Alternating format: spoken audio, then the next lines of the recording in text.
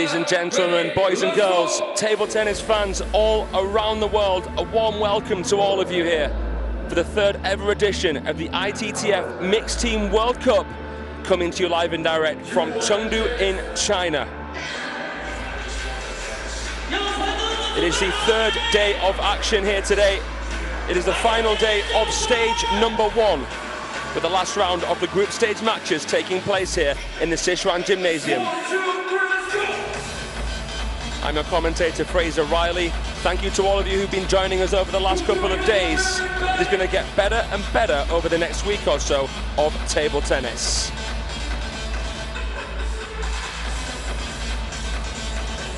We have quality action guaranteed on tap here in this first session today. We're going to be taking you over to group number 4. France will take on Romania, the second seeds versus the third seeds here in this group. And then we will have India against Australia, starting roughly at about 12 o'clock, depending as well on how this first one goes. It could go the distance. France and Romania, two very, very competitive teams within Europe. I'd actually say that this group is the group of death, with Germany, France, Romania and Brazil all in this group. Very, very tight. Germany overcame France yesterday. Romania overcame Brazil. As it stands right now, Germany are top of the group, France are second and Romania are third. If Romania could beat France today, maybe, just maybe, they could finish above them in group number 4. But let's take a look at all of the top 16 teams that are here in Chengdu. China, the defending champions, Japan second seeds, Korea the third seeds. China have been basically untouchable in their group. They've only dropped the one match, or one game rather, to Hong Kong, China, who they played on day number 1. Croatia defeated India in group number 2. That was a fantastic match that finished 8-6. The closest match that we've had, 8-7, between Egypt and Chile. So here we go, we're about to meet the teams. Get ready for the walkouts here in Chengdu. This is a fantastic city in China. Already hosted the World Team Table Tennis Championships 3 years ago, as well as the World University Games. So this has become a very iconic sporting city here in the People's Republic of China. We're expecting absolute eye candy over the next week or so of table tennis.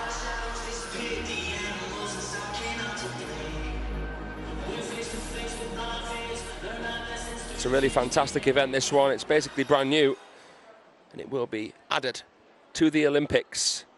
Get to see that starting from LA 2028.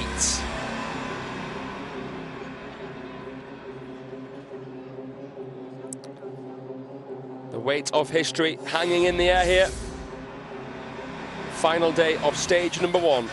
The top 2 teams of each group will advance through to stage number 2. That will be a group of death, with the top 8 teams all playing each other for a chance to get to stage number 3, which will be the semi-final showdowns. It's a fast and furious format. Every single match within a team tie is 3 games, and it is a race to 8.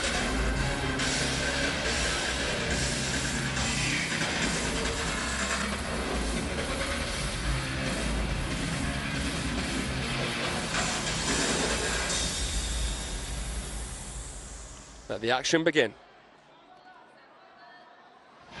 全场成都的球迷朋友们，在倒计时到第5秒的时候，听到所有人的声音，一起来，5、4、3。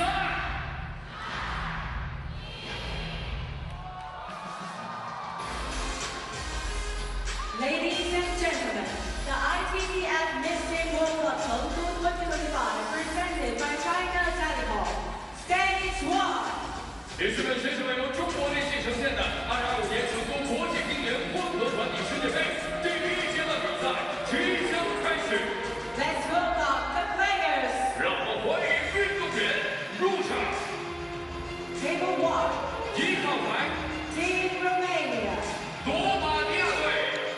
So here we go, Team Romania, our first up here on table number 1.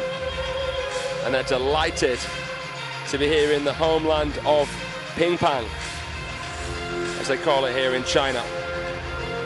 Bernadette Such, the Trixie Pixie there on the left-hand side of the table, the highest ranked player for Team Romania.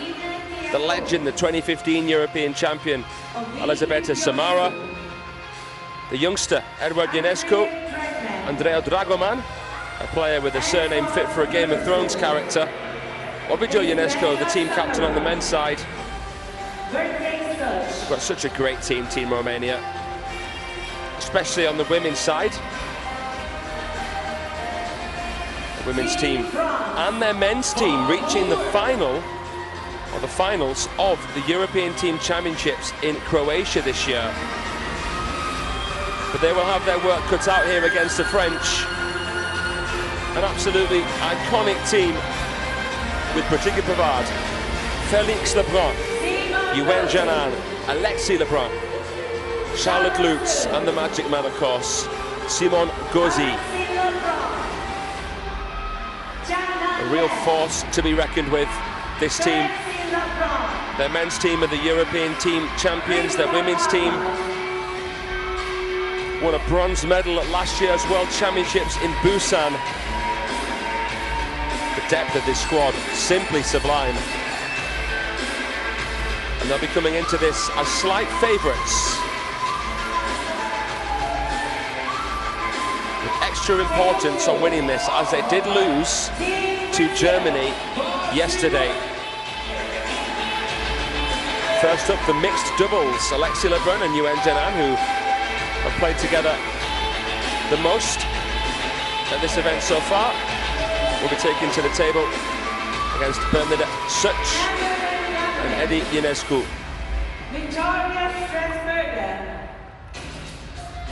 Bernadette Such, a former Europe Top 16 Cup champion, but let's take a look at their previous results. They were beaten by Germany 8-5, but beat Brazil comprehensively. Brazil without Hugo Calderano, of course, and Bruna Takahashi. Team France destroyed Brazil. Didn't do as well against Germany as Romania did. They were beaten 8-4. Benedict Duda, the MVP there, with a win over Félix Lebrun in the singles. Duda and Dang Cho defeating the Lebrun brothers in doubles, and Sabina Winter as well was instrumental with a 3-0 win over Brigitte Pavard.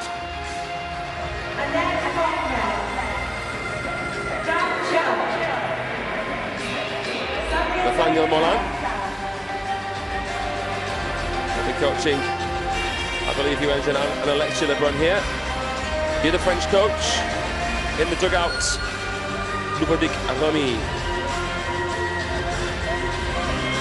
Coach Philemon and coach Yunus Seppi for the Romanians.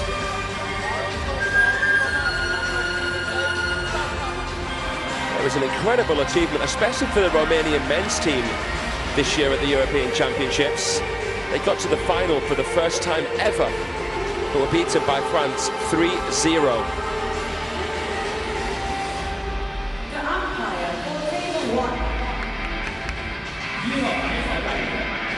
I think the most informed player right now on the men's side for Romania is Eddie Ionescu, who beat Alexis Lebrun this season at the China Smash in Beijing. Elizabeta Samara's surged as well. Samara's been in incredible form. She beat Mima Ito in Montpellier, and she beat the champion of last year's champions in Montpellier, Satsuki Odo, in Frankfurt just recently. Alexis Lebrun reaching the semi-final of his home champions event, beaten by Troels Moregard, the Swedish genius. Name, please. So this is the lineup here. Name, please. Name. Mixed doubles. Lebrun and Yuen Please. against Soch and Ovidiu Ionescu. Not Eddie Ionescu for this one. Maybe they're going to put him in match 3 for the singles instead. Receive. Yuen to serve. This side. This side. Yuen to serve. Who receive? Yuen to serve. This should be a lot of fun here, folks. Fraser Riley with you here in Chengdu. We're taking you through session 1 today, and Adam Bobrow will be commentating here in the second session, where Team China will be featuring.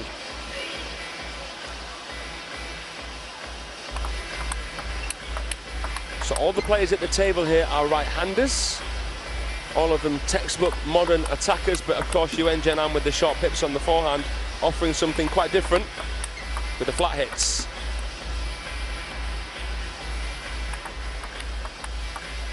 Both Bernadette Soch and Ovidiu Ionescu are world finalists in doubles. Ovidiu Ionescu partnered with Alvaro Robles at the 2019 World Championships in Budapest. Got to the final of the men's doubles. Zhou Yi here in the high chair.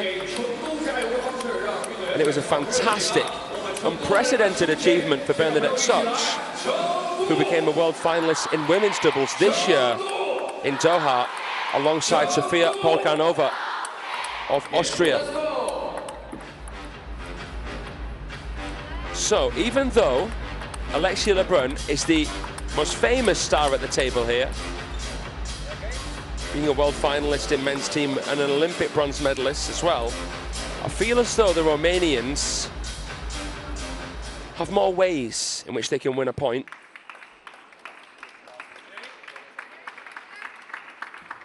Alexia Lebrun will be the powerhouse for them, and Yuan Zhenan will be the anchor. If Lebrun can play aggressively as soon as possible in the rally, it will give time for Yuan to play the flat hits.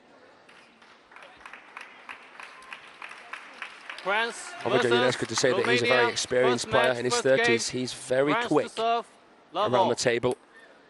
And Soch is known for her variation, her spin play.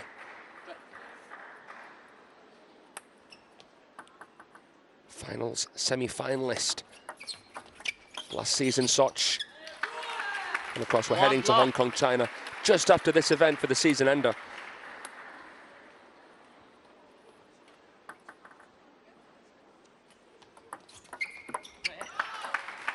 Lock 2. Great start here for the French pair, backing up their serves.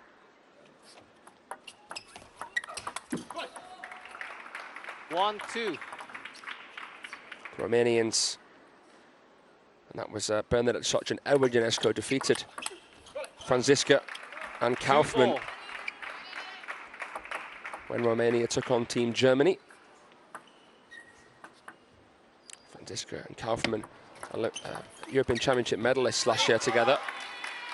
3-2.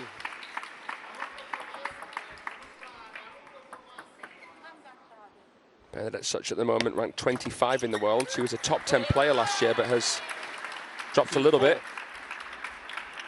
Ovidiu Ionescu, who's 36 years of age, was top 40 in the world in singles 2019, but now he's ranked 132 in the world, lower than he'll be happy with at the moment. 2-5.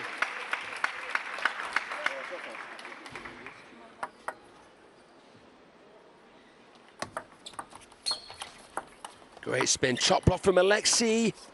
Oh, that was so impressive. 6-2. An absolute scyther there from Lebrun. And Yuan Zhenan did well to handle the residual spin that came back. It was a beautiful chop block, very flashy from the macho man. And there's the flick on one foot. 7-2. Right at the peak of the bounce, through the back of the ball. Great awareness. An untouchable one there from the European singles champion. Oh, and dismissive there as well with the forehand, bullying the Romanians. Yuan Zhenan is known for her delightful high toss serve. Doesn't really play it in mixed doubles. 3-8.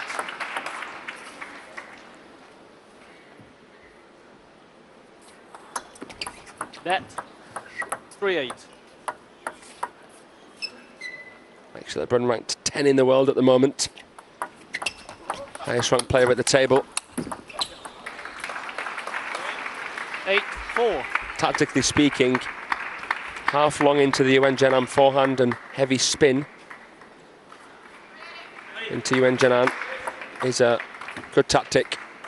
She's a flat hitter. You don't want to give her something floaty, something too driven, or something too high trajectory, or she can do that in the blink of an eye, just dispatching it.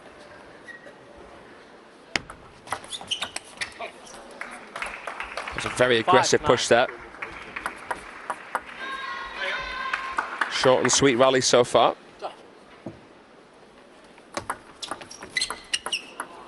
And the dribbler gives the French 5 game points.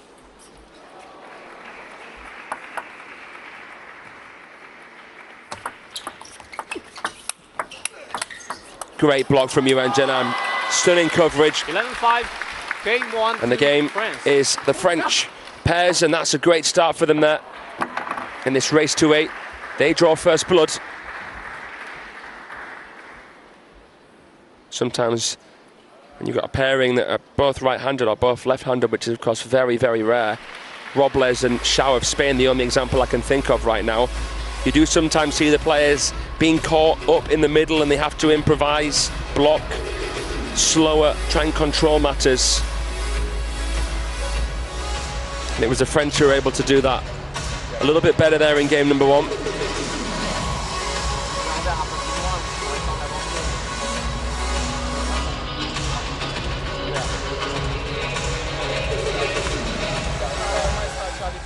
Încearcă să o arunci doar pe masă. Și de aici las-o și arunc-o, nu da de sus, o dai afară din forța.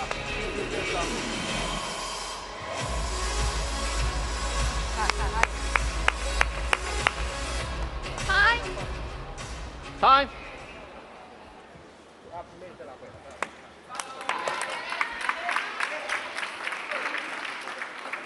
Just like France, really, Romania have a very, very good youth setup.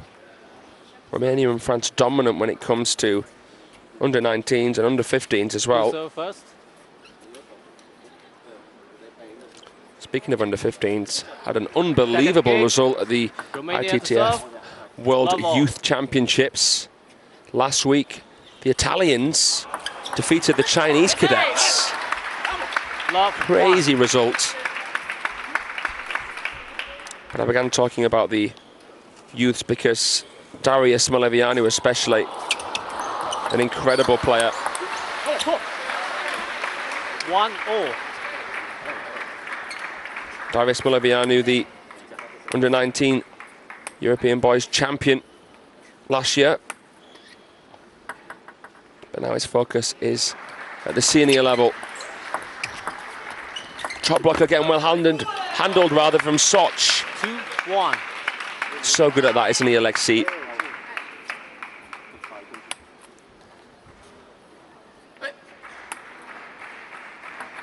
And Yuen doing what she does best. Shuffling the feet. Strawberry flick from Alexei Lebrun. 2-0. Yuen Jianan couldn't put the cherry on top. 2-all.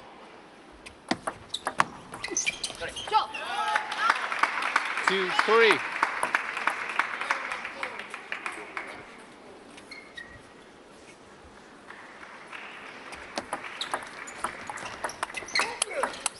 Ooh. Oh, sensational stuff. 4-2. The ball just an absolute blur there. Fully extended. Alexei Lebrun finishing with a parallel. 4-2.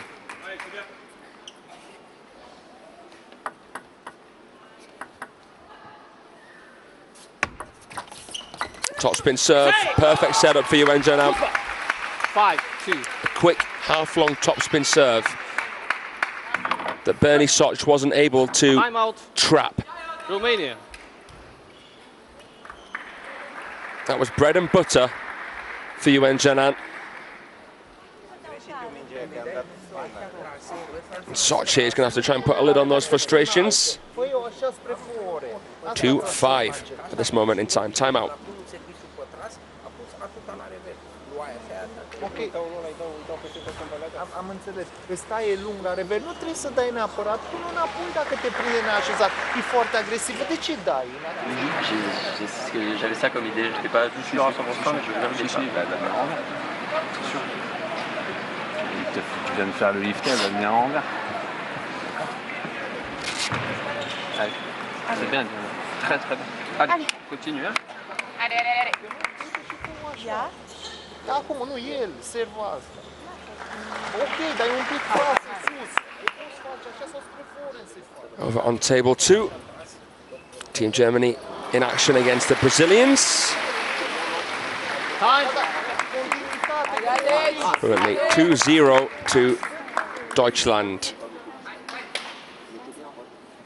As I mentioned, and as you probably well know, if you've been watching this event over the last couple of days, no Ugo Calderano and no Bruno Takahashi for Brazil. 3-5. So a very inexperienced Brazilian team here that have struggled to make any kind of waves, but great learning experience for the youngsters. Just Strasberger. It's fascinating seeing 4-5. LeBrun and Yuen play against the Brazilian youngsters in doubles, because Strasberger is a pen holder, Brazilian pen holder, who uses the Felix LeBrun blade. 6-4. Seeing Alexis LeBrun's reaction to that was absolute gold dust. 6-4 here to the French. Lesko and Touch have done well after the timeout. Oh! Sent back into no man's land there. There was only so much that they could do. Such with some improv, a bit of a tomahawk shot, but good placement into the middle from Yuen Janan, and it made it tough for Ionesco to lob down. Oh, that's excellent play. The deception on the flick and the play with the backhands from the middle of the table. Love that there. Short, snappy stroke. That's excellent play from the Romanians. Little strawberry from Alexei.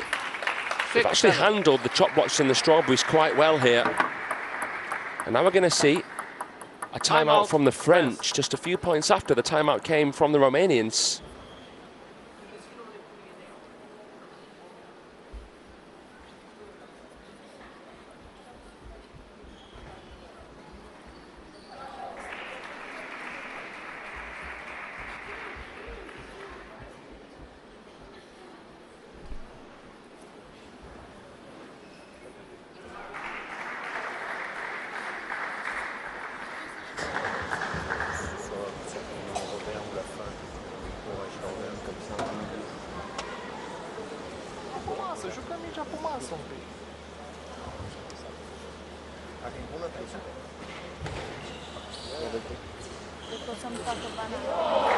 Dacă faci o ia distanță și aruncă, nu da tare, că nu merge să te arunci în ea, că poate din efectul ei să dai direct brutal. Lasă-o și aruncă. Time.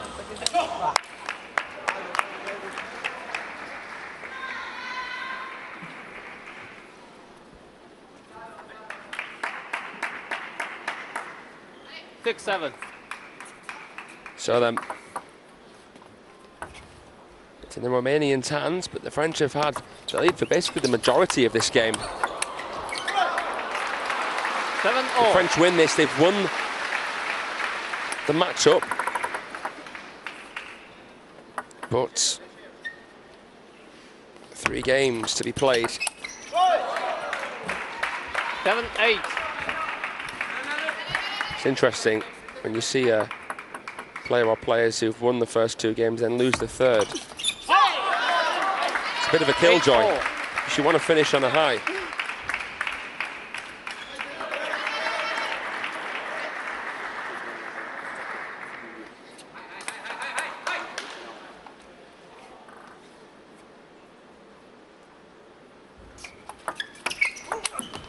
Oh, what a shot from Yuen. 8-9. took the initiative there to play the backhand flick. Got in position and planted the feet very well. 8-9. Oh, brilliant receiving from Yuan Jianan. 10-8. 2 game points here.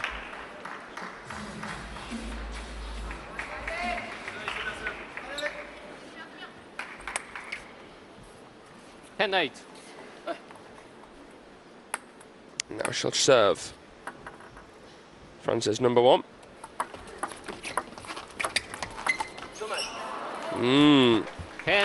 Some nifty adjustments from Soch and Ionescu. The net cord certainly helped there, but Soch with a nice flick, full extension.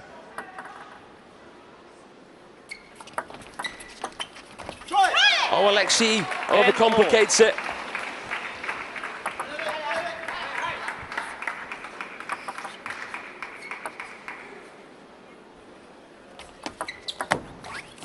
Oh, and again his push goes long here. 11.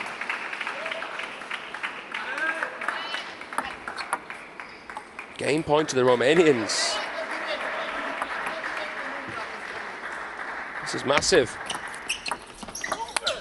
Oh, they got away with murder. 11-all. The touch sat up. Oh, Ionescu can't believe it. I made that 9 out of 10 times.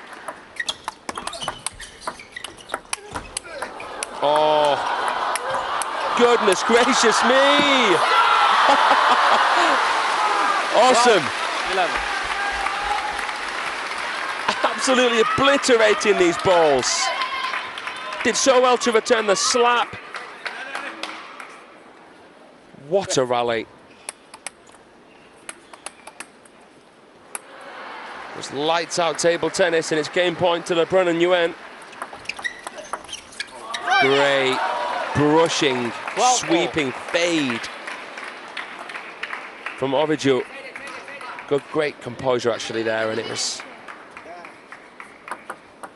impressive how relaxed he was. 12 apiece. Oh, slow, sizzling spin shots. 12. Yuan Jianan just tapped it with the short pips, and it was so tough for Ionescu to read what was on it, but he managed to clip the net on the way through.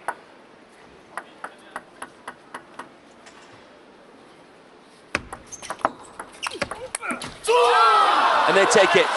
14-12. Game 2 to France. That was nip and tuck. As tight as a mouse's waistcoats. But they find the wiggle room, the French. And they're 2 games to the good. The second one a lot closer than the first, where the Romanians couldn't really get a word in edgeways.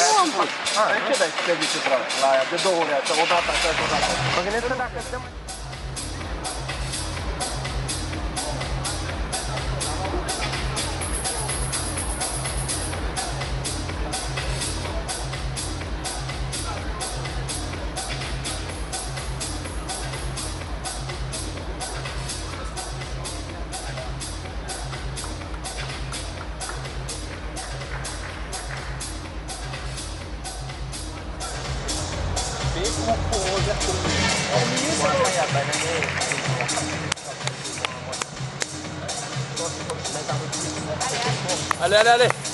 Allez, à vous, allez. Ouais.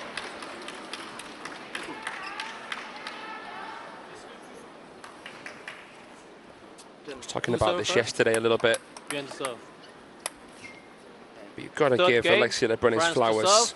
Love all. He's done something unprecedented.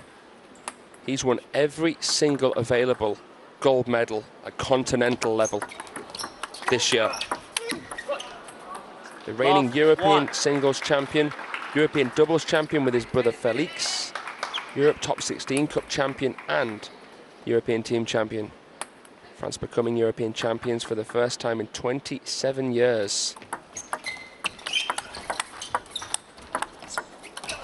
Oh. The agility, the dynamism, the diversity of shot making here. Mind-boggling. Not often you'll see a bit of a chop there from Soch, but it was easy pickings for Alexei Lebrun. We saw another little chop block there from Alexei, disrupting the rhythm. Yuen Jenan's been at her best in this match as well. I've been very impressed with her. Even when she's been put in some uncomfortable positions. And she's a player who loves to stay very close to the table, but she's shown some really silky stuff. 1-3. Which you normally really see from her serve or her backhand. Only so much you can impose yourself spin-wise with the short pips, but she's played great, and there, scampering around. 2-3. She reads it so early, and she has to. She's not naturally someone who will chase forehand Yuen Jenan. You won't see her away from the table loop to loop. Has to stay close with her play style.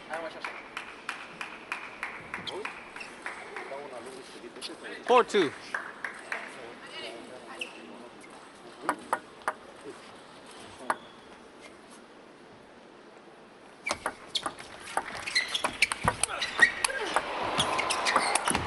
Ooh. 5-2. Another excellent trade. Alexei Lebrun saw his name in lights off this ball. You could just see how it was actually a very top spinny ball. It might have been high trajectory, but not as easy to finish 5-2. as what you may think.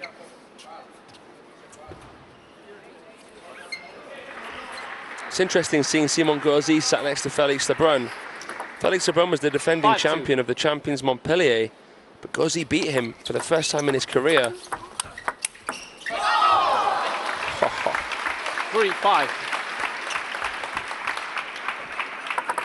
Sometimes words just can't do it justice. 60 kilometers an hour, that backhand. Ooh, good serve, but Soch chopping. 6.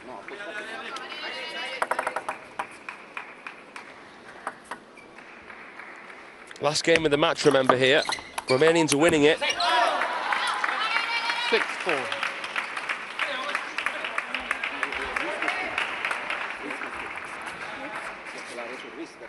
In particular, Pavard is going to be playing the women's singles. You have to imagine she'll be playing against Samara. That's going to be a close match, I think. 5. And that'll be up next here in this race to 8.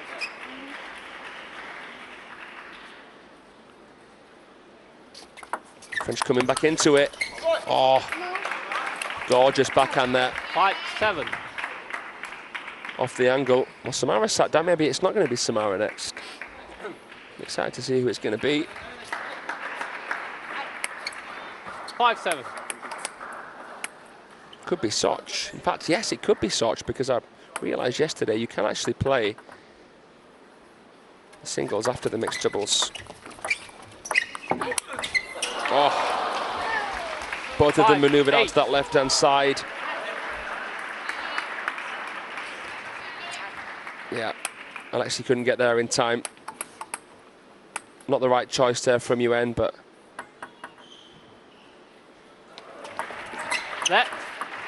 chance here for the French to come back into it again.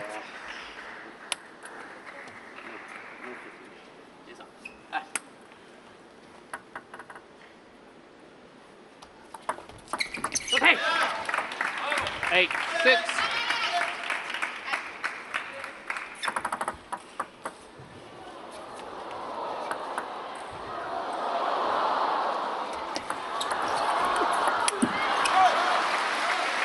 Just struggling to make space there, suffocated into the crossover section. Yuen Jenan just couldn't get it out.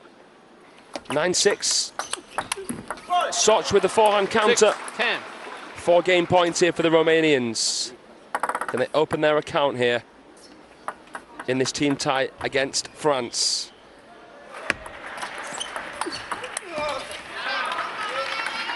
Saved the first game point here.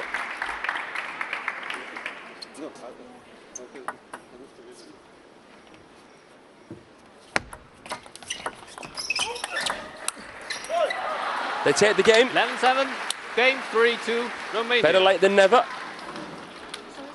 2-1 to France in this matchup here.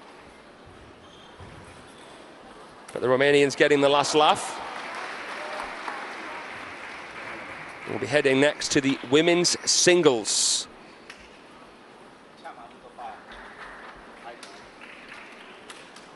Very, very close match there. Could have quite easily been 2-1 to the Romanians if not for game number 2, where Lebrun and Nguyen just had that little bit extra in the tank. But here's a look at the match summary. Just 4 points in it overall. Testament to how close it actually was.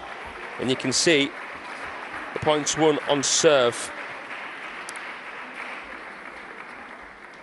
So here we go. It will be Adina Diaconu who will play Pratika Pavard. Interesting choice. Whoever wins this tie will probably come second in the group, as Germany defeated France and Romania already in this group. And Brazil are the weak links without Calderano and Takahashi. Can't recall seeing these two play internationally. We're bringing you the head-to-heads and player stats as we get into this one. Adina Diaconu, a former European youth champion. A backhand-orientated player. Very spinny backhand. About a forehand-orientated player, so stylistically this could be quite interesting. Very much looking forward to it.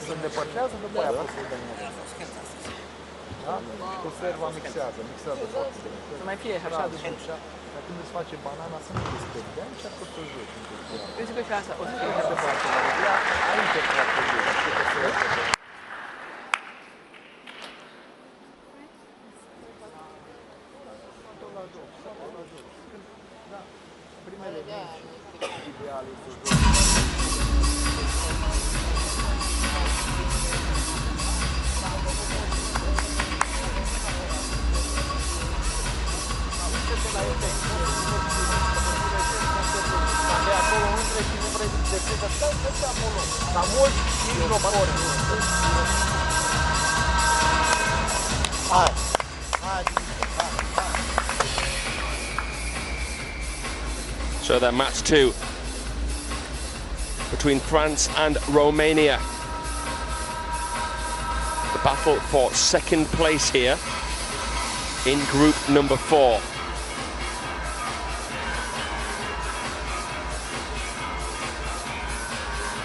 A righty versus a lefty. Which color do you prefer? Which color? Black, red. Here we go with the toss of the coin. Service. Which side? Diaconu wins it. Practice. And that settles that formality right there. So here we go with the 2-minute knock-up. Let's introduce these two stars here. And we'll begin with the Romanian, Adina Diaconu, who is 26 years of age. Ranked 82 in the world. She was 45 last year. As I mentioned, former European youth champion. Pavard, 21 years of age, ranked 27. She's a top 30 player in the world and has been a top 20 player in the world. This year got to the semi-final of the WTT Contender Lagos, but she's a former WTT Star Contender finalist, Pratika Pavard.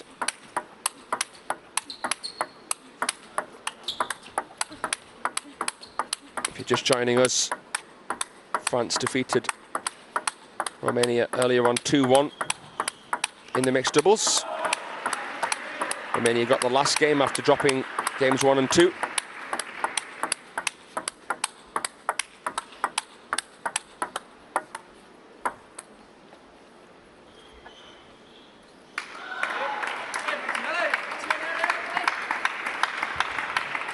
Looking forward to this one here.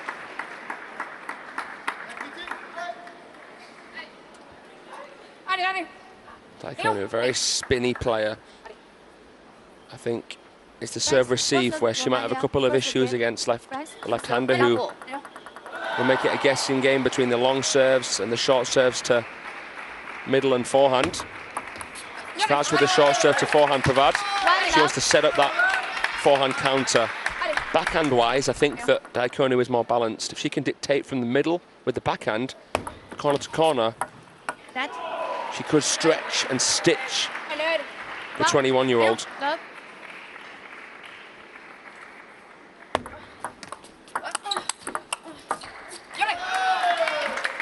I knew it had been a long time since these two had played. Their last meeting was in 2021 at the WTT contender in Tunis. Pavard beat Diacono in 3 straight games. The head-to-head is actually 2-0 to Pavard. They met a year before that, in 2020 at the European Under-21 Championships. It was a 4-0 win for Pavard, so Pavard's never lost a game to Diacono before.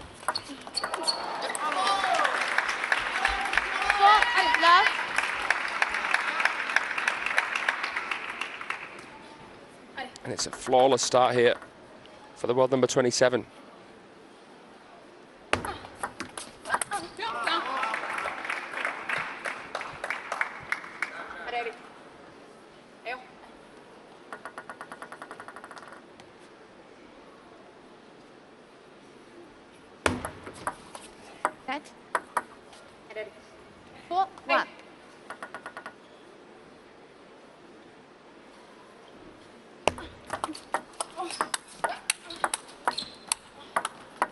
This is where Pavard's very good, mid-distance. And she just takes a little step back, gets into somewhat of a flow state. Breath of fresh air away from the table. We've seen her play women's doubles with Adriana Diaz. Great partnership between those two. 2-5. The women's players who have so much flair and panache in their game.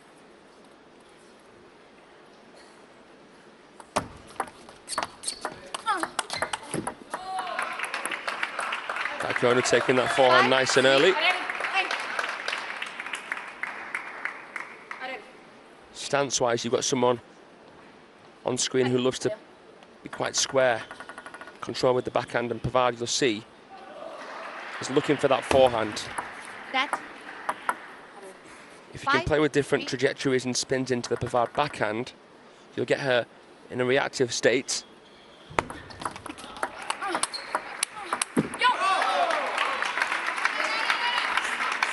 That's quality of a player that Pavard is. She has quite an open game style, so you do get an opportunity to counter. You will see openings. But this shovel serve here, this jab serve, is working wonders for her. It's difficult for Diacono to identify what's on that. Very, very popular service, especially in the women's game.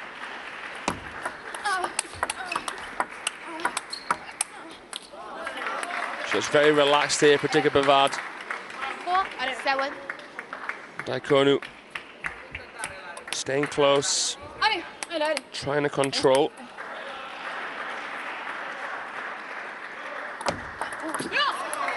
It's a venomous backhand serve. 7-5.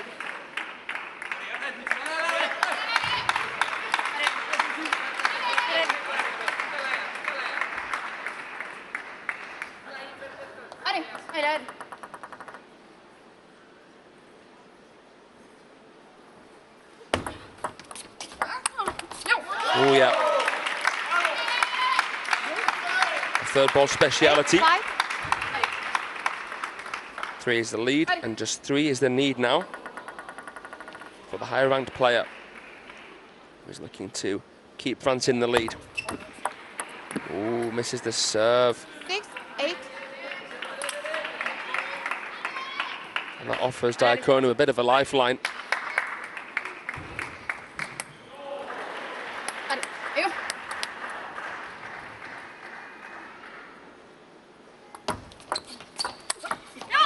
Diacono really needs to try and keep these rallies short, these points short. The longer the rally goes on, the more Pavard will thrive. 114 rotations per second on that spin, and a very early timeout here from particular Pavard.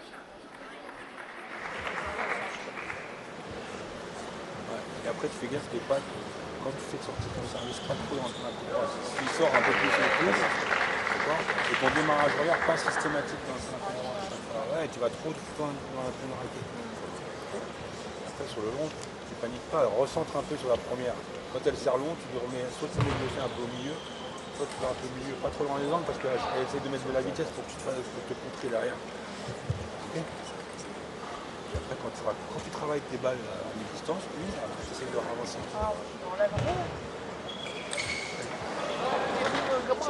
De când ai dat prima și încă una, aia când ți-o faci așa, mută ușor la revedere.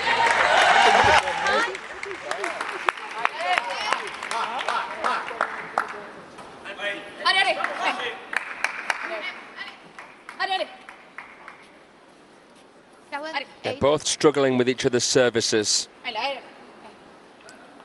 That's what's making this so tight at the moment.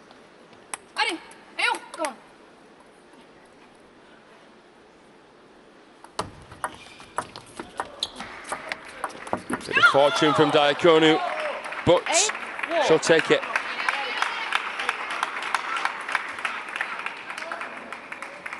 You have to imagine Pavard will serve aggressively here. Will she go for the shovel again into middle? She doesn't. Pendulum serve, and Diakonu takes the lead out of nowhere. She was trailing. Pavard was trailblazing. But the table has been turned.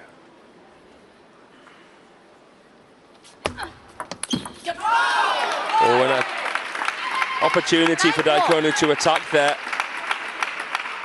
But it was a serve that baited her in. You see, the ball finished very differently from where the ball landed on Diakonu's side. The side spin on the serve was pristine. And a good choice.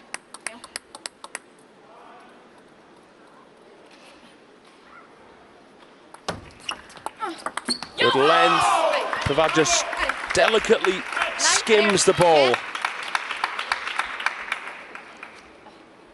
And that gives her a game point here in the opener.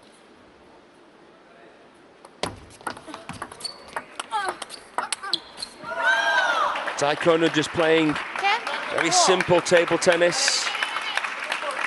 And Pavard just snatched a little bit. But this is where Diakonu is very good in the blocking game, controlling game. She won't out-attack Pavard, especially on the forehand side. The kicker serve.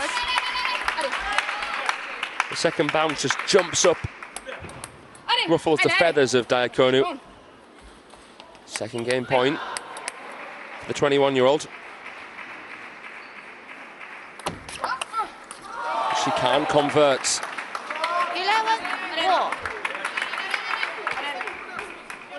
Diakonu looking for her first ever game win against Pavard. As I mentioned at the start, Pavard's won their only 2 international matches in straight games. There's the shovel serve, and Diakonu doesn't come through the ball enough, doesn't come over the ball enough.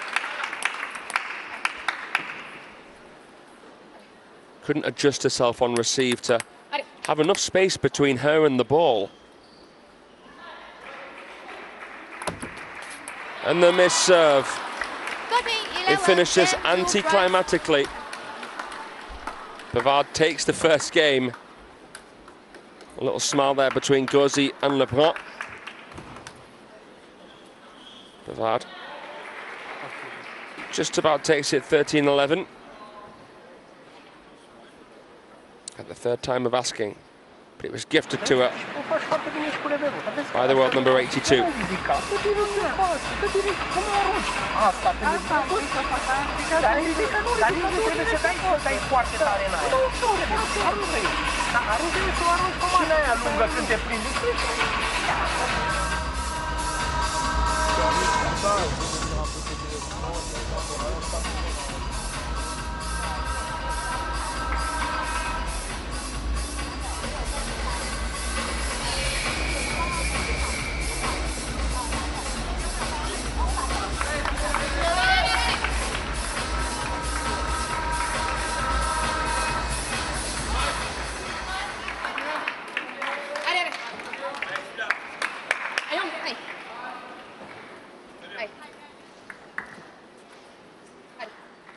second game. Romania to serve. Lago. Allez, allez, allez. Allez, allez.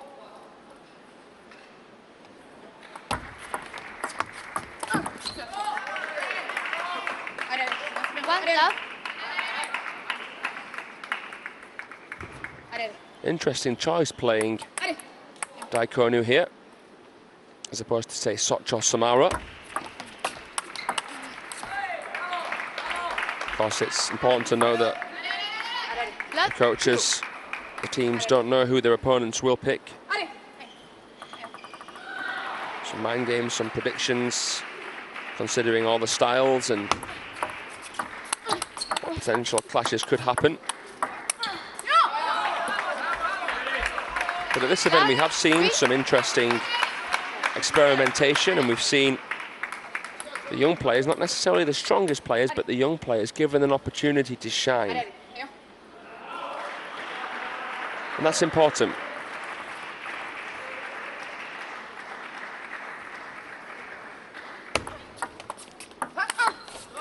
Oh, it was a drop-dead, gorgeous backhand from Pavard. Look at the posture here. The elbow relatively still, just comes up a little bit.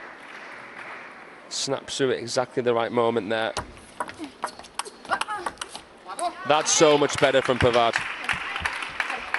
The touch, the push, with some extra conviction, and the balanced backhand counter. That's the area where Pavard wasn't as strong last season. It was the right tactic there from Daikonu. And she steps the corner, plays the backhand flip from the forehand side. Excellent control and aggression. Getting exactly the right blend there. That shot has its risks, but she knew that Daikonu wouldn't be ready.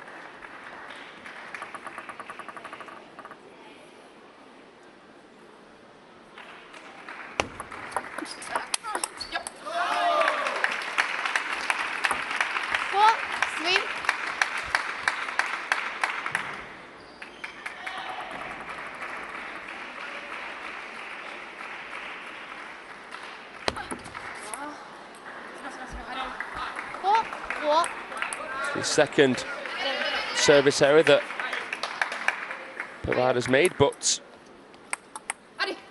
it was Daikonu's costly, really, really costly one that gave Pavard the last game. Daikonu with some excellent point construction. That's where she's at her best there, when she can get her opponent wide, dictate with the backhand. Gives herself some extra time there to play the forehand, and she needs that time. She's not someone who is very comfortable playing forehands against quick balls. As you can see there, Pavard is really harassing that side.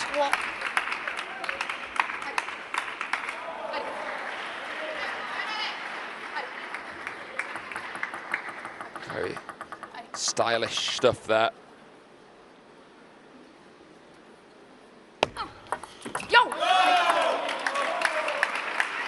She's taking the reins, taking control.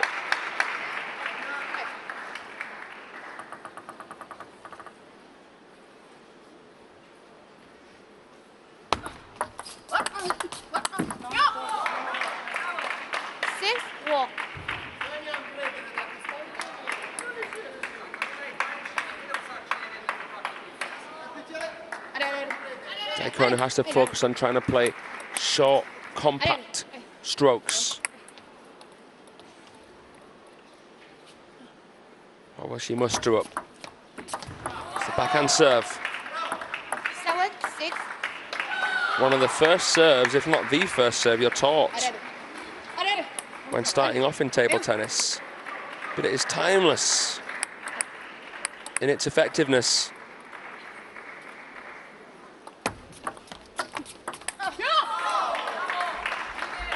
Pavard struggling there with it. Shutting down Pavard's opportunity to play that classy backhand flick, which has dealt some real damage into the forehand of Daikonu. That? 6-5. Nice. 8. Certainly more ways that Pavard can win a point, but good tactics from the Romanian. Topspin on the serve, clever from Pavard. 7, 8. I think she knew that Diacono was wanting to push there again. If you know your opponent wants to push, that topspin serve is a great choice. Good change of pace, but Diacono delighting the Romanian bench. Nice. 7. Forehand counter was reliable that time. Great placement.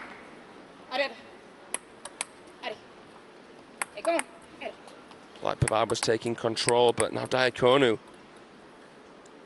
from the front foot.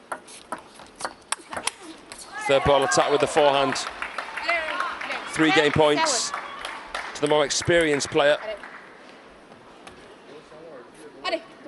She could make it 3-2 here.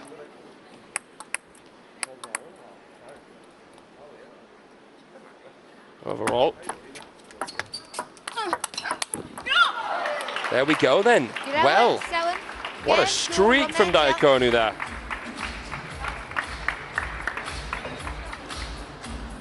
She was trailing and wins a handful of points in a row. And we will get to see a decider between these two here. It's the first game that Diacono's ever won against Pavard internationally. 11-7, great response to losing that first game, disappointingly, with the missed serve.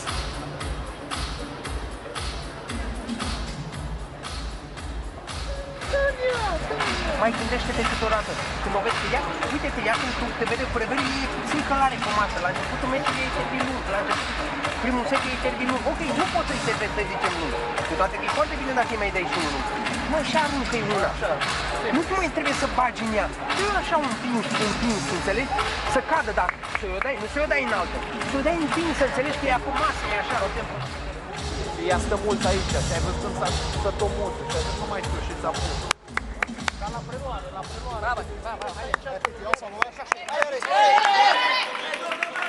I'd just like to say hello to all of you around the world who are joining us live here at the ITTF Mixed Team World Cup in Chengdu. Thank you to all of our regular viewers. Our viewers in the West, our viewers in the East. Table tennis wouldn't be the same without you, so thank you for joining us here on day number 3. It's the last day of stage number 1 here this year, at the 3rd edition of this fantastic event.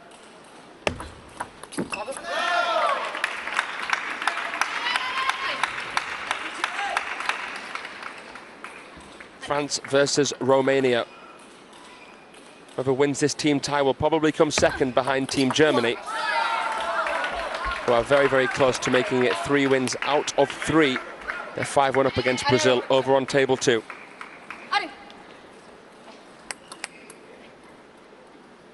Germany beat Romania 8-5 and beat France 8-4 yesterday. Both of these teams convincingly beat Brazil. France defeated them in straight games. Romania beat them 8-2. Here we go then, in this decider now. Diacono in the lead, Pavard away from the table, playing such great loops. Diacono with the backhand serve has proven to be very effective. It's the way she serves, it's the way she wants to play, close to the table, square to the table with the backhand. Stood fairly centrally to try and protect her crossover section and make it easier for her to pick a corner.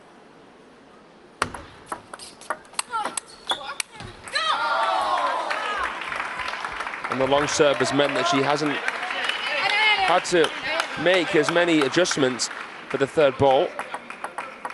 Benefit of the long serve is that you know the ball is probably going to come long back. When you serve short to half long, it could come short or it could come long.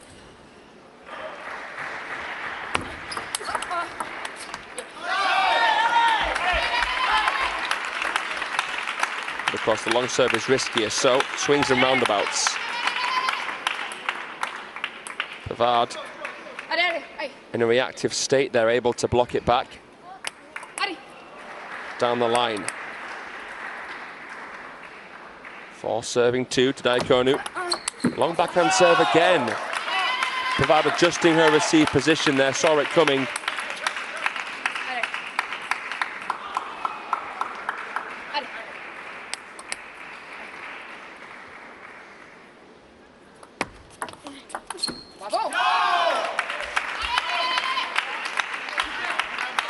Neck and neck. Timeout here from the Romanians, who will get their nose in front here as the players change ends at 5 points.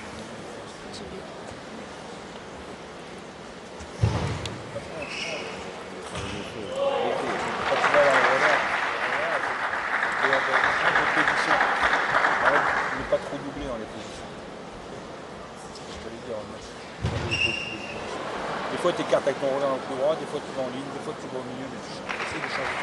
Pas trop doublé. Sinon, il est à l'aise. 7 points, ça fera son match.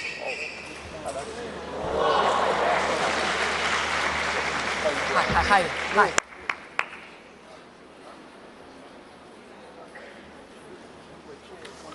This is a very, very important game, especially, I'd say, for Team Romania, because when it comes to the men's singles, you imagine Team France will have them locked down.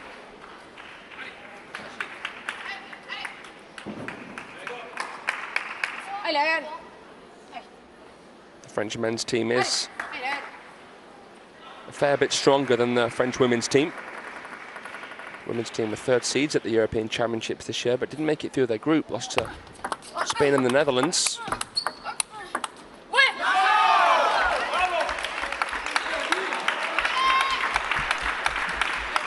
They are such a young team. Long term, the sky is the limit for them. So then Pavard, who was trailing, is now leading. Shovel serve, haven't seen it in quite a while. And it sets up a wonderful 3rd ball forehand. Oh, great delivery there from the lefty. And now Diakonu will have to try and serve herself out of trouble. Spinny backhand.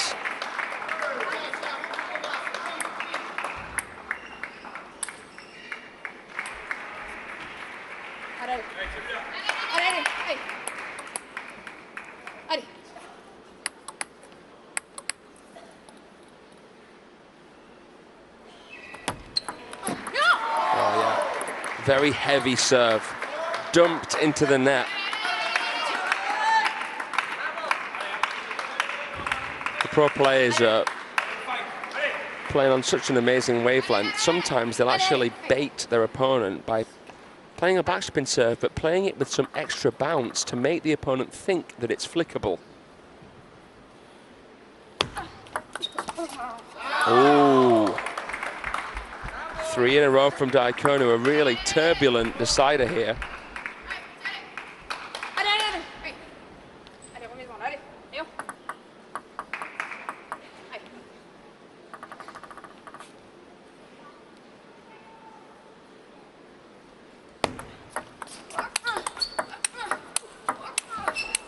Oh, the longest rally we've seen between these two players, and it's Pavard who excels. She absolutely loves these longer trades. Diakonu held her own, but that last forehand was so venomous. Diakonu couldn't adjust herself to play the forehand counter. Great entertainment, 7-all. She adjusts Pavard, realised it was attackable. But Diakonu testing the recovery there with the consecutive backhands cross table.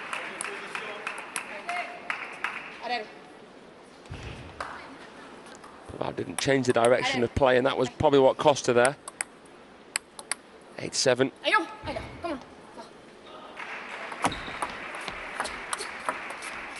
Ooh, that would have been trouble. The fanning backhand of Pavard goes long though.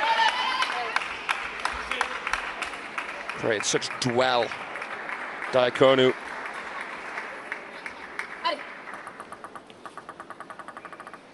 7-9.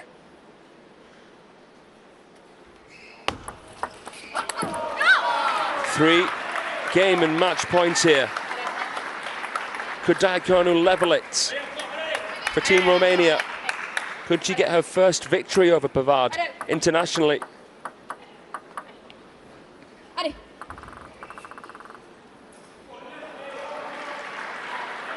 This should be a great result for the world number 82. But she just misses it as Pavard adjusts the shovel serve.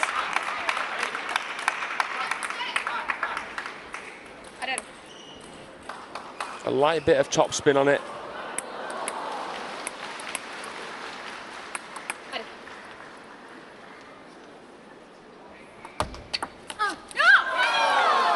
The world number 82 defeats the world number 87. It's a great win for Adina Diaconu. And Romania have leveled it here against Team France in this battle for second place here in Group 4.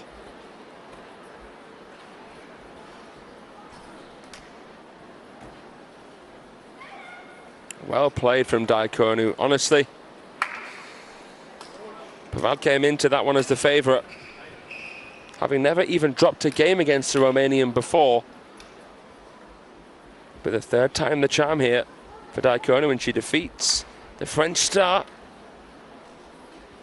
To really make things interesting now as we head to the men's singles. Match 3 of this tie between France and Romania just around the corner. And it will be Felix Lebrun against Edward Ionescu. Two prestigious young talents taken to the table next here.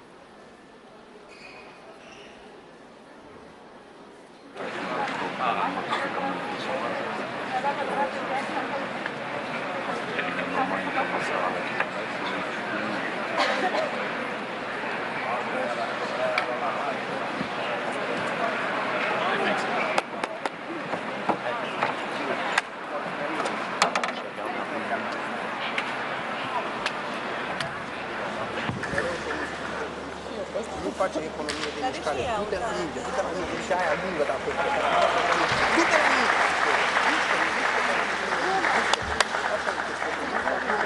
Frăioarea aia, să nu te prindă, că dacă te duci pe ea, n-ai cum să nu faci lungă pe masă. Asta e problema, că dacă te pe acolo, îți miști picioarele puțin mai repede. Hai, hai, hai. Haide!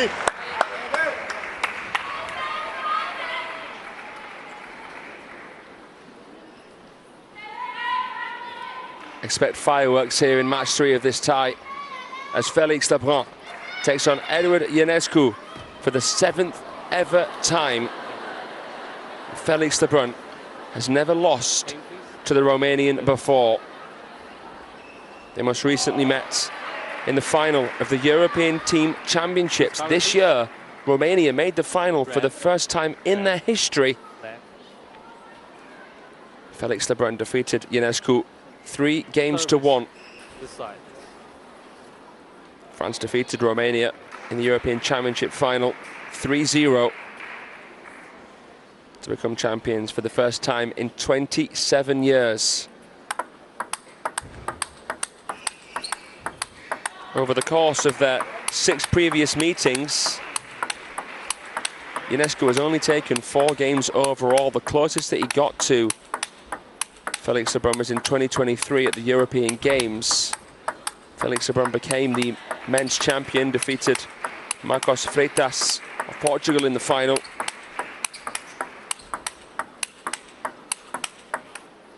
Felix Lebrun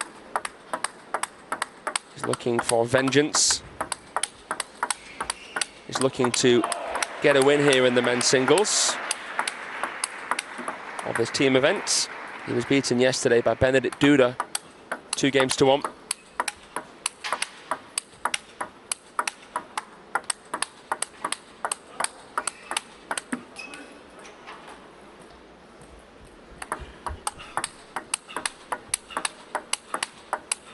What an unbelievable player this young man is.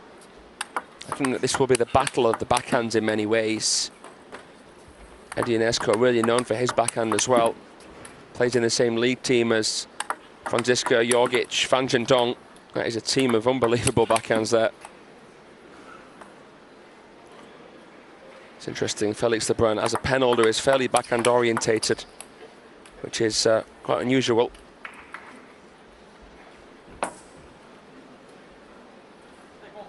Inspired by a Chinese player named Chen Zhen, who moved over to Montpellier. He's the best pen hold player in the world. Third match, first But he's game. going to have his France wits to about serve. him here, Level. especially in a 3-game match. Not much leeway. One love.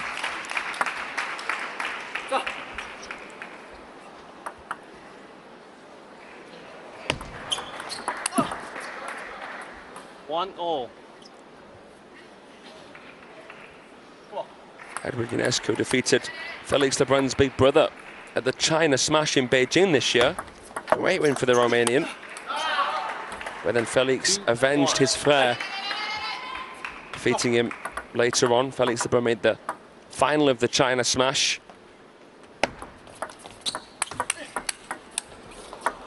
Oh, beautiful, beautiful. Oh, loop to loop. Eddie Ionescu with some outrageous shot making. That's a real confidence booster there.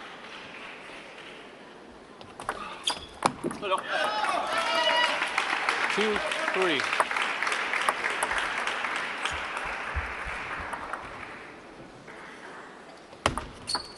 Look at the amount of side spin on that serve. 3-all. Light beams coming from both of these players. Felix Lebrun, an absolute maestro at making it a suffocating tight battle near the net. That's where he can toast Ionescu. Not vertical enough.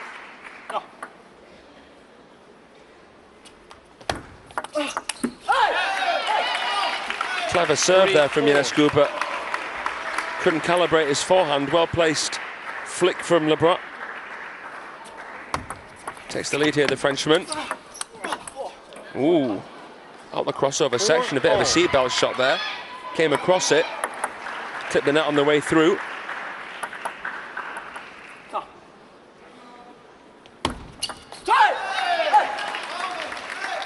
Such an aggressive server, Felix.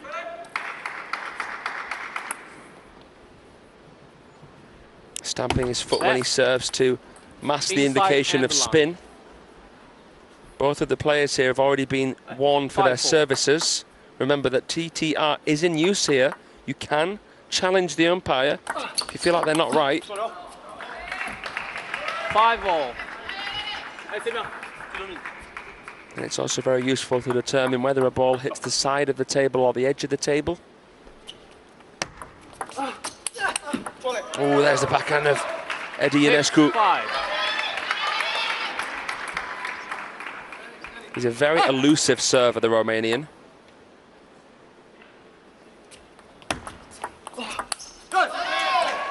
Good setup, but 6-all.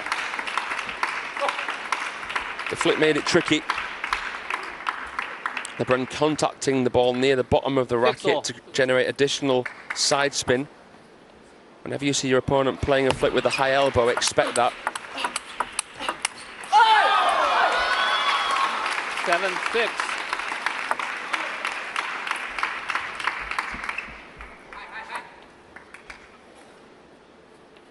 Lebrun taking charge in the lead. Eddie Ionescu, really impressive here with his forehands. Great timing, off the bounce, taking it at its peak.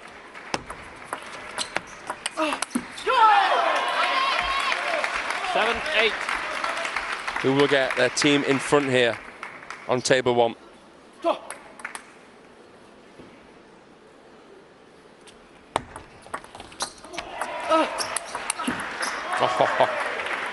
Riveting, unleashing down the short side of the table. 8-all. That. 8-all.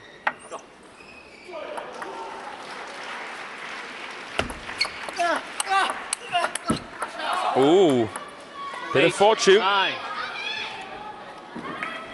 think it might have clipped the top edge of the racket, but still got in position.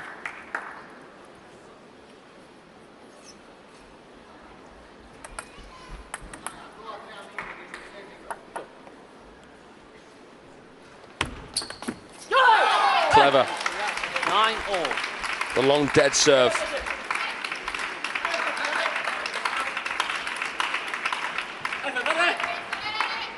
Some of the very, very best serves in the world. I'd say that Felix Lebrun is top 3 in the serve game. For me, him, Wang Chuqin and Charles Moregard are the best servers. 9-10.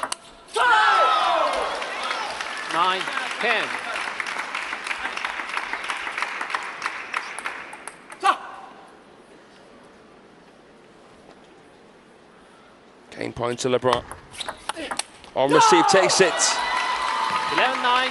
Game 1 to France. Nothing in it. You really have to be on your A game to get close to the Olympic bronze medalist. Ionescu takes a chunk out of the racket there, bites into his bat. Frustrated that he had nothing to show for a good performance there in game number 1. Taken 11-9 by Lebrun. Quand je remets court, il faut que j'annule son revers, faut pas que je fasse que poussette longue. Oui, j'ai perdu les 3 points. Au pire, tu l'as même mieux une fois. Après, il a eu 4 grappes aussi. Il est puissance max. Hein.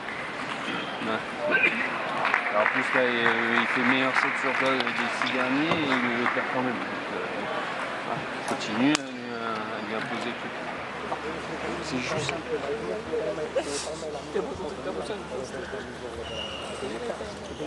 Doar din spanii o să țoară pe masă. De aici trebuie să facă mișcare. Dacă apucă să dea prima pe revără, încearcă să joci prima. După aia are foarte mult efect. Eddie Ionescu's forehand looked just as good as LeBrun's there. Maybe even a little bit better than LeBrun's. But in terms of the service, receiving and backhand side of things, Felix looks to have the upper hand. 1 love. It's a great start there from Ionescu. Thinking outside the box. To take no risk is the biggest risk you can take. Against this mercurial talent. 1. Even the push had such speed. So decisive and divisive, and look at the spin on the serve as well.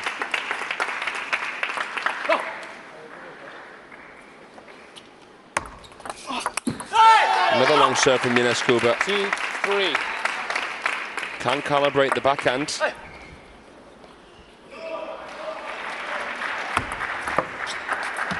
Oh, edge of the table, but he gets it back.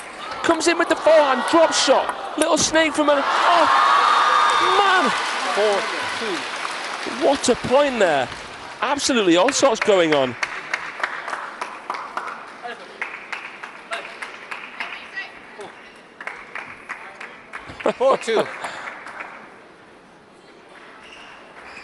Right, tough serve from Felix. 5-2. Just throwing so many different things at the Romanian and with such speed. 2-6. Service masterclass here from Fefe. Left. 2-6. Not allowing his opponent to get into any kind of rhythm.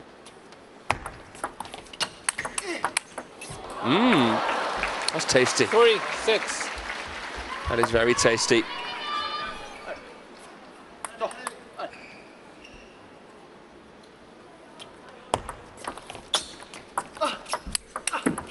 Very nice. 6-4.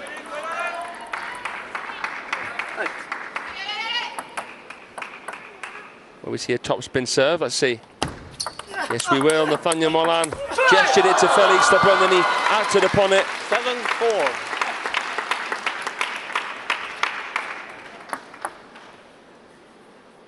7-4. using the serve like an attack. Oh. Gets it onto the table, but 4-8. he was out of sight. Ionescu sent back right off the bat.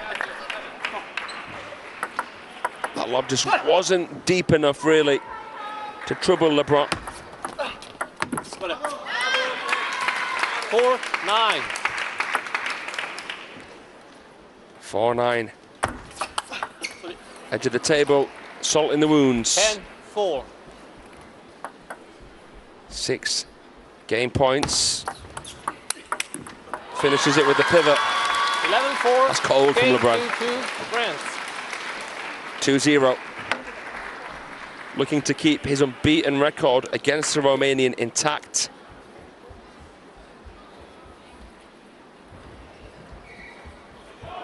So will it finish 3-0 or will it finish 2-1?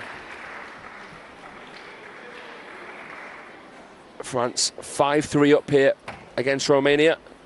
And it's their trump card, their young ace, Felix de Bruyn, that is dealing the damage.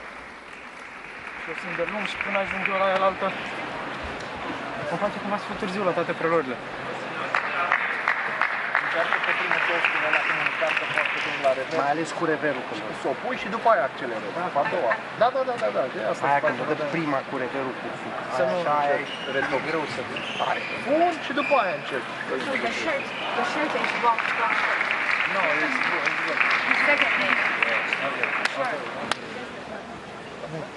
Hey, come on. So after the men's singles, the lower ranked team captain, which will be probably Ovidiu Ionescu, will get to choose whether the next match will be the men's doubles or the women's doubles. Surely he's going to go for the women's doubles, because they won't want to play the LeBruns next, will they? 1-love. Especially as they're going to be losing coming into it. So you have to imagine it'll be the women's doubles next. Lock 2. If it was up to the French, they would choose the men's. But that is, well, a silver lining of being the lower ranked team in a matchup at this event. Oh, did very well to get over those ones there, Ionescu, because they were really, really tall skyscrapers. They were spinny, they were deep. Had to keep his calm there. Couldn't take his eye off the ball. Oh, good feeling. Hook shot. Looping. RPB away from the table. And again, this is ridiculous. 3-1. Piao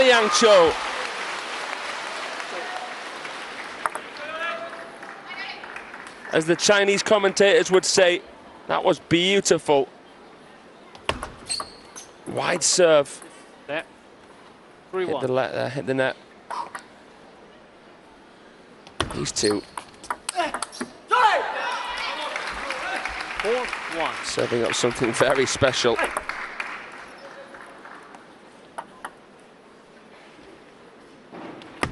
Felix de Bruyn's riding a wave of confidence. He recently won the WTT Star Contender in Muscat. First ever edition of that event, and he beat his brother, Alexis Le Brun, in the final. It was a classic. Finished 4-3. And Felix de Bruyn had 4 match points to take it 4-1, so highly recommend you watch that one back after this team tie. 1-5.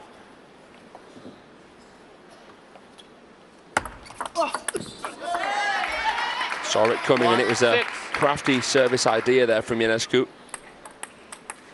Looks like right now Felix de Bruyn is in the ascendancy. He probably will take this. Ooh, wow. It was a great push and managed to still spin it.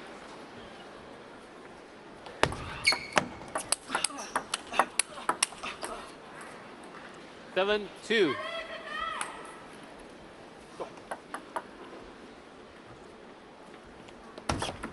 Let 7-2.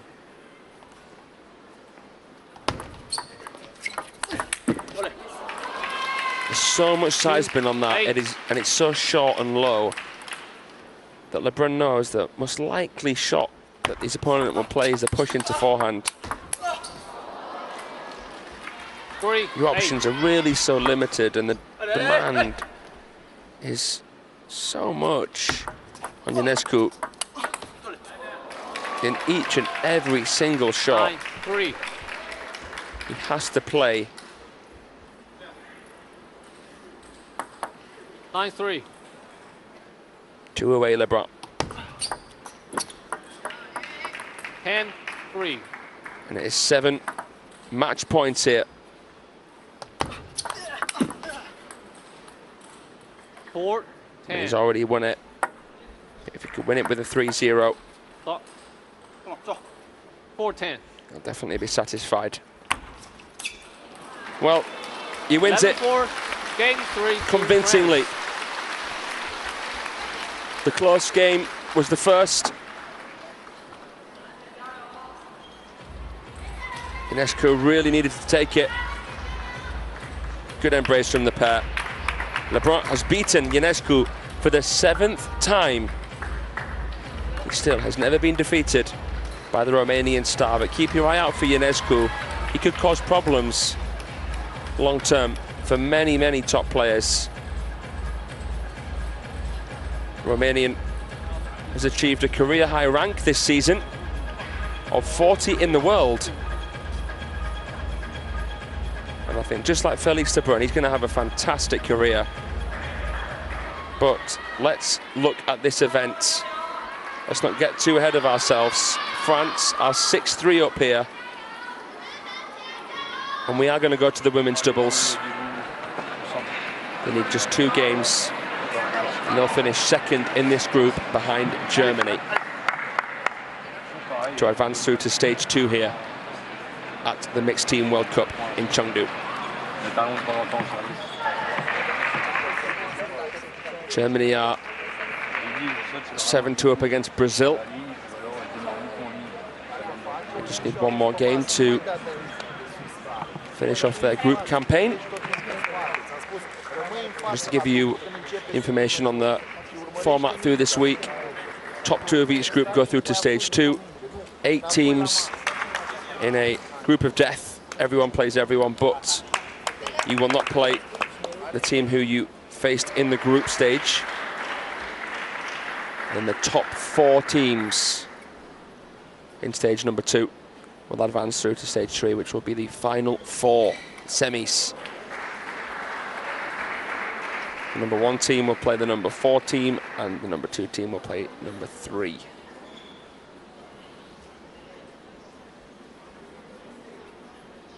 But considering all the turbulence of table tennis right now, how unpredictable and exciting it is, wouldn't be surprised to see a few upsets.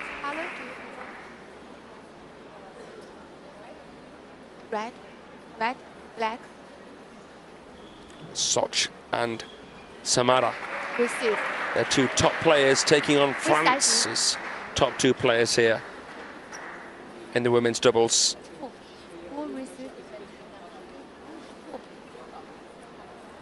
This is going to be very interesting, and I expect it to be quite close. You don't see these 2 partnerships really playing that often.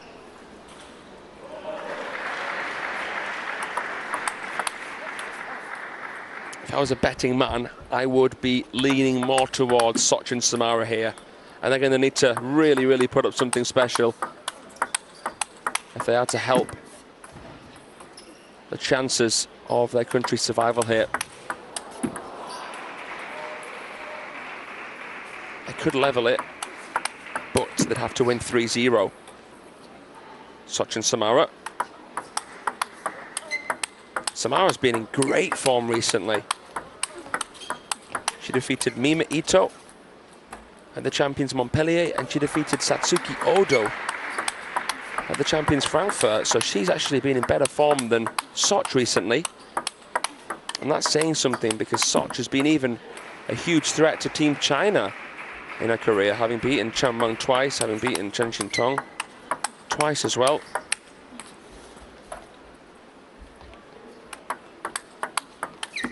Mentioning those Chinese names, I should tell you that we've got China coming up in session 2 today. Adam Bobra will be commentating the second session. China will be playing Chile.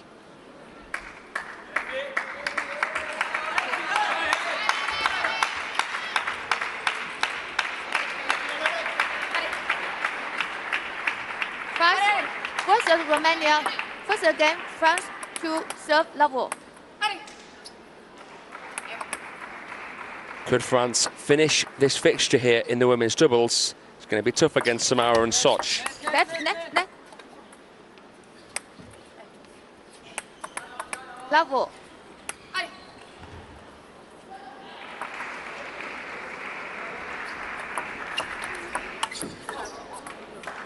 Little shimmy One. from Elisabetta Samara right there. Samara, European champion in women's singles 10 years ago.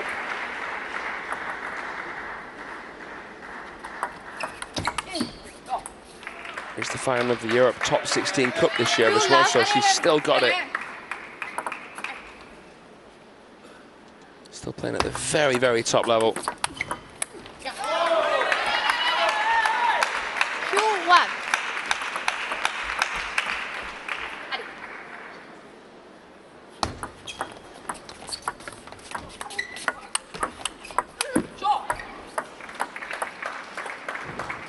The way I generalize, classify these 4 players, I'd say that Samara and Soch are the spinnier players, Yuen and Pavard the more powerful drivers. 1-4.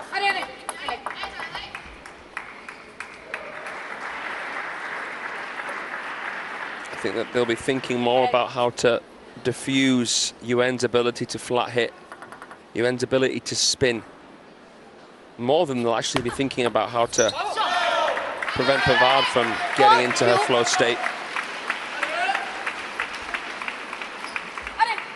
Pavard plays a cleaner game than Yuen Zhenam. That was a really nice wide serve there from Pavard.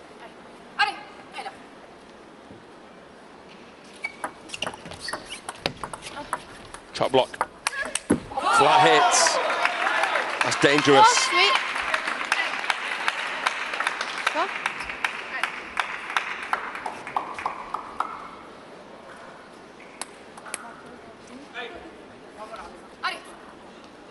Stop.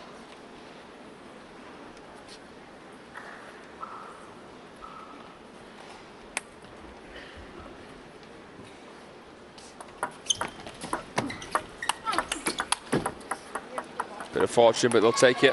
3-5.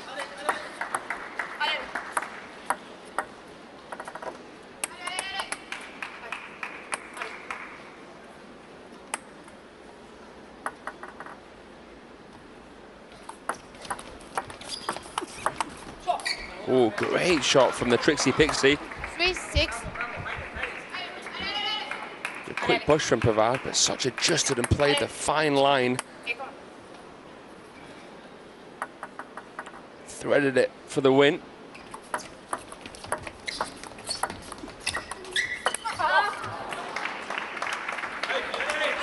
Seven, 3.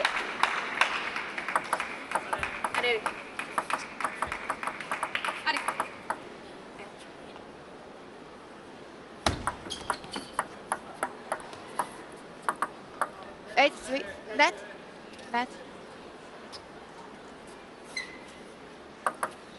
Wait. Net. It's okay. It's okay. It's okay. 7-3. It's okay now. 7-3. It's okay. 7-3. Okay.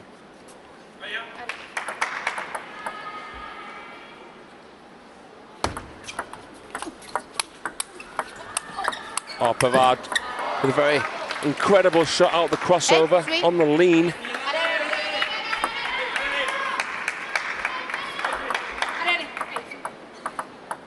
And Soch dealt the final blow. Romanians in a dominant position. 3-9.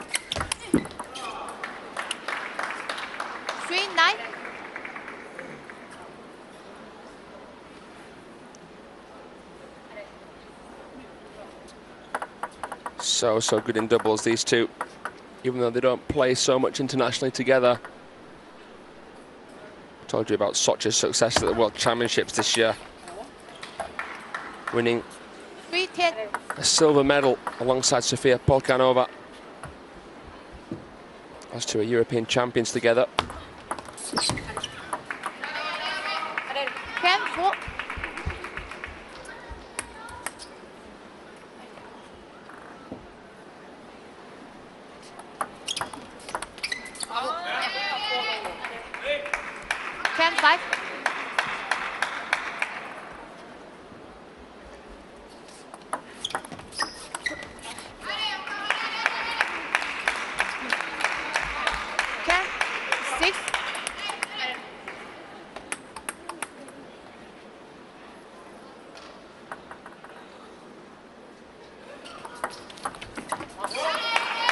Well then, will we see a timeout from the Romanians?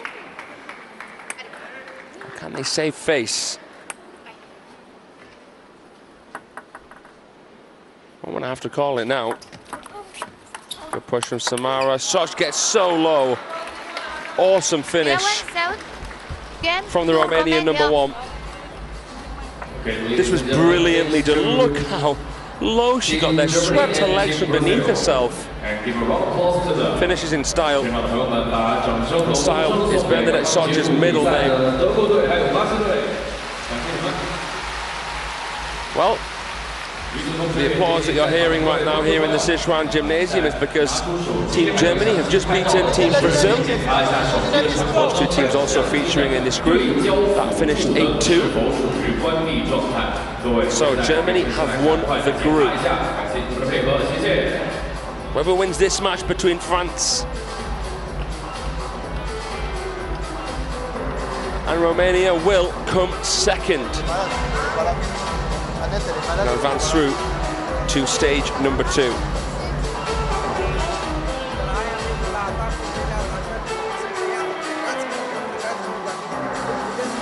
So now we know.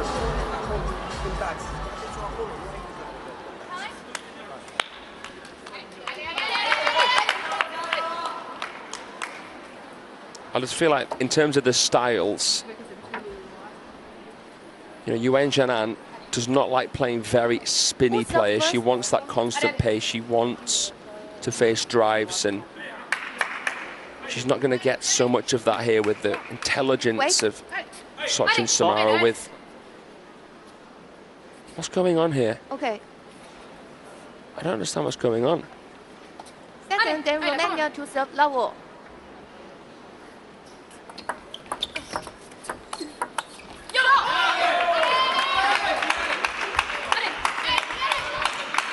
Left one.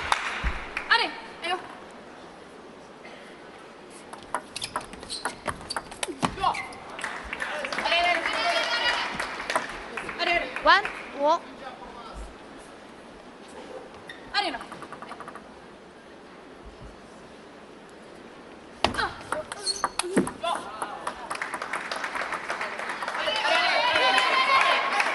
Yuen Jianan is a brilliant doubles player. European medalist with Emmanuel Lebesson. Now playing with Alexia Lebrun in the mixed doubles. So much of her game is built around her serve. And her serve is even more effective in singles than what it is in doubles. She loves playing the high toss. Can't do that really in doubles. It's too risky, and when your opponents know where it's going, it's not as effective.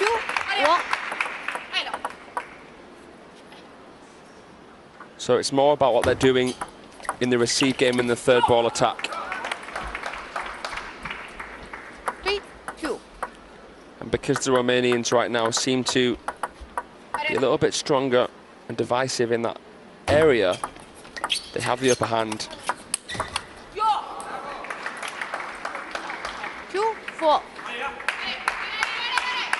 The fact that Patricia Pavard is quite a free roamer, player who likes to play at mid-distance, that's making life a bit trickier for Yuen.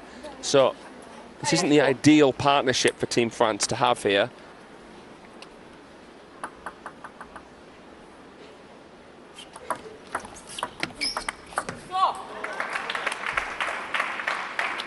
5.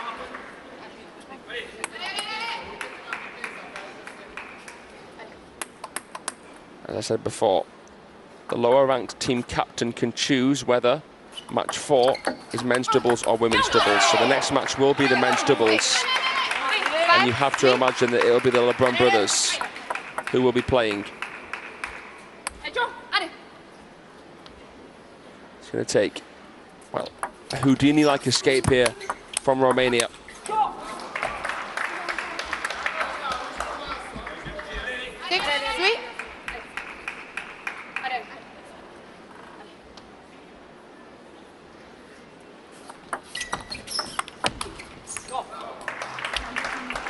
Yeah, completely taking charge.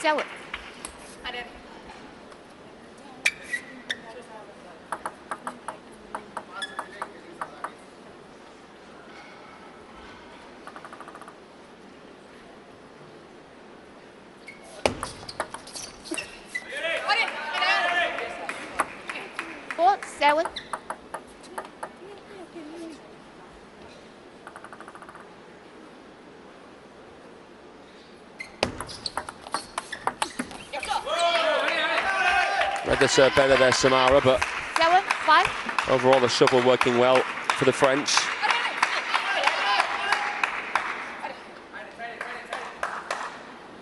And playing a soft backhand spin.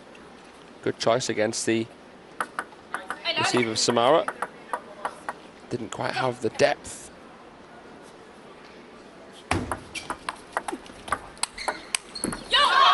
It was the receive there that did the trick. Clever there from coming through with the short pips on the forehand. That made life quite easy for Pavard there. So a timeout from the Romanians.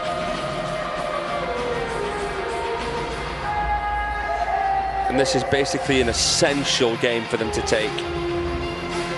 The next one will be as well. They really need to try and win this 3-0, to be honest.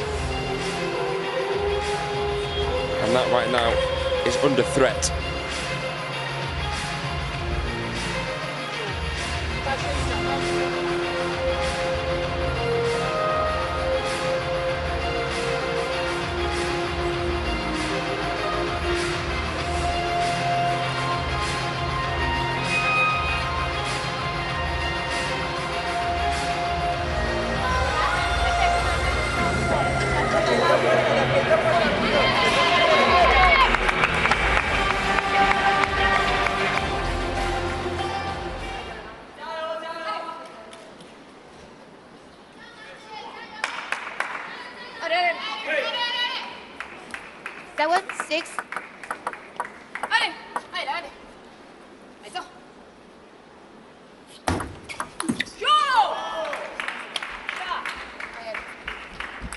Tempted her into it again there, Samara. Yuan couldn't replicate what she did in the point before. Makes the error with the flick attempt. Oh yeah. Pinpoint from Soch. 6, 9.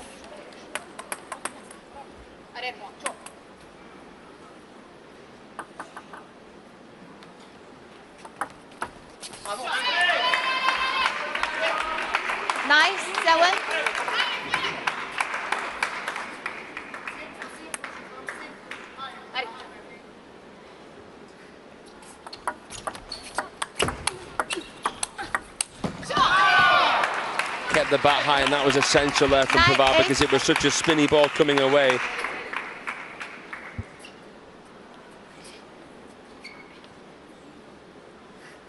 Nine, 8. Oh, the serve was too loose, and Pavard gobbles it up.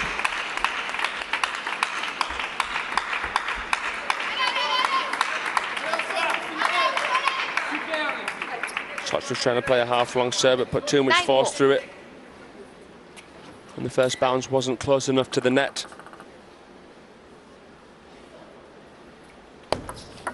Shovel serve, Samara. Just rolling it over. 9, 10.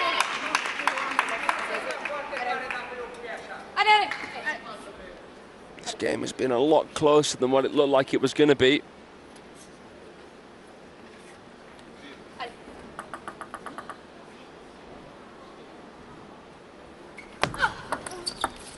Interesting shot from Samara. Oh, Pavard goes long.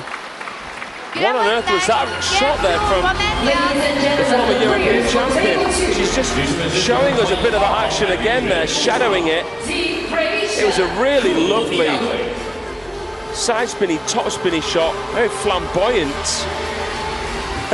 Well, it worked out. It worked out, and that's all that matters in the end.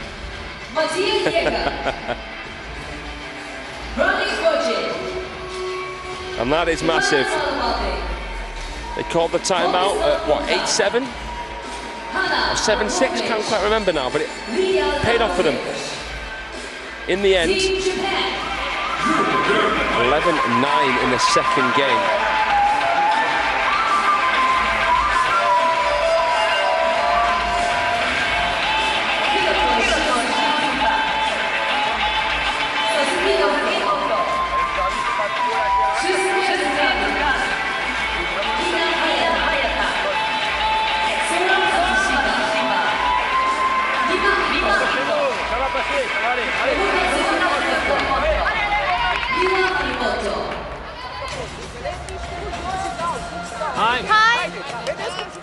Over on table number 2, Japan, the second seeds, are about to do battle against Croatia. Yes. Third game, France to serve level. Here we go then. It's becoming quite close in this tie between France and Romania. 6-5 to France. One love.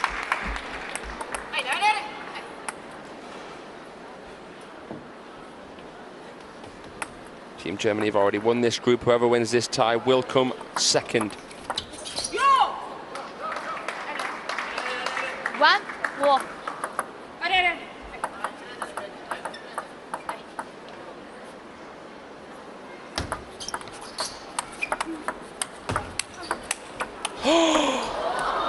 No. Oh my goodness. I think that's my favourite rally of this tie that we've seen. That forehand from Soch was out of this world. Oh my goodness. I could just watch that again and again and again. Inside out forehand from that wide.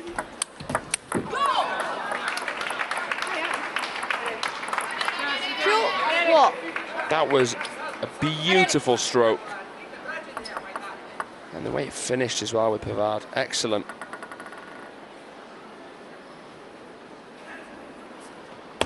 That's one I'll be watching back for sure. 3-2.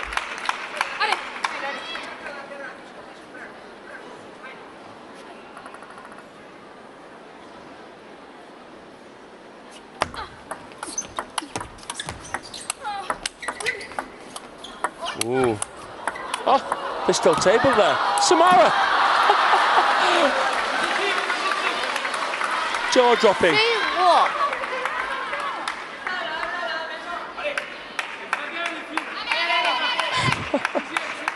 I'm lost for words. 3-4.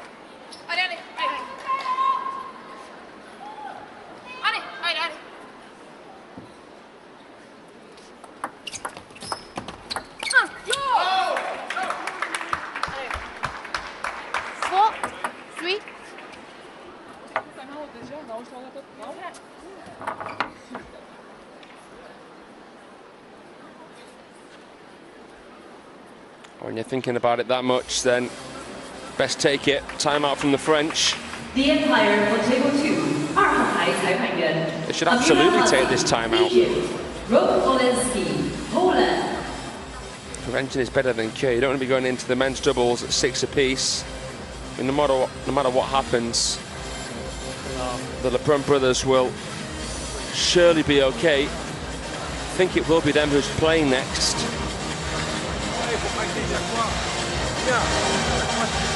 So France still the favourites in this position despite losing this women's doubles battle quite badly.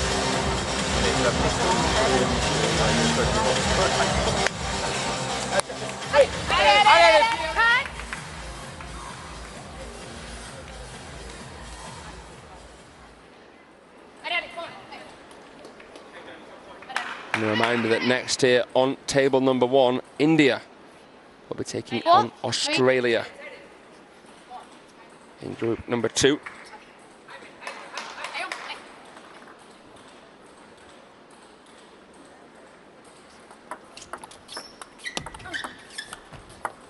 Oh, swooping shot there from Soch. 3, 5. Curving and swerving the ball. Such feeling from the Trixie Pixie. So relaxed you have to be to play that kind of 3, shot. 5. Wrapping around the ball. Such flair. As they change ends, the Romanians 5-3 ahead. Oh, played it against their own momentum, Pavard. Soch lobbing. Still in it. Oh, they got in each other's way. The French. 3, 6. Impeccable defense.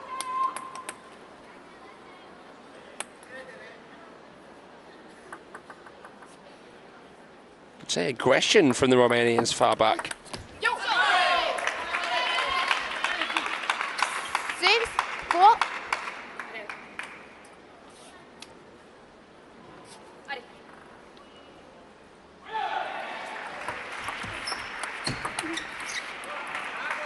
Yeah, that slow shot is the bane of Yuan Jianan's existence. 4. So hard for it to flat hit a ball with such arc and spin.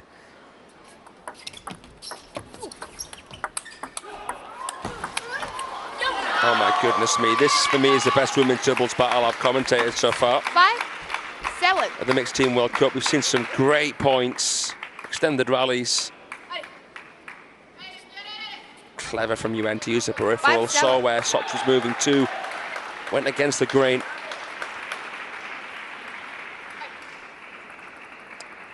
5-7, 2-point game. Both timeouts have been used. 6, 7.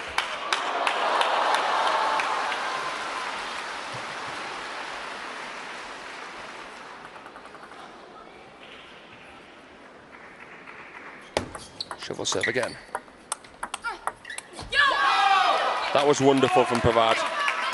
7. Good shot selection. Didn't panic. Yuan did very well out the crossover, but that forward motion of Pavard, just what the doctor ordered. 7-all. Oh, if the French could nick this, 7, 8. they'd go from favourites to very, very strong favourites.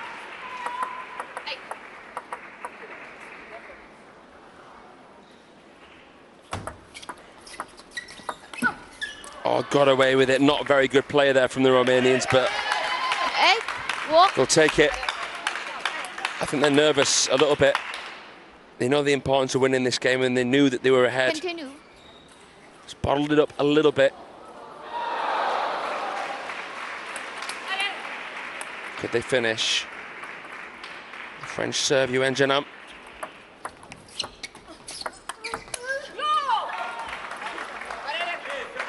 On the pivot. 8, 9. Elisabetta Samara. Cross table.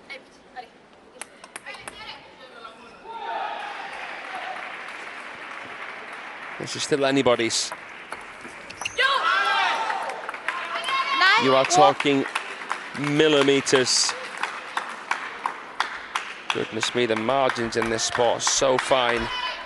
I nearly crawled over the net and it would have been basically unreturnable. 9, 4.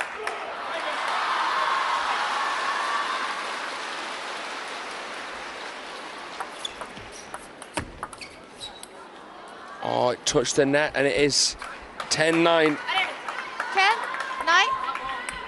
Romania could send this to 6-6.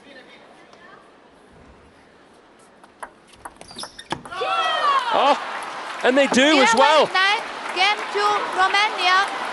Romania wins. It is going to go down to the wire here. It is going to go down to the men's doubles. That was so clutch from Soch and Samara.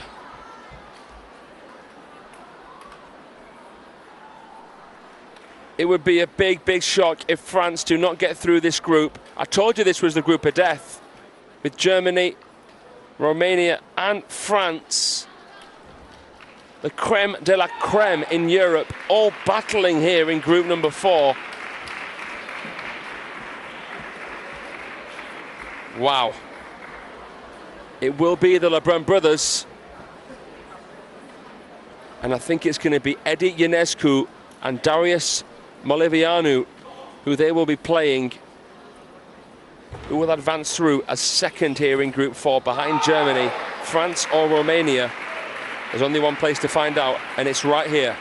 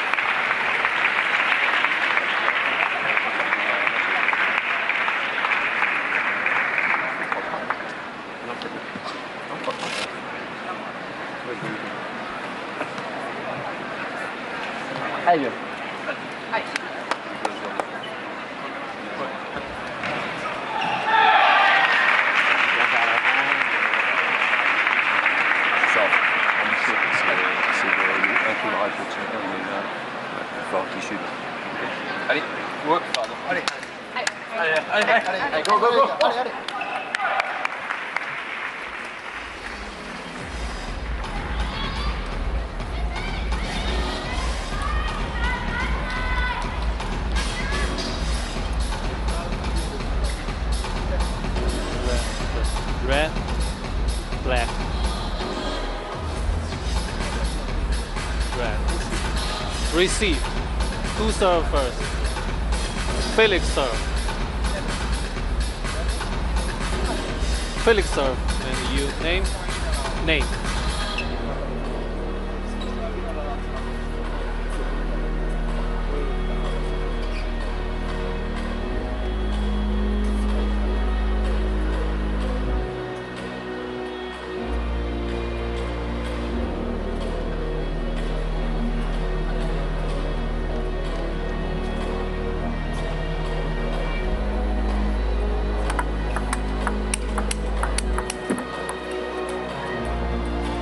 Well, we're closing in now on the 2-hour mark. This fixture got going at 10 o'clock and it's 5 to 12 here in Chengdu, China.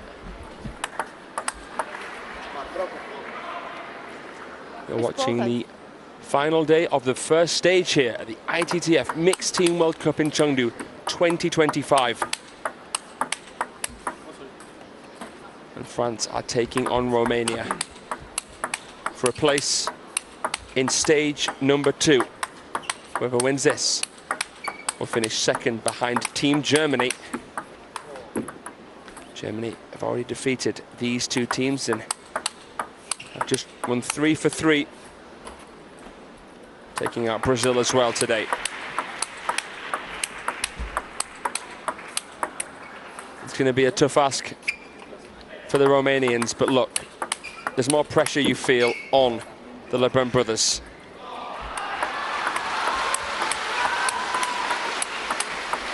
The European champions in men's doubles together.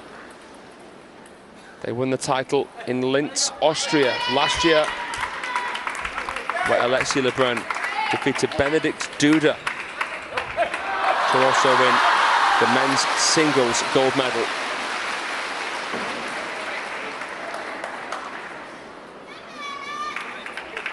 Darius Malevianu. 5th match, first game. France to serve. Won the European Love Under-19 Championships last year, beat Flavien Coton. Love 1. The 17-year-old French whiz kid in the final. Coton not playing here because, well, Simon Gauzy is still a little bit stronger than him. Coton nearly took out Alexis Lebrun actually at the recent star contender in Muscat. Felix Lebrun beat his big brother in the men's singles final. 2-1.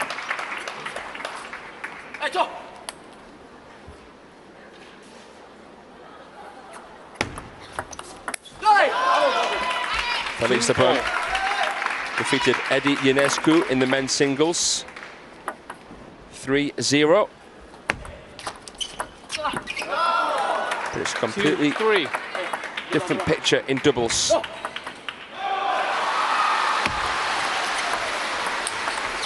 Great flick from Malevianu. 3-all.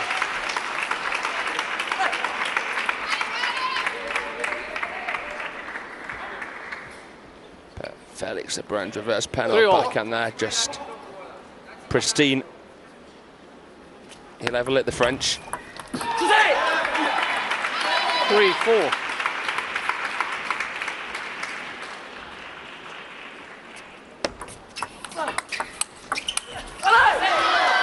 Up in the ante. 5-3.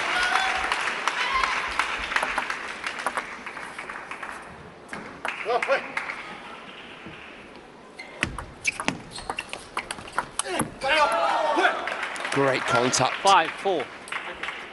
Uncounterable for Felix Lebrun.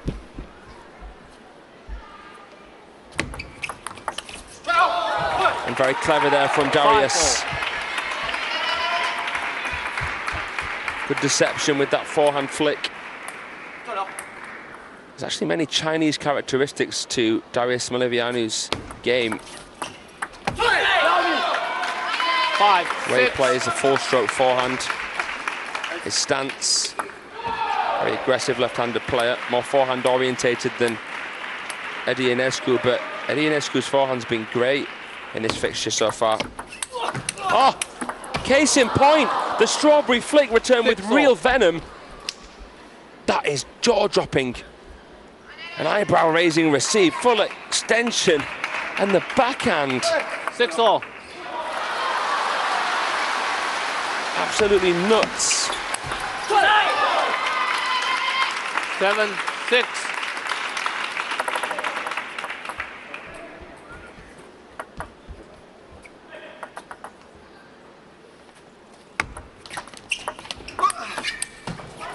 Excellent timing. That was a gorgeous backhand from Malevianu.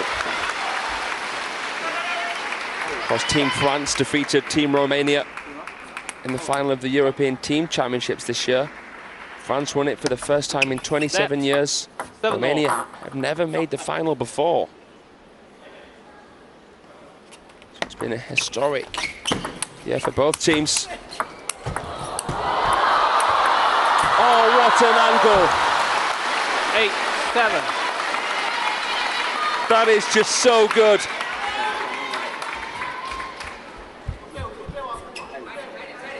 Man alive. Felix Lebrun nearly took a tumble into the barrier.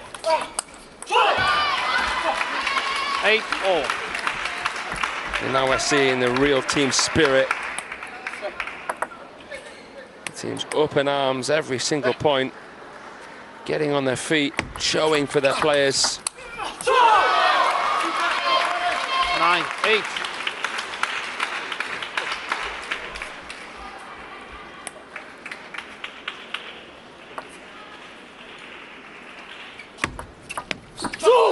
Two-game points. 8-10.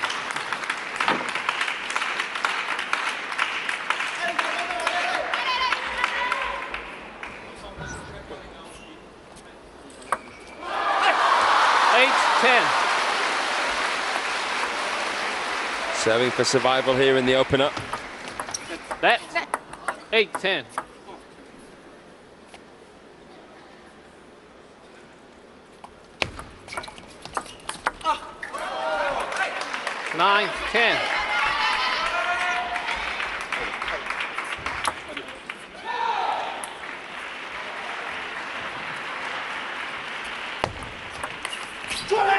The French macho man went for something too much. And the Romanians save 2 game points to send this to 10 apiece. And the serves will alternate now.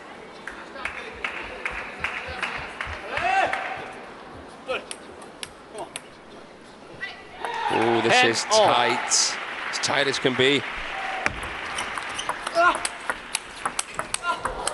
No. No! 10-11. The pace of these balls.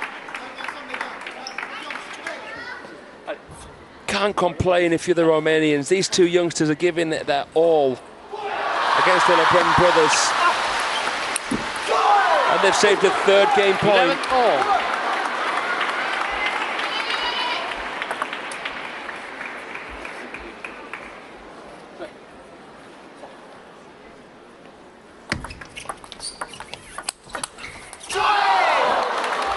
11-all. They've got a 1st game point.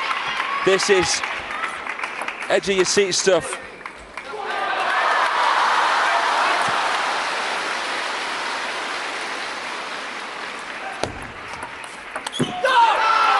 But they can't convert it. The LeBrun brothers save game point.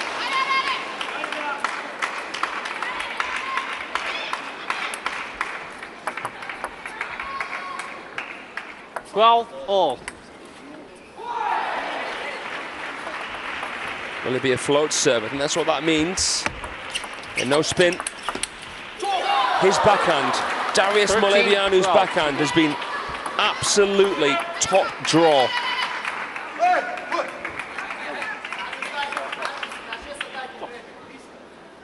Second game point for the Romanians. But Alexei 13-all. Absolutely clobbers the backhand inside the table. Float serve, decent touch. Yeah, it's not enough there from Molevianu. Tried to play a little topspin one. Top edge of the racket, is it coming down? Yes it is, but not on the table. 13-14. They do tend to come down when they go up.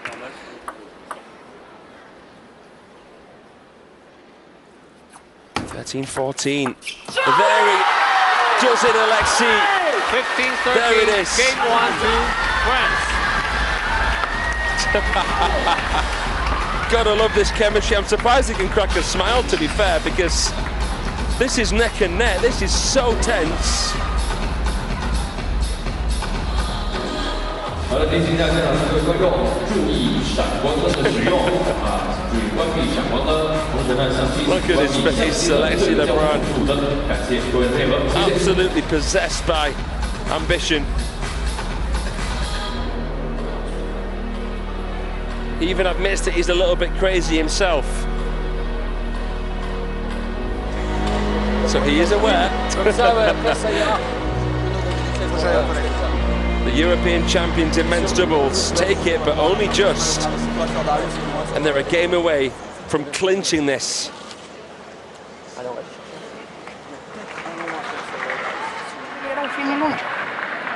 Vezi, poate poți să dai direct în ea, dacă mai ales când ăla trase. Și în mijloc, primele mici, prima minge.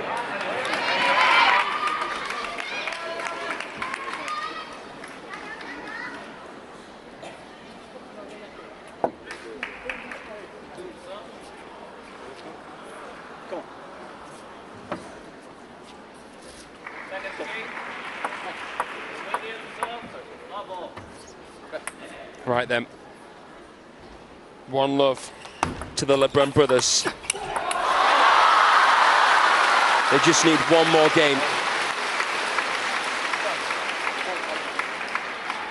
Just need this game.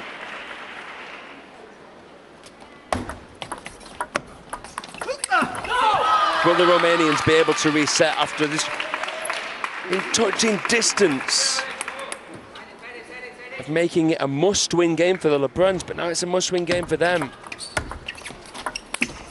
Oh.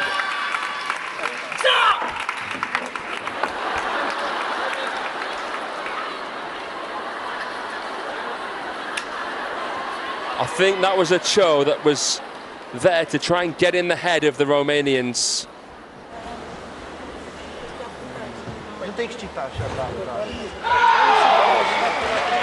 And Molevianu is still a little bit disappointed that he missed it. Du-te acolo și aruncă-o și dă-i, așează-te, mișcă-te, mișcă-te la ea. Dacă jocul scură la curent de sus, ca să-l luați un pic de tare.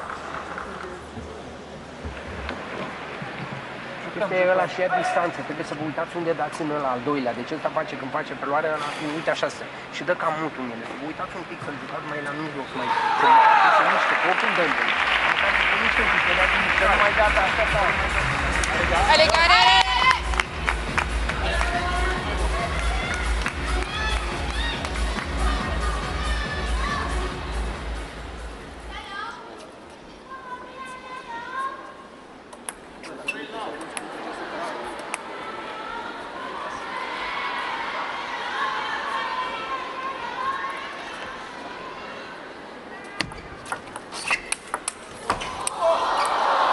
Frightening power from Alexei, but returned so well.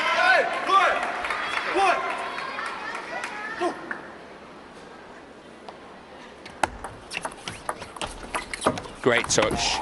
Oh, Felix did well. It was a lovely shot from Darius, but Felix leapfrogging.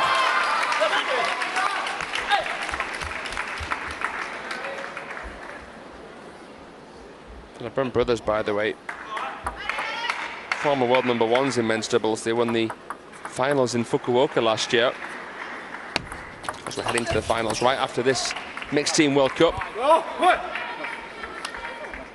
It'll be held in Hong Kong, China for the first time.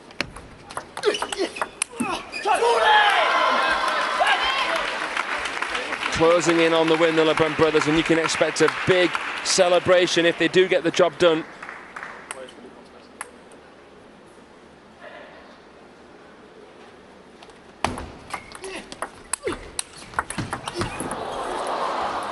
Crazy, absolutely crazy that the first couple of balls were returned, but a great block down the line.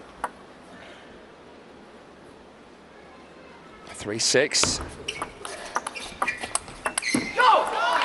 So spinny. Bit of miscontact there, I think.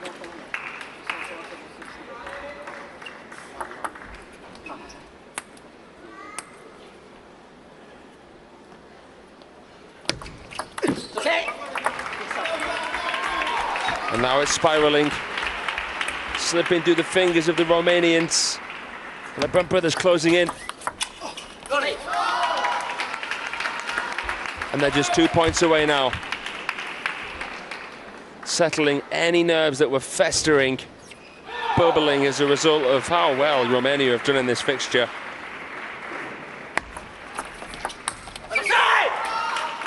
Seven match points here for Team France.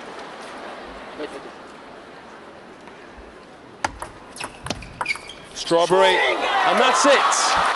France finished second here in Group 4, behind Germany. Absolutely nothing in it there. And it could have been different if the Romanians would have taken that last game. They had game points. But the LeBrun brothers helped send their country through to stage 2 here at the Mixed Team World Cup in Chengdu.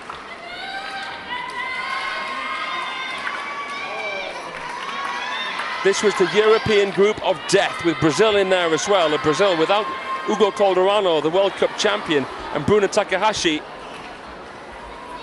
Romania really improving as a nation in table tennis. I told you about their unprecedented achievements at the European Championships, but here at the Mixed Team World Cup, France just had a little bit extra. And that was mostly because of the LeBrun brothers. You have to say, when you look at the results in the women's singles and the women's doubles, Romania were actually stronger than France there.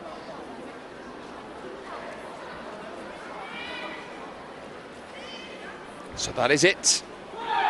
Group 4 is done and dusted. Japan battling against Croatia over on table 2 in Group 2. Next here on table 1, India will battle against Australia. So if you want to see some more table tennis here today, we have that coming right up after this.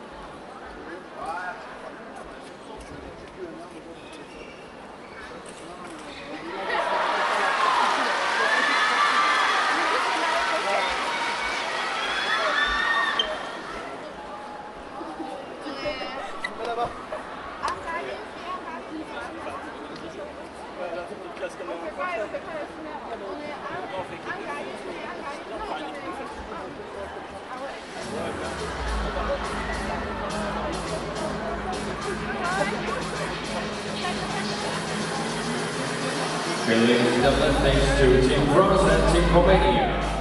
Give a round of applause to them. 现场的朋友们，把掌声送给法国队和罗马尼亚队。感谢他们的精彩表现，感谢你们 ，Thank you all。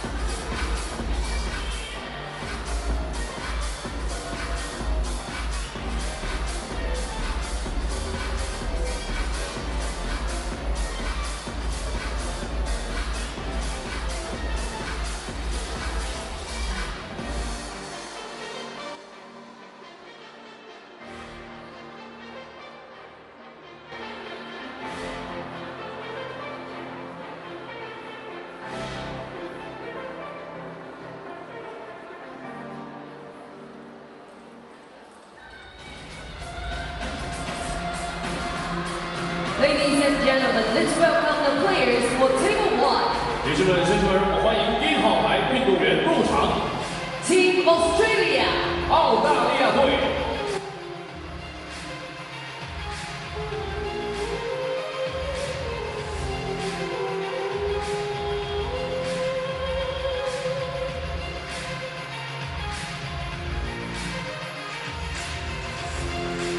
If you're just joining us, welcome. If you're rejoining us, welcome back to the ITTF Mixed Team World Cup, coming to you live and direct from Chengdu in China. I'm your commentator, Fraser Riley. Thank you to all of you for your company here at the third edition of this fantastic event. It is the third day of action here, the final round of stage 1 matchups here. And we're taking you to this particular group where Australia are taking on India. This is group number 2. Japan and Croatia also in this group. Japan the top seeds, of course, and they're taking on Croatia right now over on table 2 next door. Australia, a very, very young team and a very promising team, just like the Indians. Ayas Jain, Gorpade, Akash Pal, Svastika Ghosh, Dia Chitale, Manika Batra, Manav Taka, the Indian number 1.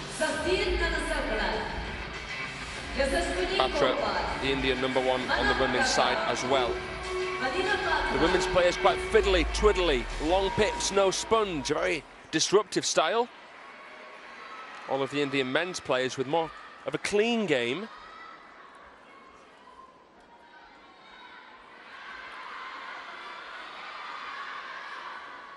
So here we go, India against Australia. Australia were beaten by Japan on day 1, 8-1. India were beaten by Croatia, 8-6, came back from 7-6 down, nearly forced the decider. India were beaten 8-4 by Japan, but a great effort there. Manika Batra beat Mima Ito 2-1, and Manav Takar beat Sora Matsushima, the champion of the champions, Frankfurt, 2-1 as well. So India overall, the slight favourites coming into this, but Australia have some really hard hitters. With Nicholas Lum, with Huan Bei and with Yang Tsilio leading the charge on the women's side as well. But it will be the mixed doubles first and foremost here on table number 1.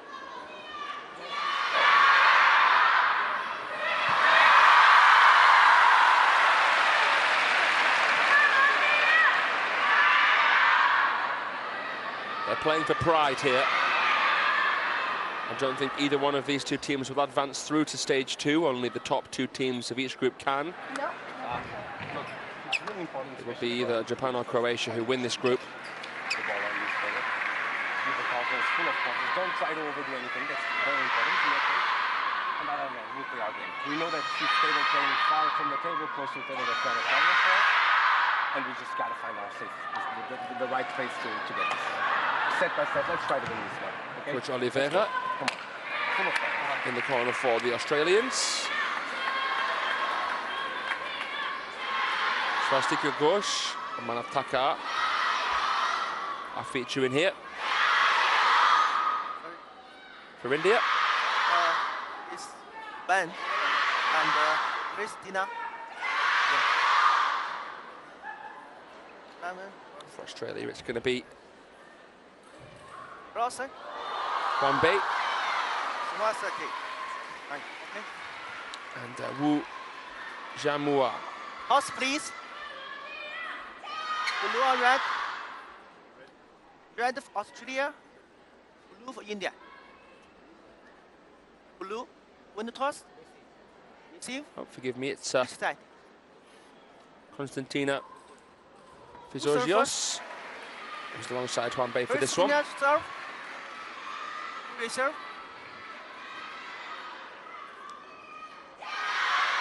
They'll be able to deal with the Indians. Manav Takar in Start great Roma. form. Former under-21 world number 1, and currently the highest ranked player for Team India.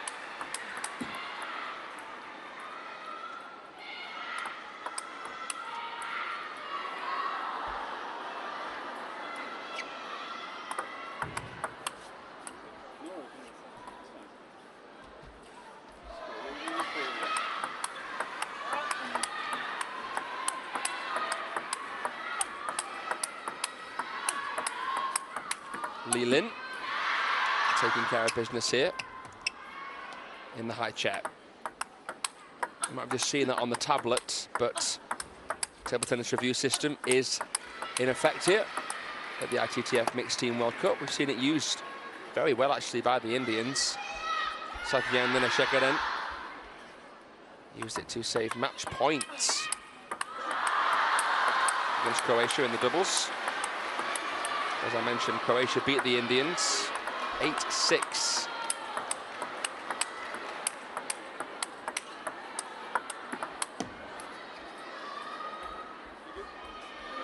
And you are missing some very, very strong players such as Manu Shah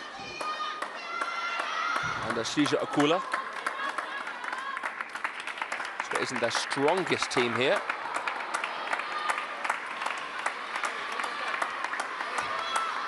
Australia versus India. The first game, That might give Australia to serve. Australia a little bit more of a chance.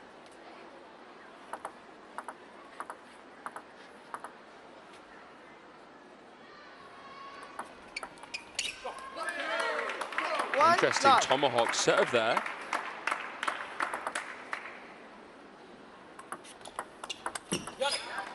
One all. One.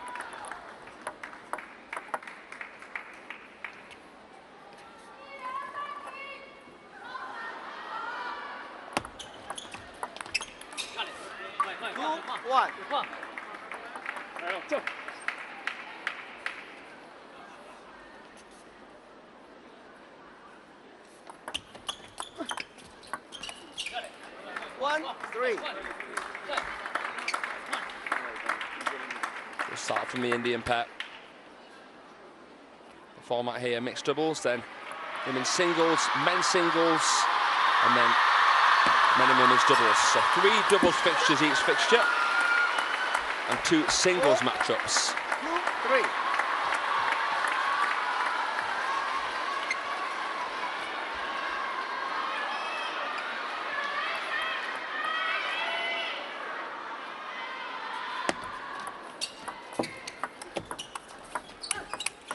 Oh, beautiful counter there.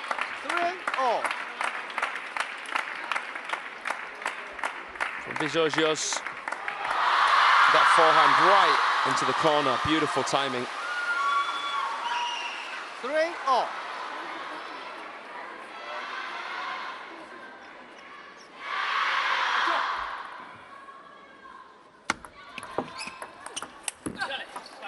Beautiful over the table from Svastika.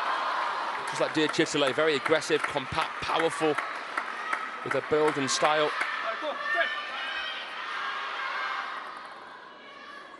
Juan Bay, I would say, is actually a more aggressive player than Manaf Takar. But Takar is so stable. Very, very clever tactical player. Got that sequence in mind, and she delivered, didn't she, Ghosh? She's playing brilliantly here in this game.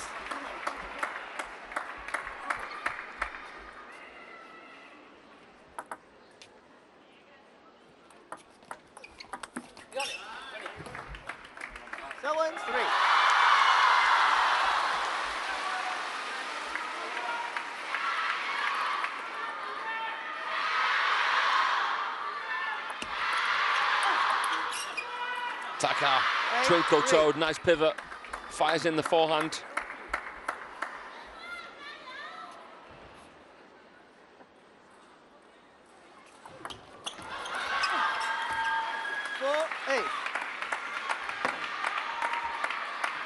So far, Indians seem to be sailing. Let me give you a little bit of information about the Australians. Juan Bay is 20 years of age, ranked 57 in the world. Got to the semi-final of the Oceania Championships this year. Konstantina Fizogios is only 16. She's the youngest player in this fixture. And she's ranked 55 in the world. She won the Oceania Youth Championships in Christchurch this year. Phenomenal achievement. 9-5.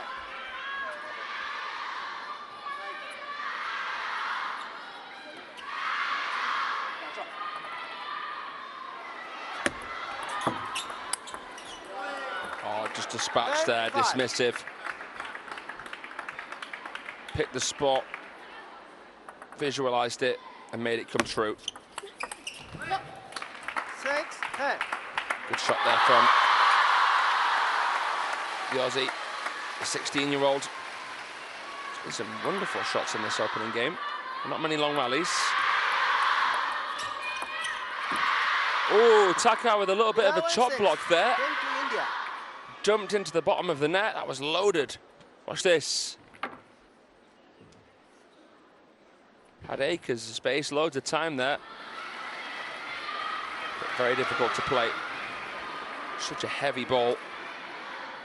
The Indians take the first game 11-6 here in the mixed dubs.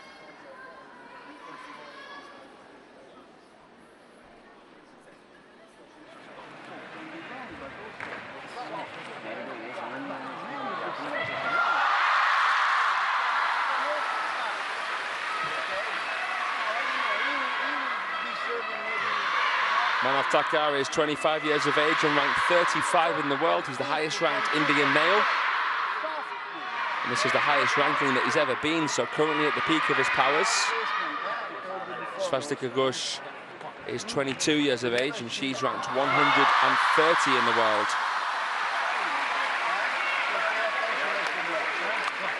She was 99, just inside the top 100 this season. The semi-final of the WTT feeder Doha. Doha, Qatar, where we had the World Championships this year and where we're going to have a brand new Champions event in January. Second game, India to serve. Love all.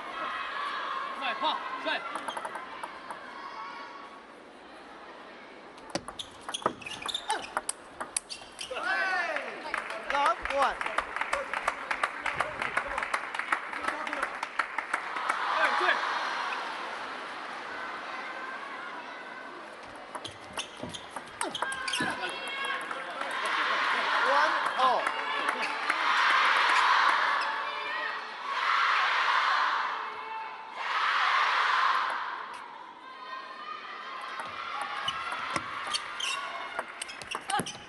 Wonderful brushing shot, but Pizzoggio's able to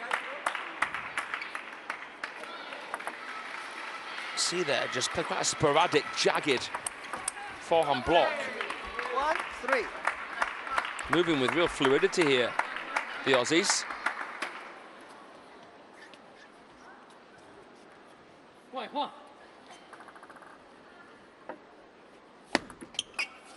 One, 4.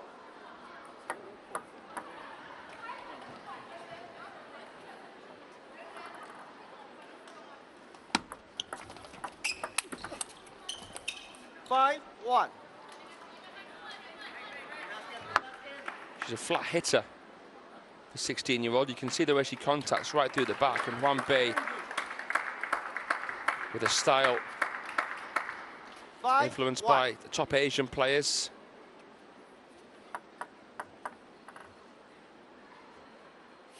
Fin Lu fairly similar, but he likes the backhand serve, Fin Lu. 6-1. Especially against big power hitters who are quick inside the table. And you've got the lefty Nicholas Salum completing the lineup on the men's side. 1-7. This is an immaculate game here.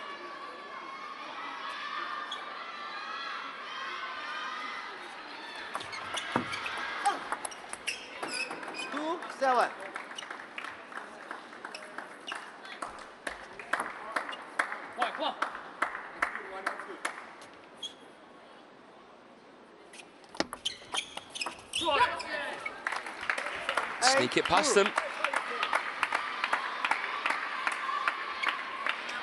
Backhand flick. Delightfully done from Pizzoggio. 9-2.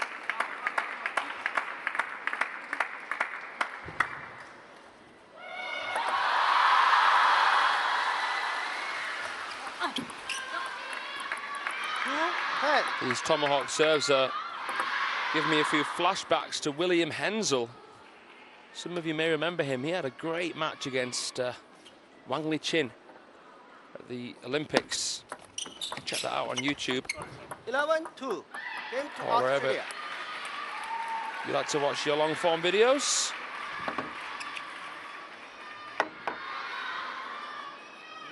They take the game here convincingly, the Aussies. 11-2, what a response there from Bate and Pihodios. A little bit more damage to the girl. It's okay. Now, the first part of the set, it's going to be, you got to get points on the board. Yep. Really important. If it's you serving or you receiving, you get ready to go top three on the first ball. Because you are going to try to receive short or give a good hammer spin service. When it's you serving, you got to go, don't be afraid. Go spin, a little bit more risk on that ball. That's the only one you can go. Against the girl, because she likes to come in with this, it's better so if she can serve like on the screen, but into man up. Okay, there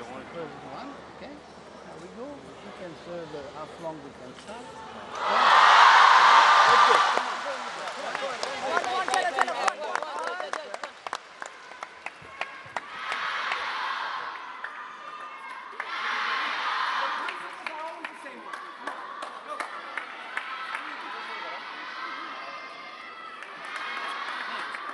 Who serve first? Who serve first? I don't think the players remember, do they? Yes, they do. Juan Bay will begin. Third game, Australia to serve. Paris Olympian Juan Bay made his Olympic debut last summer. Did some great stuff against Tomokazu Haramoto in the men's team event. Miwa Haramoto currently in action against Leia Rakovac. Japan 4-1 up against the Balkan Stars. Oh, lovely game. Pranav Takar used his peripheral vision there, didn't show where he was going to go, just hooked it.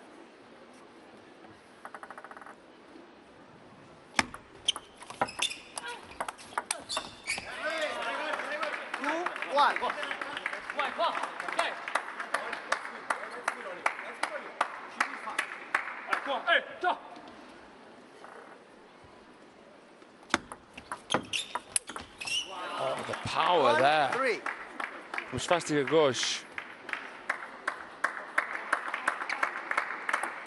Queen crackers the forehand. Really impressed with some of her shot making. The flicks, the forehands. Honestly, in my opinion, she strikes me as the player with the most potential.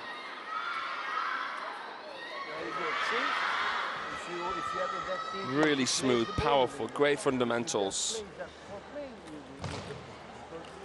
India take a 4-1 lead, timeouts for Australia.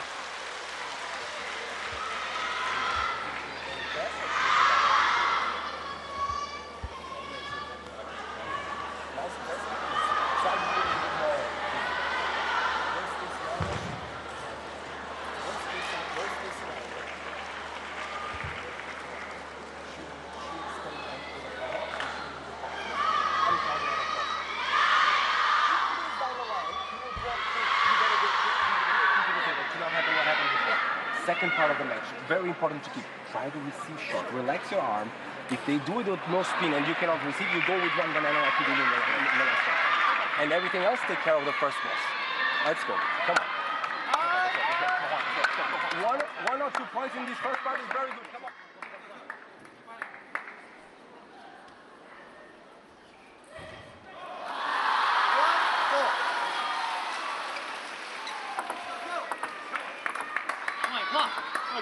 So then, tomahawk serve inbound, and she misses it.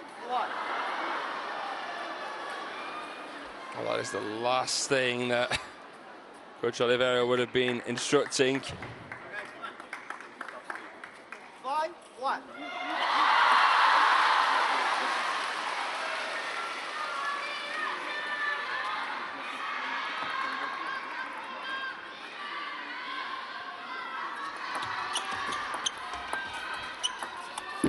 That's a great shot from Pambe.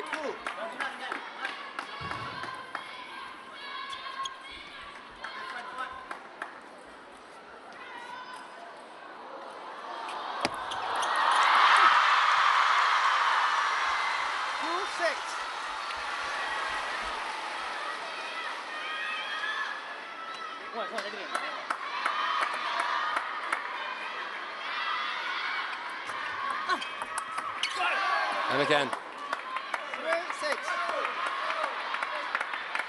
Has such belief in his shot making, doesn't he? Time out.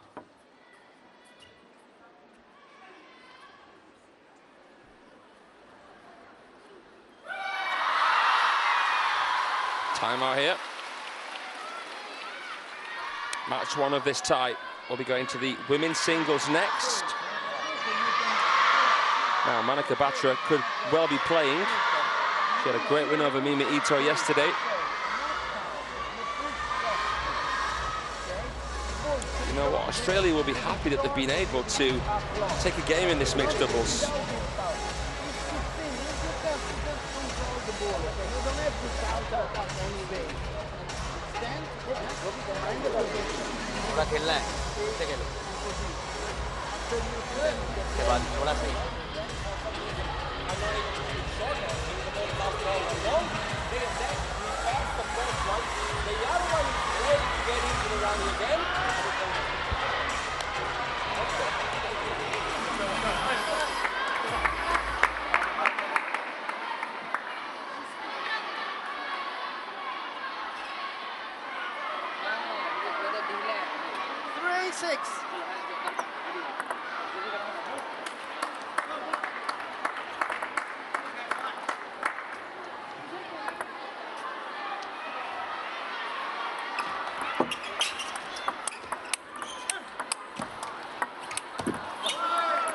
Stunning shots.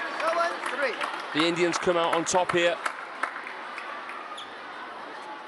Svastika Ghosh playing that out of her crossover. She had to stop herself. Wonderful. And the push. Oh man, she's cold. She's so good, the 22-year-old Indian. I think India have got something truly, truly special with Svastika Ghosh. She's got a great understanding of spin, speed.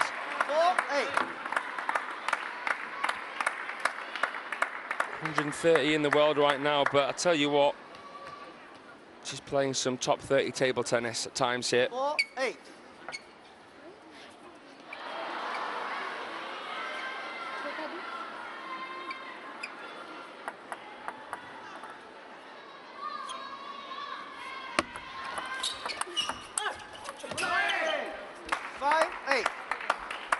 The idea of a push to forehand's a good tactic here against the 16-year-old Aussie, but just made it a little bit too predictable there.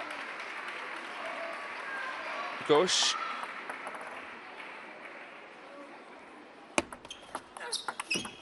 Wonderful flick. 9-5. Greasing the ball.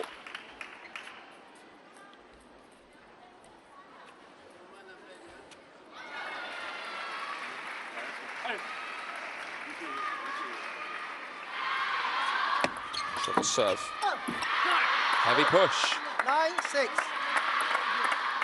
Australians still in this. Every point is basically a must-win, with it being 9-6. Yan Silio. Please play. 9-6. Getting warmed up there in the background.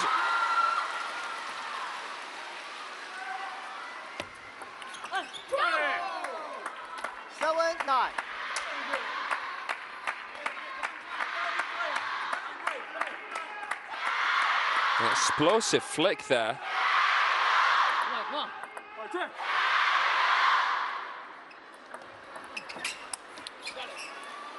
7-10. 3 match points.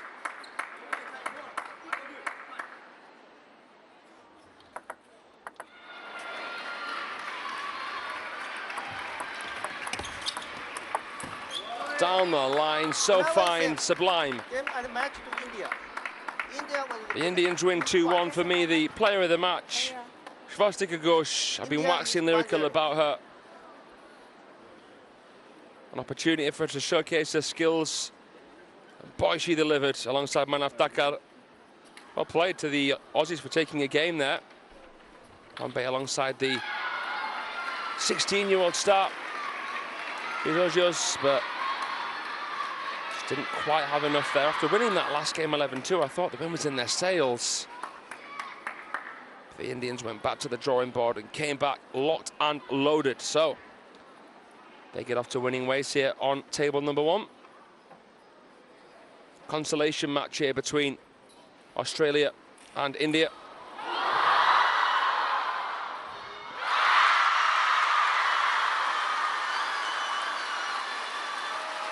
Next, Yashaswini Ghorpade will play Yang Tsuleo in the women's singles.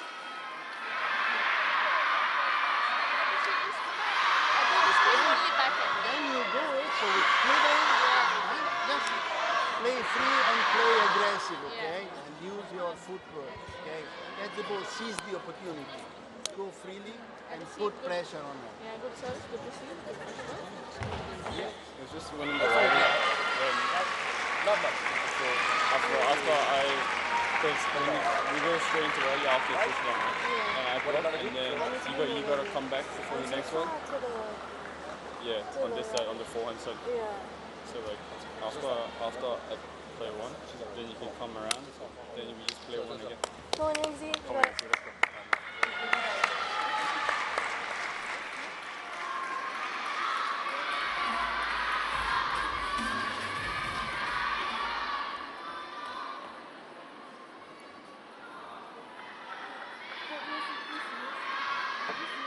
So then,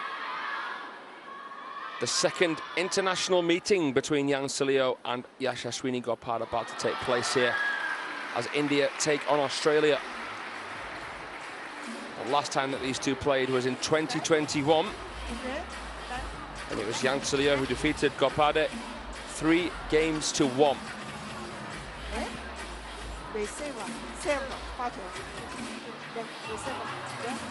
Okay. Yang Tsuleo is the more experienced player, but she's still so young, 23 years of age, and Ghorpade is 21. Both of these two players top 100 stars. The Indian the lower rank to 86 in the world. Yang Tsuleo knocking on the door of the top 30. She's just 31. She has been a top 30 player before. The highest ever ranking, 25 in the world. She is the star girl of the Australian women's team. And the Australian team overall, she's the higher ranked player across all categories. She uses short pimples on the backhand. Ghorpade uses long pimples, no sponge, just like Batra and Akula. So this is going to be a really interesting match.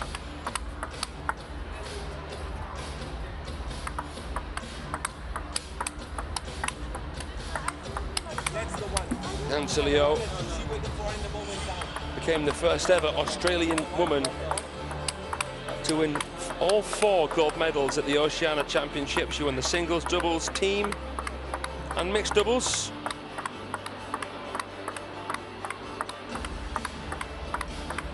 No Ji Min Young here for the Australian team.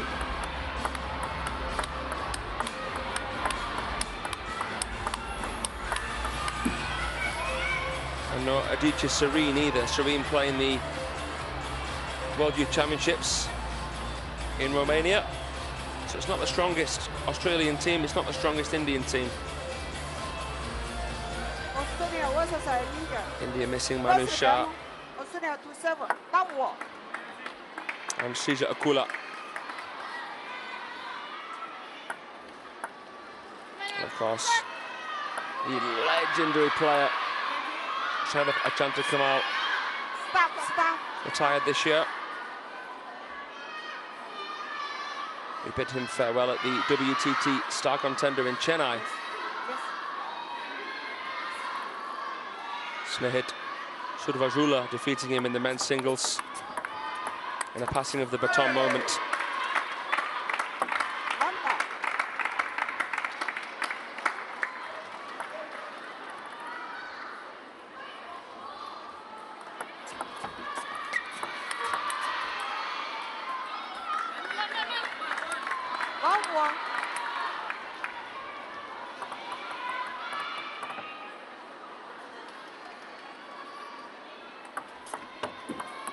Gopade serving with the inverted rubber, which she normally uses on the forehand. Twiddling to get the long pips on the backhand side.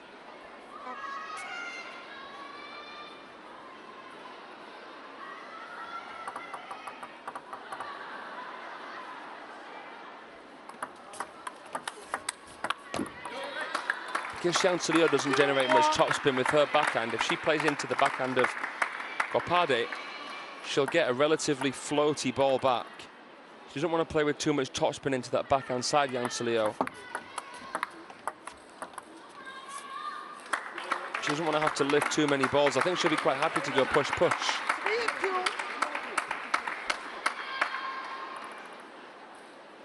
That said, she does have to be aggressive where needed. Good adjustments from Gopade.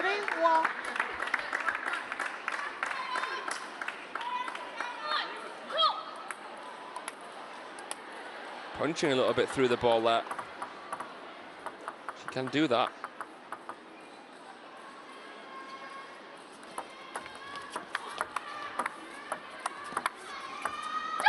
You see, she's just struggling with those transitions there, Chancelier. Coming in and getting out. Players who use short pips on either the backhand or forehand usually aren't so strong in the footwork department. So if Gopade can meet the ball in the right way, gauge the distance that she needs to be, time the ball well, and move Chancelier in and outside to side,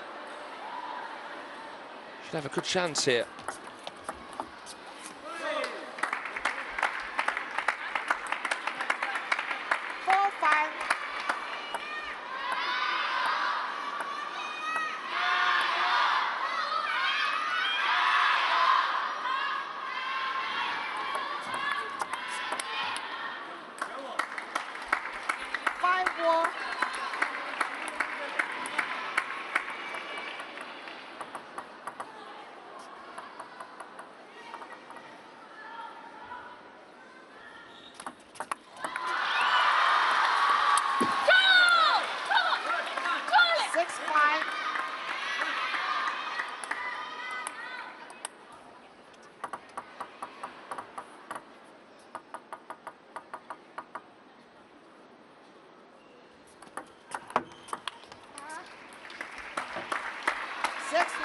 Tried to find the line, a deep corner to the forehand. Good idea from Gopade. But 6-all now, Chancelier serves.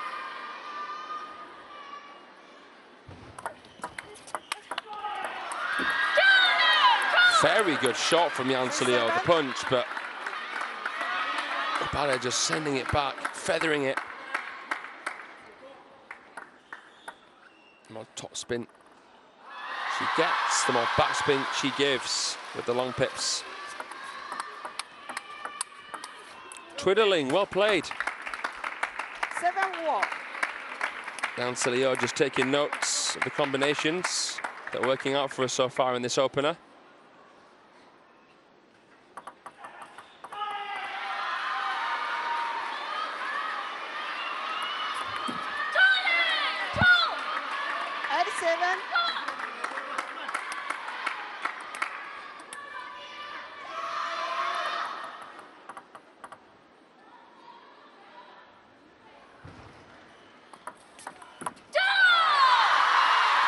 Big show from the 21-year-old. 2 ahead.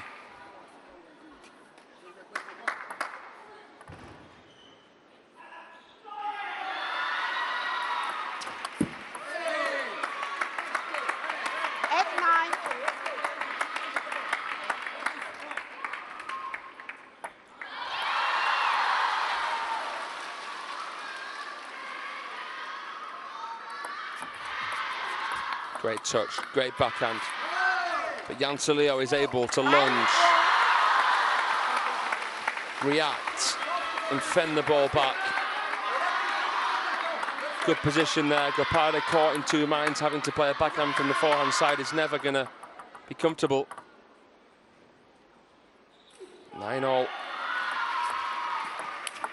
Oh, Classic third ball attack, and she sets up game point. Let's go again, says Coach Massimo.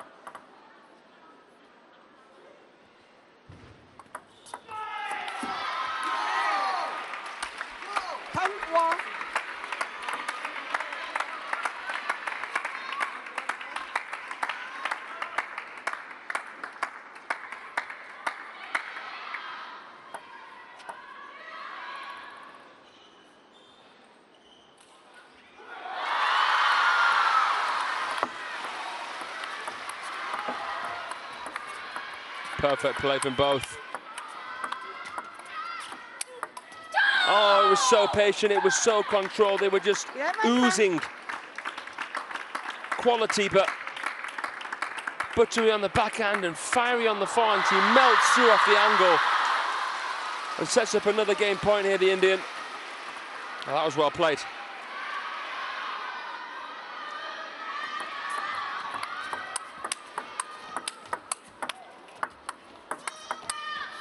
She breaks the deadlock.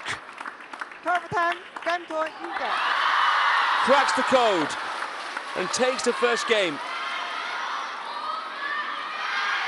There's the twiddle, the punch shot. Excellent. Instinctive. From Yashaswini Gorpada. She wins the juice game. 12-10. You received one time now in the last part, short on the front, the ball was really high, she killed it as well. But if the ball has a little bit more quality, she doesn't kill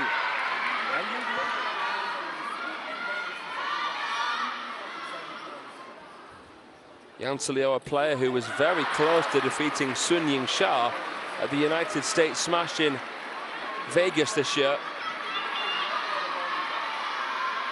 She's a tricky customer with a subtle serve game. Easy to say it, maybe a mean backhand punch. But you said it yourself. You cannot go on the same thing all over again. And a trustworthy forehand counter. Her forehand is not that great. But if you can get her side to side, in and out, got half a chance against her. Both of these players plant their feet quite early. That's more common with a long pimpo player on the backhand. Yancelio doesn't want to be caught too flat-footed. She's got to come into this with an open mind, and she does with the receive. Showing a bit of swagger there, a bit of flair with that flick. Good start.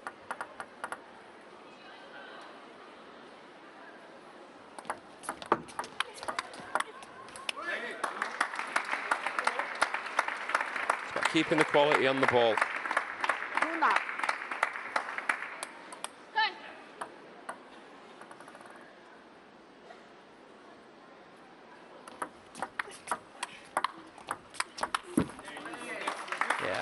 Steady away.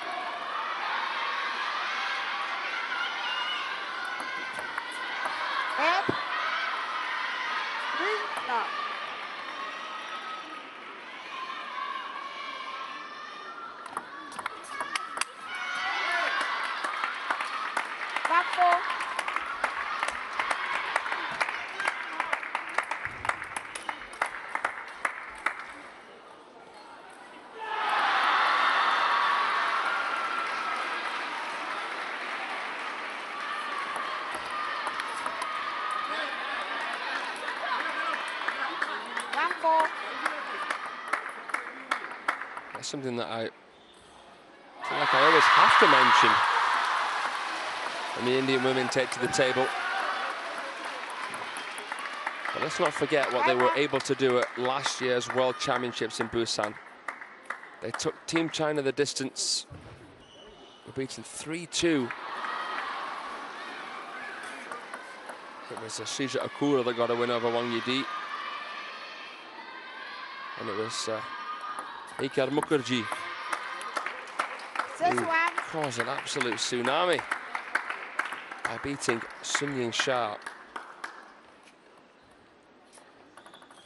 So These Indian players, they're tricky, they're clever. And they're not fazed by who they're playing. That can sometimes be more than half the battle.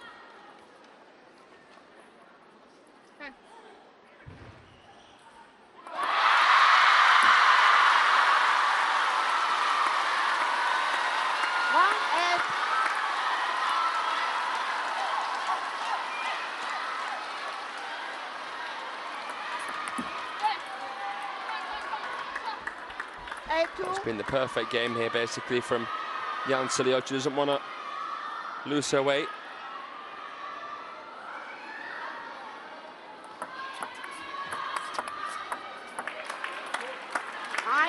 So continue playing with this intensity, with this focus.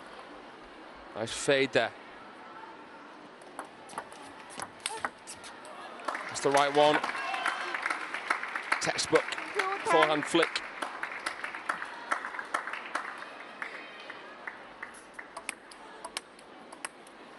Eight game points for the Aussie. 3-10.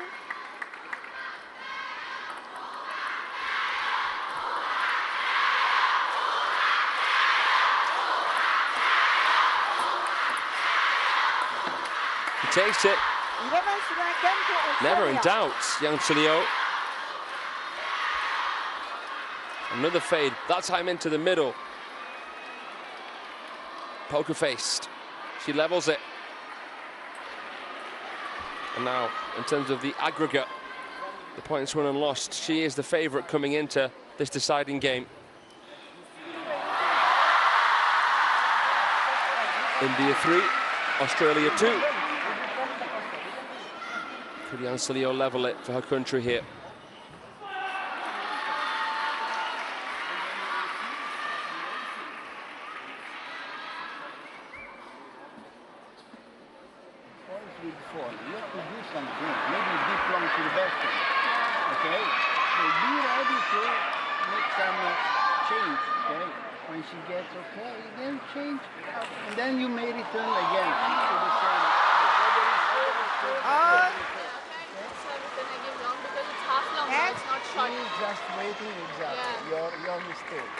Focus and footwork.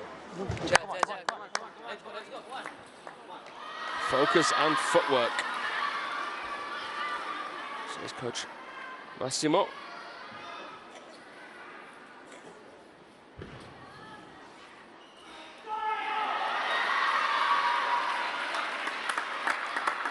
Set again.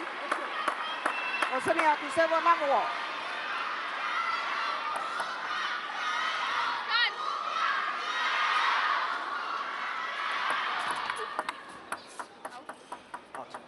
Oh, did she volley it or not? Did she take it over the table, or was it going to go off anyway? Out.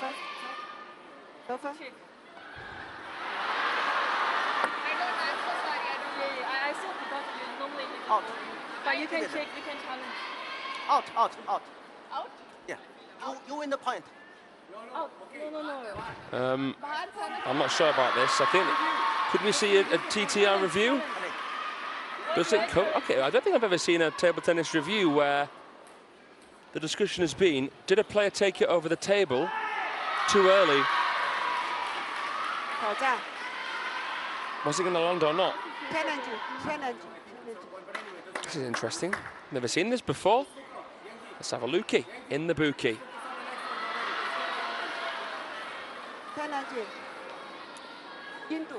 Suspense, drum roll, please. Technology is loading up.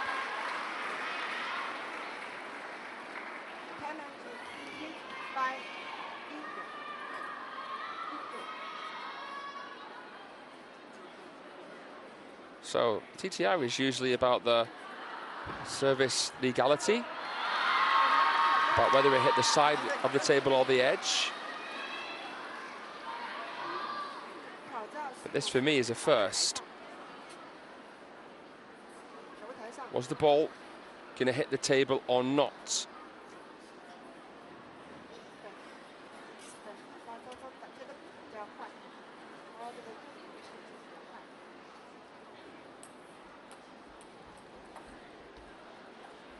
Taking a lot of time to load this up.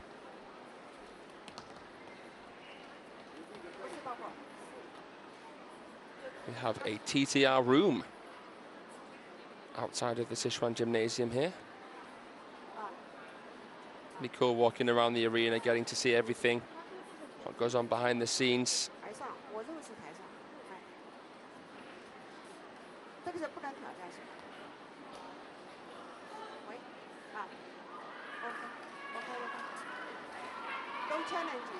This ball is You can't challenge that. Well, I knew I'd never seen it. So, what's going to happen here then? One down.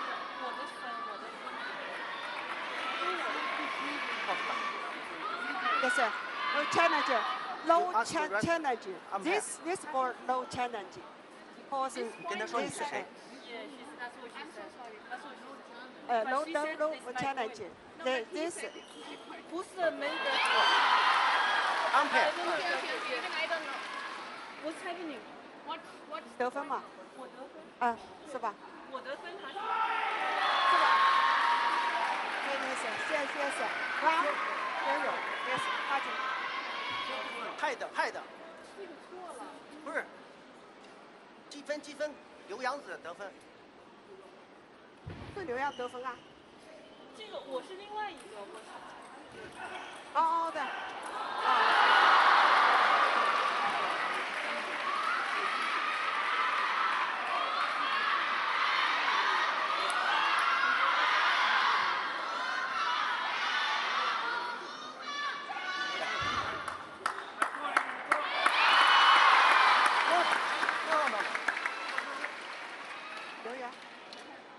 Oh.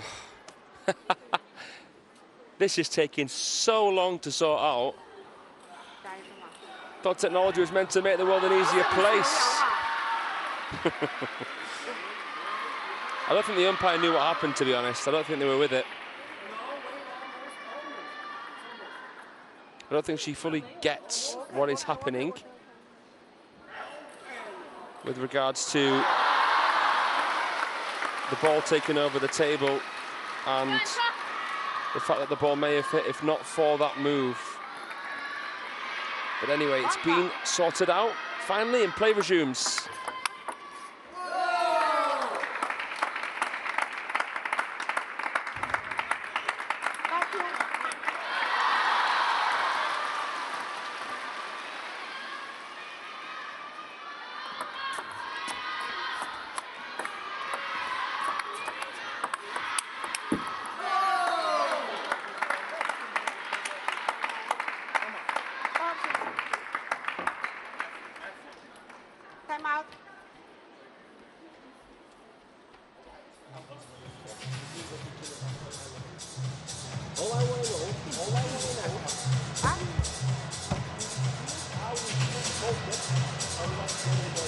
I'm out here from Yashashwini Gopade.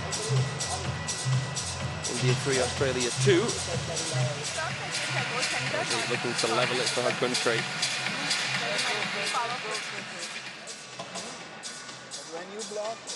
Japan and Croatia will be going through.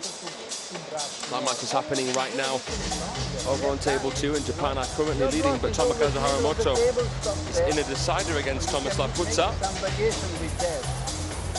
Okay?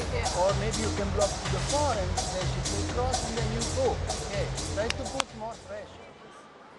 Do well, but you stop. Do well and finish. Come on, let's go. Come on. Right, come on.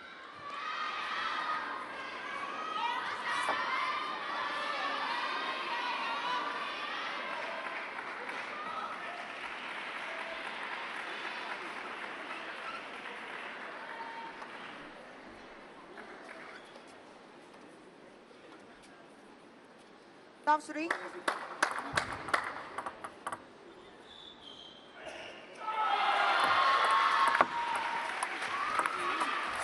Lofting ball from Yang Silio. Nice angle here.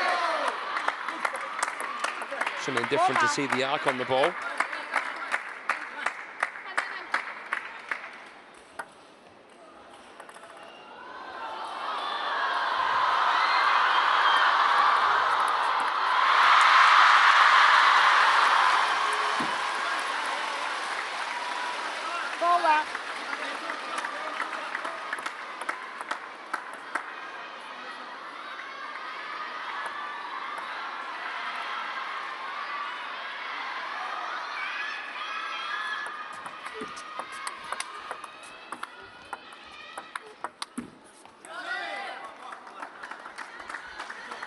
Trying to close the gap. Reduce the deficit. A couple of points in a row here, Gopade.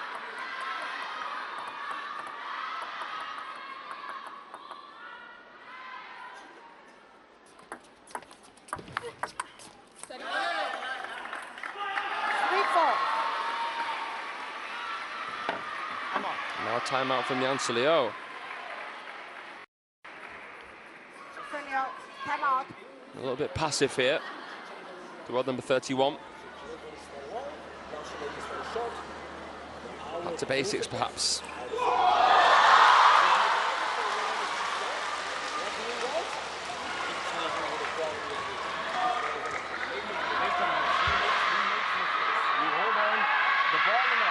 Always changing the placement, always changing the tempo. He makes mistakes. Yazi?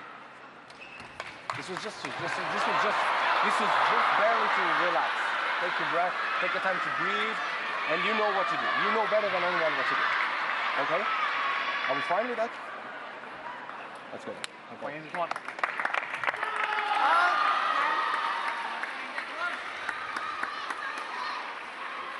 It's a little bit jangled there, Yancy, a little bit nervous. But the coach is saying, breathe, relax, come on, you know what to do better than anybody else. Just trying to give us some confidence, some belief.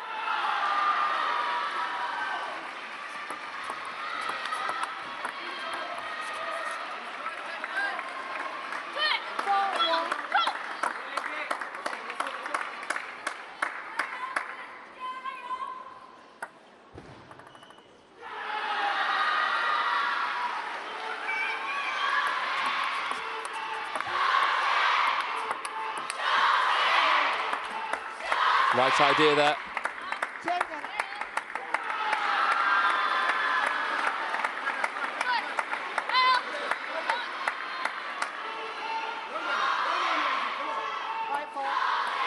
Switch ends and Antilio is in front by a point. Switch, nice parallel forehand there, well played.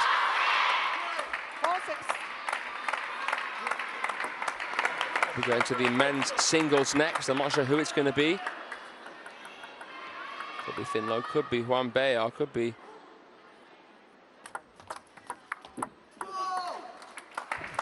any of them really. They're all so similar in level.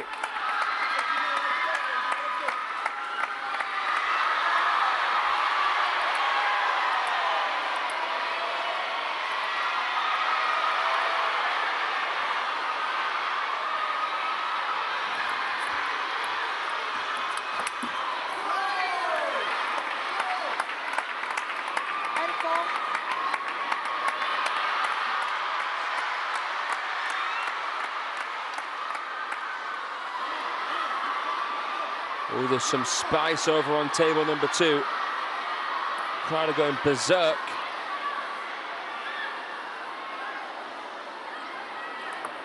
Back to this one, 8-4 to Antilio. And that breaks the streak of the Australian. Gopade still within reach, but she has to make a move now. It's make it or break it.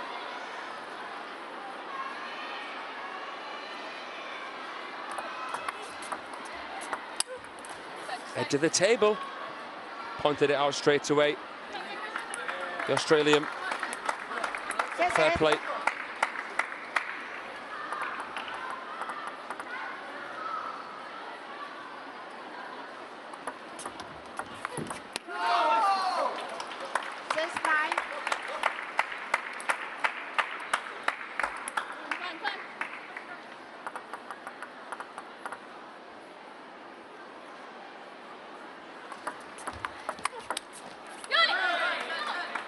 Coming back, Gopade, and I must admit, in terms of the body language, very good.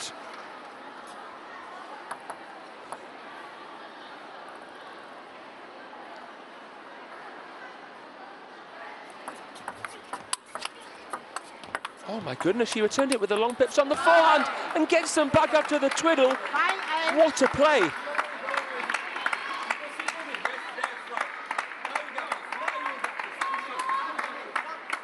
Remarkable from the Indian.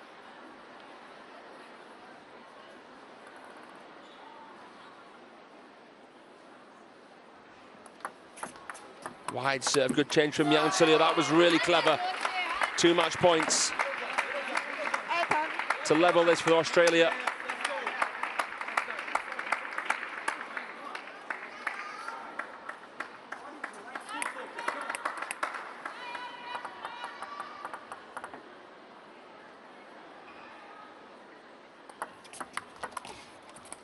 And she finishes with a cheeky little forehand flick.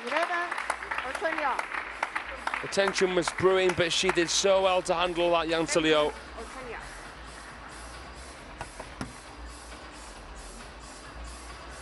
Was getting too close for comfort, but she just had enough there to edge out Yashaswini Gopad, who was close, very close to winning that match.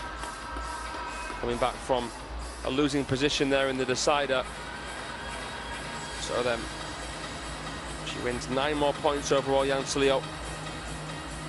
And that levels it for Australia here against India in this battle for 3rd place here in group number 2.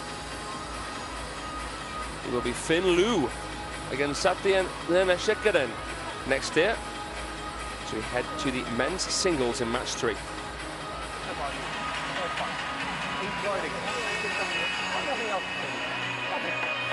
I told you already too many times, you spoke already too many times. It's not about tactics.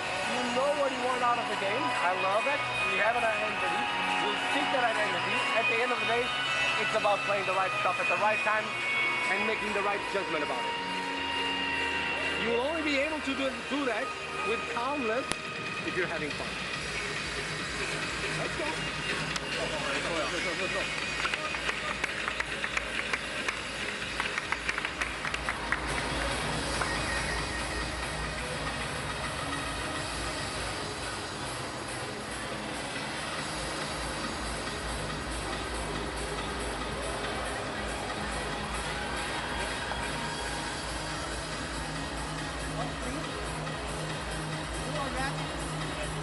Red for India, blue for Australia.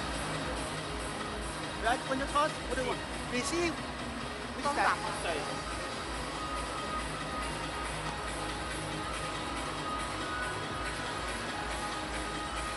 Start warm up.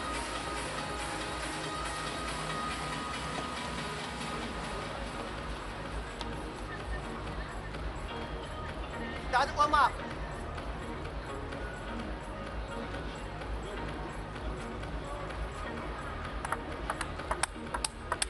So youth against experience here on table number 1. Finn Liu is only 20 years of age and he's 49 in the world. This season he got to the final of the ITTF Oceania Cup in Melbourne. He's won one international title. Satyan, his opponent, is 32. He's won 5 senior titles, including 2 WTT events. His highest ever ranking, 24 in the world back in 2019. He's currently ranked 56, so this is a ranking rivalry. Just 7 places between them on the world rankings.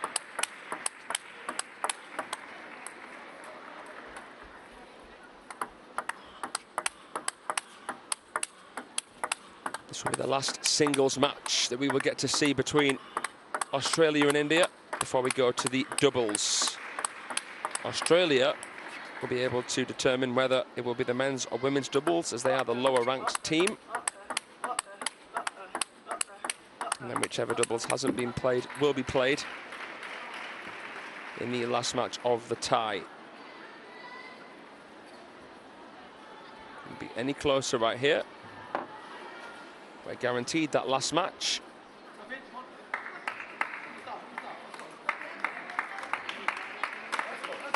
Now, Satyan is returning to full fitness. First game, Australia to serve. He became a father very recently, so took a break from international play. Missed out on the Asian Team Championships for India. And, you know, must have been very important for him because it was being held in India. One, love.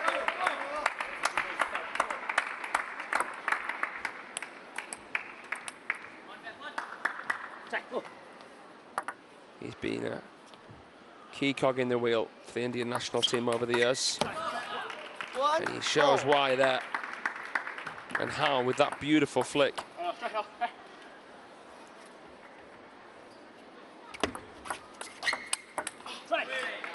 Commonwealth legend Satyen.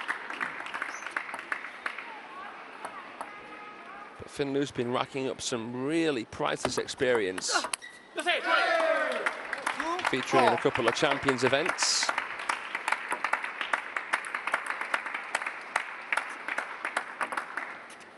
Played the Champions in Yokohama, was beaten by Tomokazu Haramoto, the eventual champion. Played the Champions Chongqing as well, and Incheon. Got the round of 16 in Korea, so he has had a win at a Champions event. Finn Lu. Here's his backhand serve. I like his style. He's a swift attacker, speedster.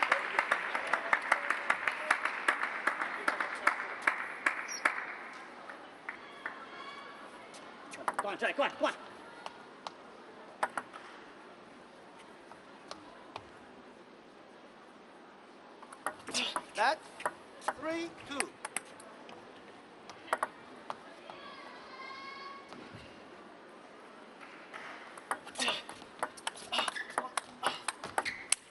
Sorry. 2-4.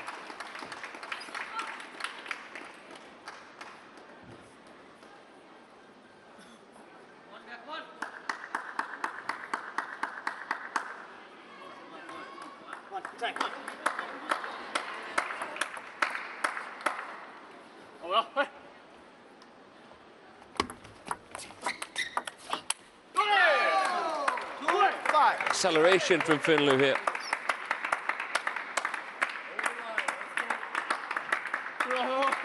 Seems to have the better of Satyen once it gets out the serve receive. Over the table looking dangerous. Flick. Couple of beautiful backhands. 6-2.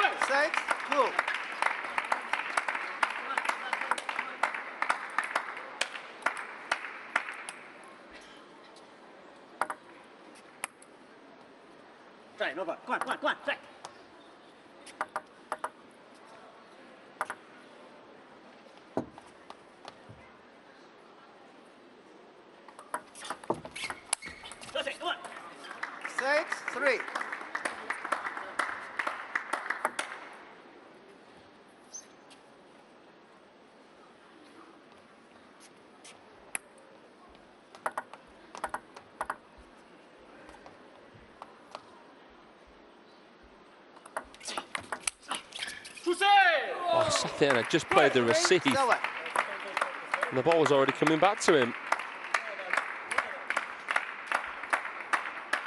Oh, that's amazing. It was a solid shot from Satyen. So it was beautifully disguised tomahawk. Tied to forehand. Finn Lu with no option really. And again, similar kind of serve. 7-5. This is more of a shovel serve, isn't it, than a tomahawk serve. He's not really square to the table when he plays it, but effectively the same in terms of the spin that he's generating there. And the action upon the point of contact.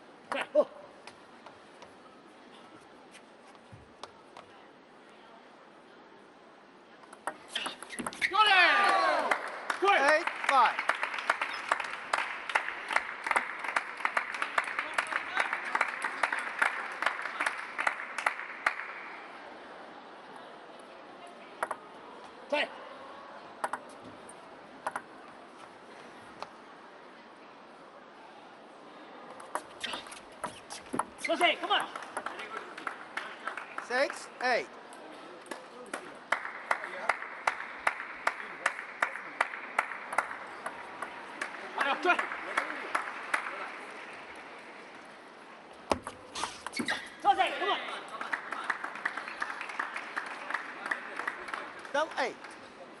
Time out.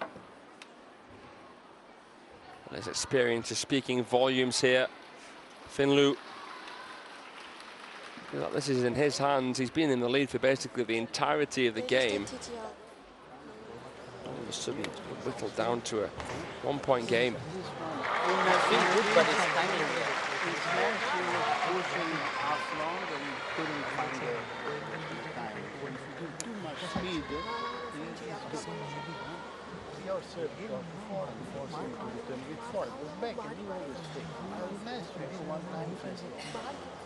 The system is there.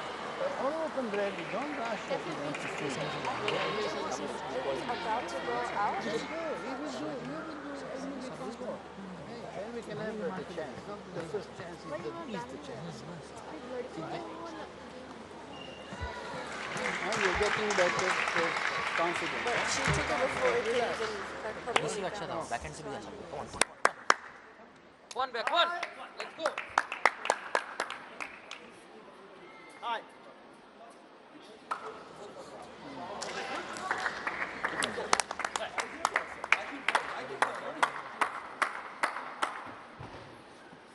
Hey.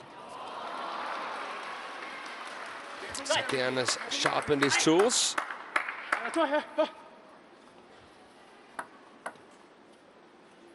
He's looking to level.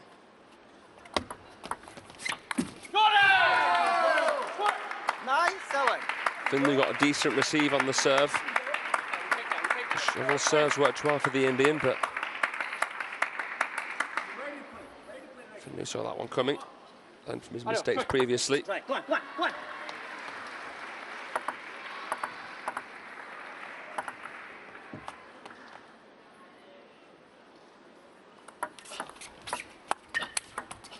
Oh, spun nicely, but Satyan ready and waiting, pounces.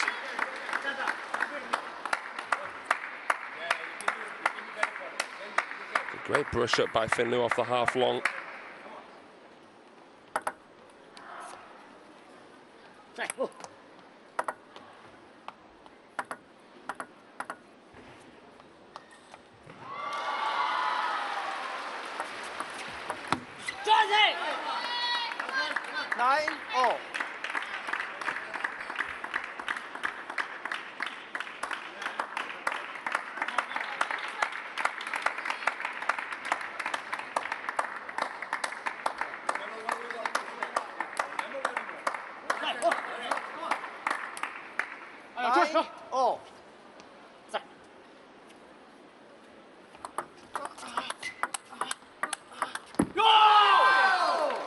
Well, that comes as a real relief, given how well Satyan has fought back.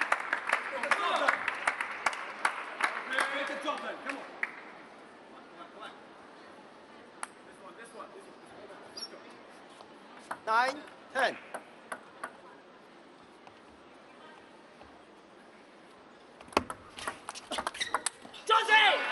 Come on. 10, all.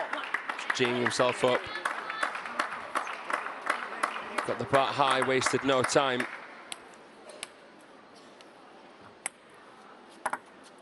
Finley playing it right into the waiting area.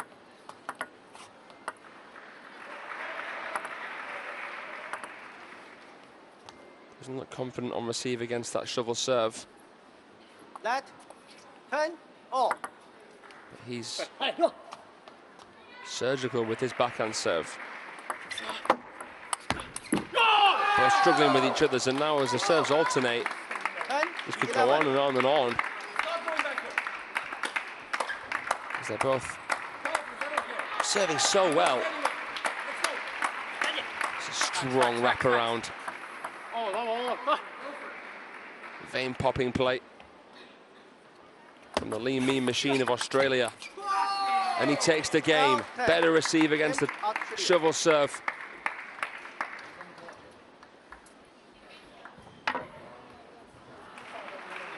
Deep on the table, loads of rotation, and Satyan that time couldn't counter with his forehand. 12-10. And Australia now take the lead here, 4-3 overall.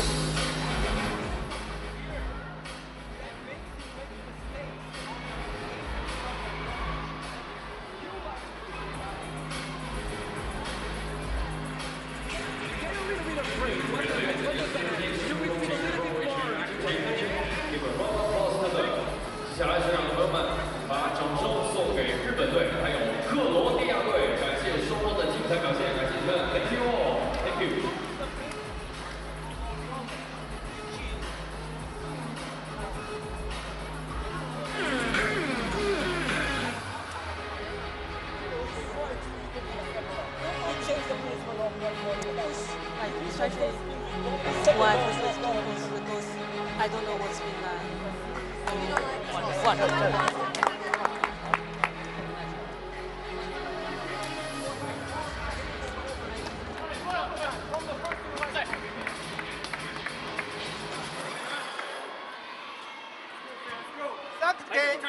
India to serve. Love, oh.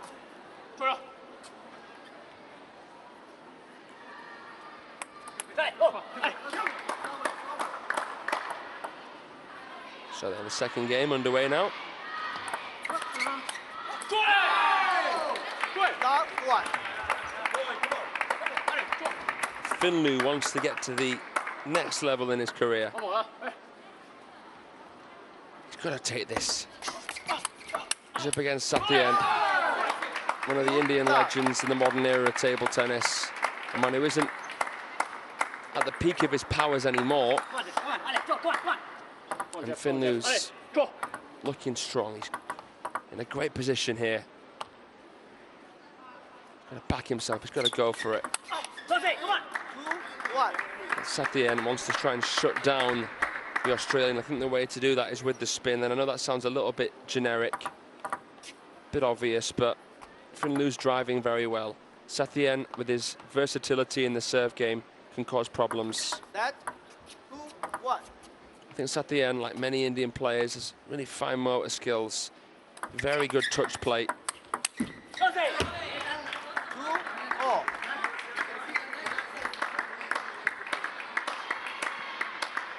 Very good controller.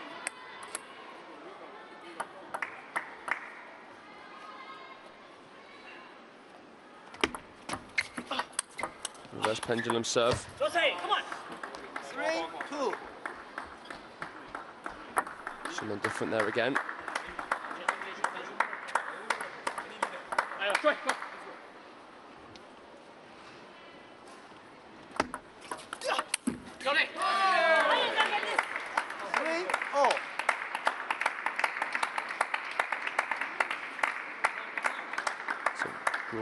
Great shot there.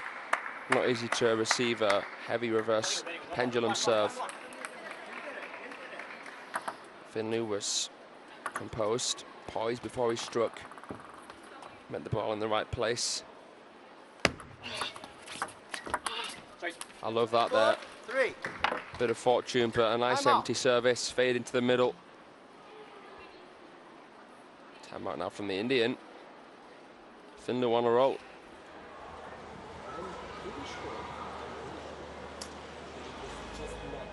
This is the final day of stage number 1. Croatia and Japan are through to stage 2. Top 2 in each group go through. India here and Australia weren't able to win their previous matchups. India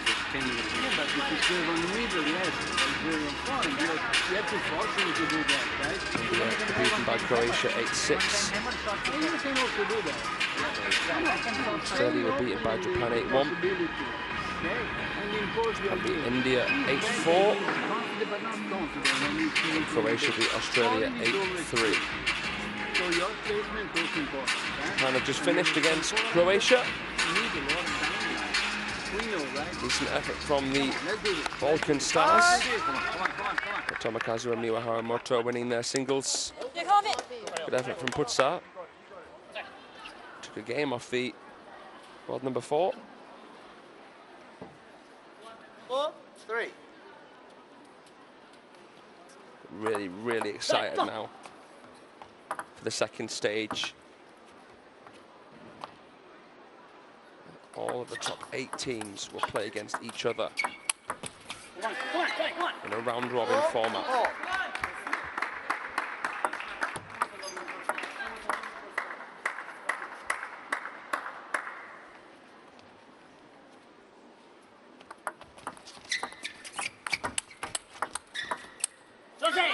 Fantastic control from Satyen, good change of pace.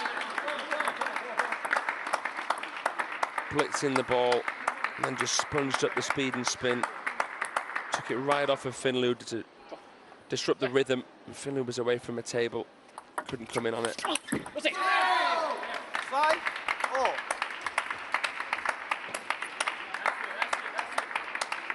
Table tennis is all about timing. You know, these players can hit shot after shot after shot.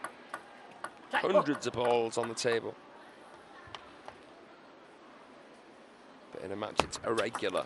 You know where the ball's going to come always. The timing isn't always there.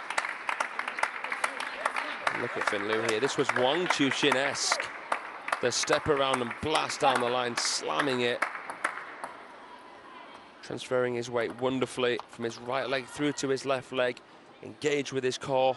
Took it right in front of him. 6-all.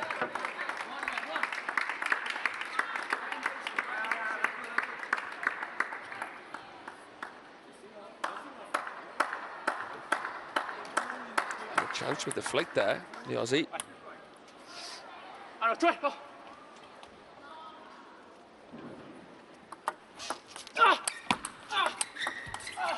Ooh, oh, Satya misses the slap.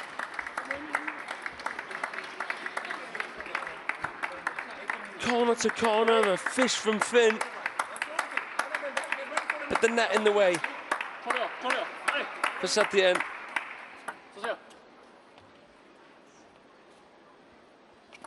It's a surprising miss. And Finn Liu now takes advantage.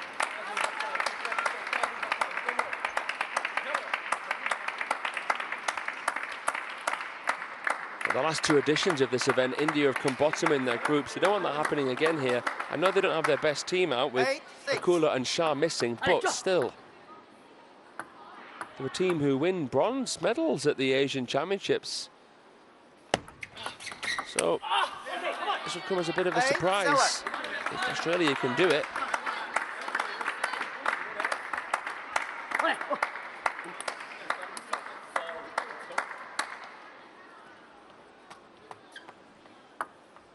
And Australia are the lower ranked team, and in the men's doubles they're handy with Nicholas Lum as well in the barracks, the lefty. Finn Liu knows his team will be in a great position if he can win this. But that might mean that he's putting some extra pressure on himself here. Knowing the importance of this. 8-all.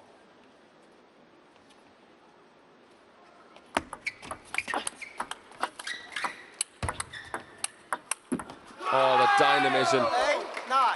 Away from the table on both the forehand and the backhand. Finn Liu unbothered.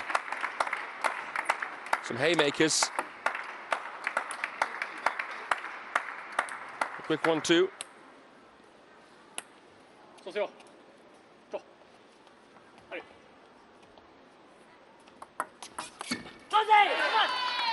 Nine-all.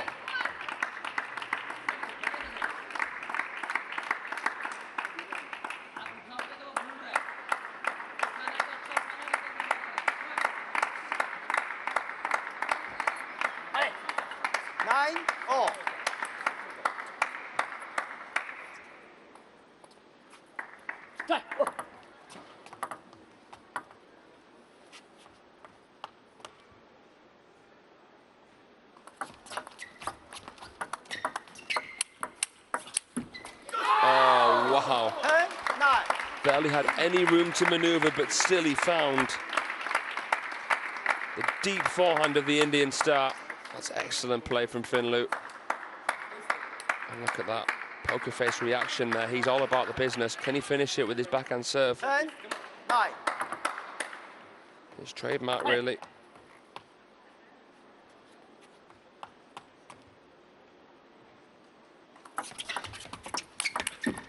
Yes, he can. 11-9. He's guaranteed the win, but could he win without dropping a single game? Well, that would drastically improve Australia's chances here against India. 5-3 now. Two very tight games, and Finn Liu wins both.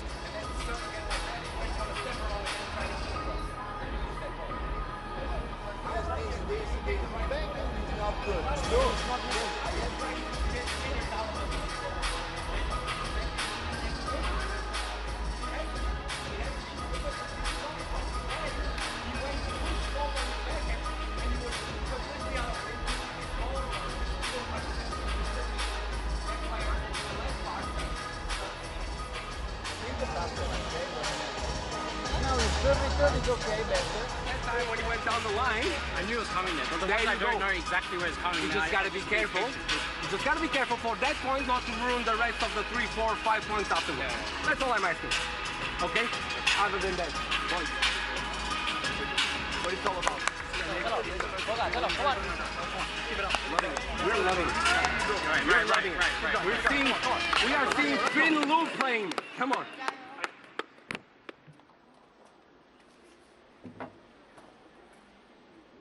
Third game. Australians serve. Come on, come on, come on, come on. Down, all.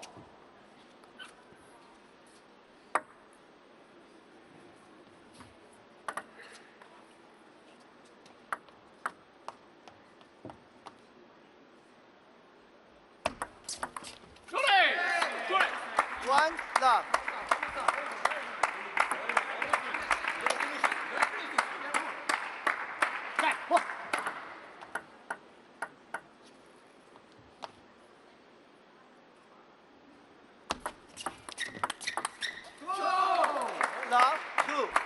World number 49 here.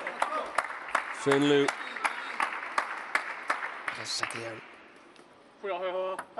Staring into his barrel here.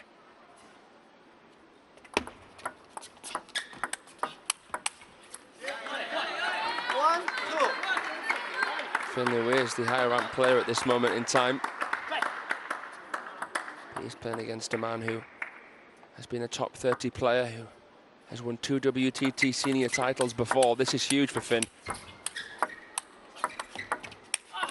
Oh, that is an absolute scorcher of a backhand. He has struck that when the iron was hot. That is Lin Shadong-esque. How on earth has he played such a belter from that far back? That was so good. 3-1. Shot of the match there. Oh, and again a confidence booster. This is really impressive. Long fast serve, backhand down the line, the most aggressive combination possible. He's in a flow state. If he sees it, he makes it.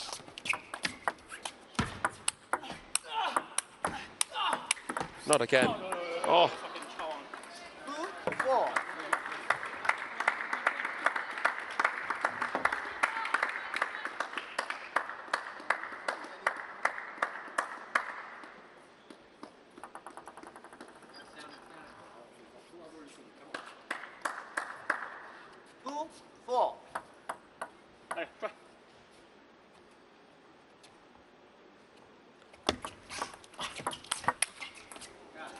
A little bit wild, but it was a good serve from Satien.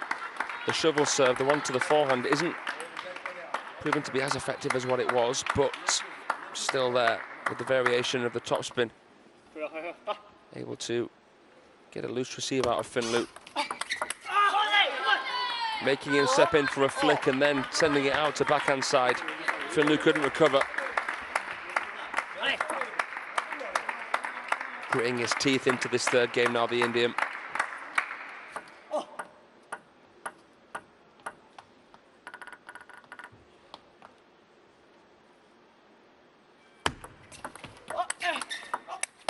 Sorry. 5-4. Well, fortune favoured the brave. He went for the jugular on both wings. Picked up the top edge of his racket, which affected the flight of the ball, knuckled it and distorted it.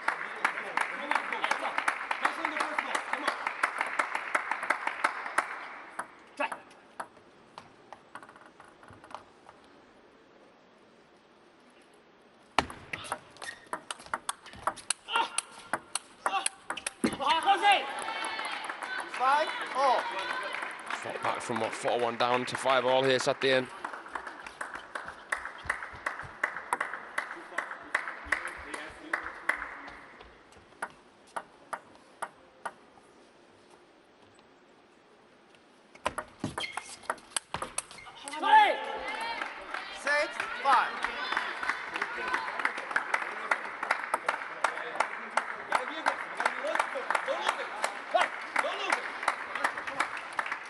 6-5. Come on. Hey. Go.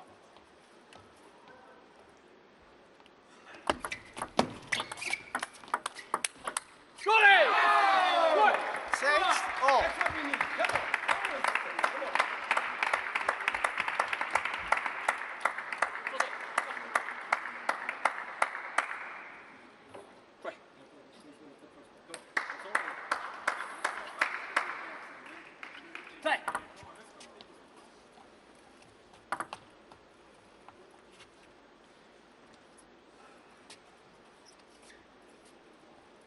Six, all.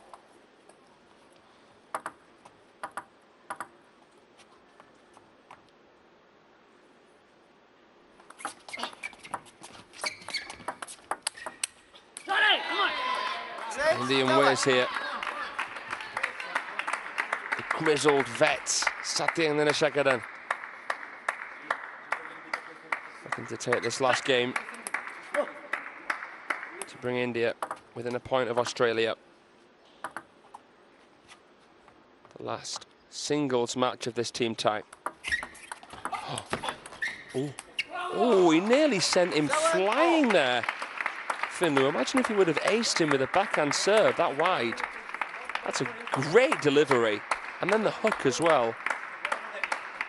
That's world class. Please play. 7-all. Almost.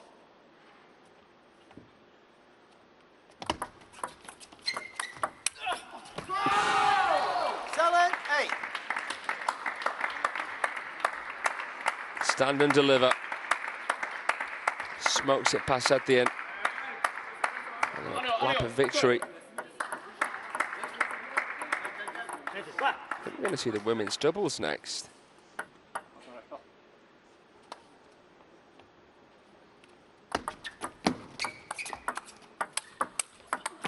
Again, out the crossover. So quick, Finn.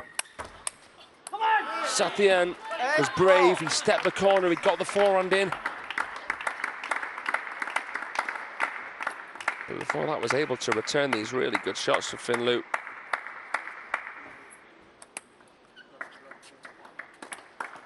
And every single game has been separated by a margin of 2. Looks like we could be in for a similar finish. Guides it. Clever play.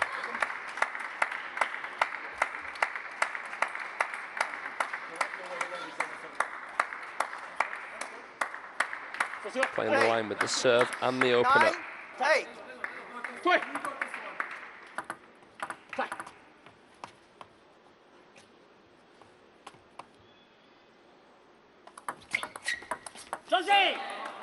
9-8. Wasn't the most convincing shot from Satyen, but it was smart in the sense that it was soft. And it was an aggressive serve from Finn. Maybe he was 9-all. trying to invite an attack, and he didn't get it. He got something slower.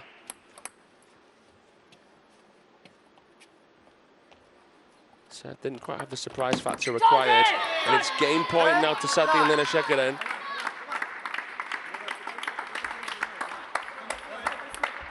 India really need this. 10-9.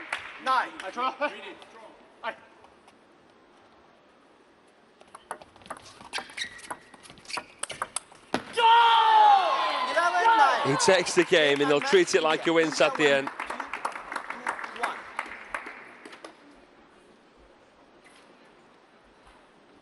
What does it mean? Well, in the grand scheme of things, not much, because neither one of these two teams are making it through to stage 2 anyway. But personal pride was right there with Satyen's win. He was happy that he could showcase his skills in the last game there against Finlu, who overall wins the match 2-1, but couldn't keep a squeaky clean record. And that means that it's now Australia 5, India 4, going now to the women's doubles, where Dia Chitale and Manika Batra will face Konstantina Figogios and Ian Salio.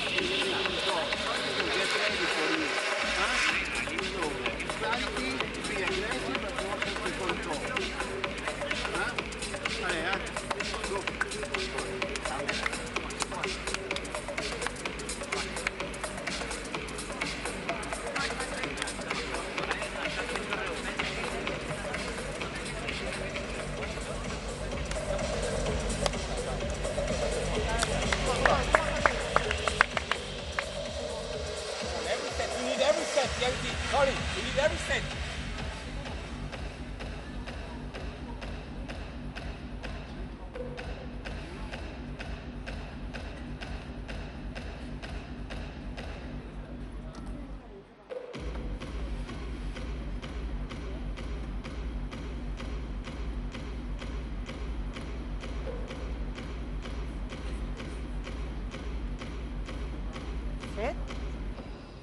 Back.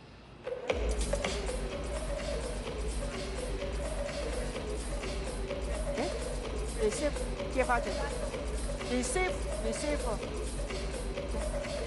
Okay. 4. 10. This is 7. 7. Đấy. Đấy đi chia. Ok. Biểu chia.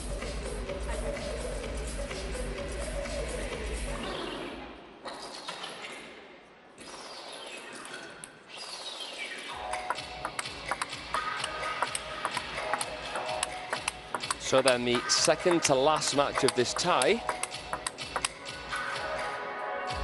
Australia could finish it here, but they'd have to win 3-0. And I don't think that's too likely with Manika Batra, the 2018 Commonwealth Games champion, and Dia Chitale, one of their pocket rocket young players, on the other end of the net. Constantina Pirogios and Yang Tsulio are a strong pair. We saw the 16-year-old Constantina in action earlier on in the mixed doubles, and she has a nice tomahawk serve, good flat hits on the forehand, and she's a good blocker. Yang Tsulio with the short pin pulls on the backhand side could especially prove to be difficult for Manika Batra to deal with. And Dia Chitale is going to have to be countering very, very well indeed, as Manika Batra will be playing a few backspin balls that could invite a slow spin. It's the fact that she has long pin pulls on her backhand side without any sponge.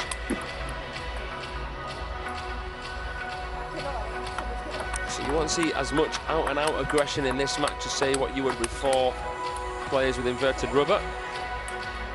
You're going to see touching, pushing, countering. You're going to see changes of rhythm constantly throughout this match.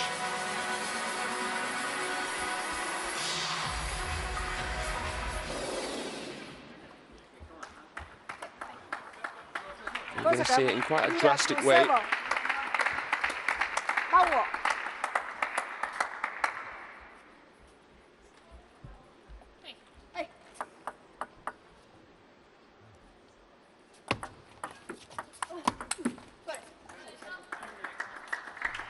Dia Chitale was pretty strong earlier on in the event. Svestika Ghosh featured in the last doubles match, the mixed doubles, and she was so impressive with Takar. I think her and Chitale quite equally matched, and they're both out-and-out attackers on both wings. Different from the Mukherjees, different from Batra and Akula, and of course the Kopade.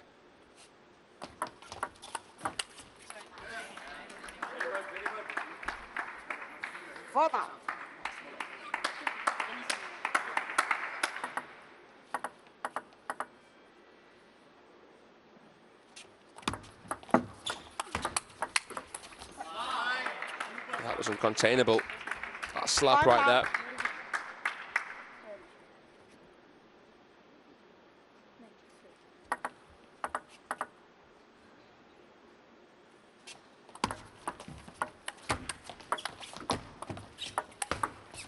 Oh.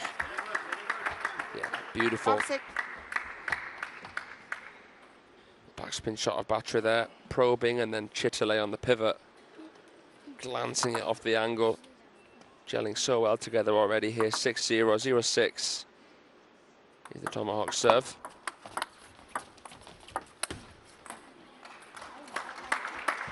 Front 6.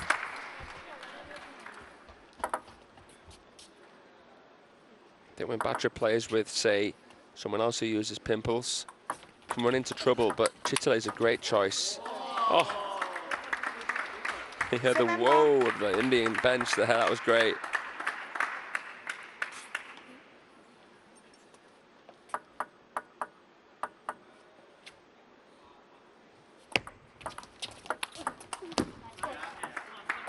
Too good right now. Points been won on a canter.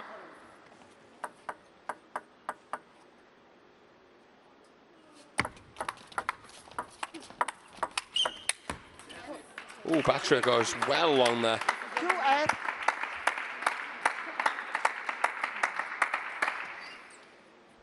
Tried to slap it. Nearly takes Chitale's head off.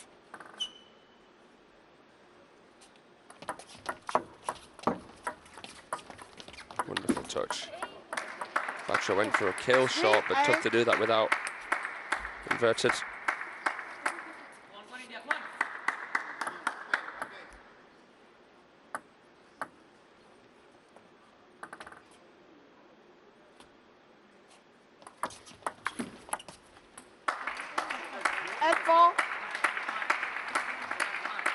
Tap of encouragement there from the Australian #1, Jan Saleo, who won 4 gold medals at the ITTF Oceania Championships. First time ever that someone won all 4.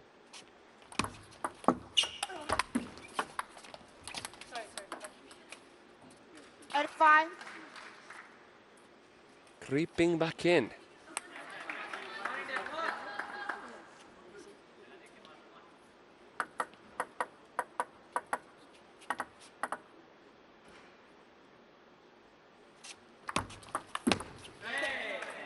Served it there with the long pimples, but still Beorgios wasn't able to return it with the flick. It's such a casual tomahawk serve, isn't it? 6-9. With the 16-year-old Aussie place.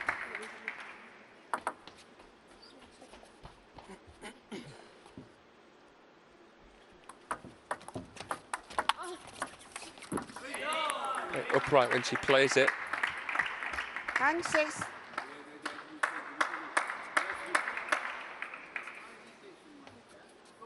Four game points.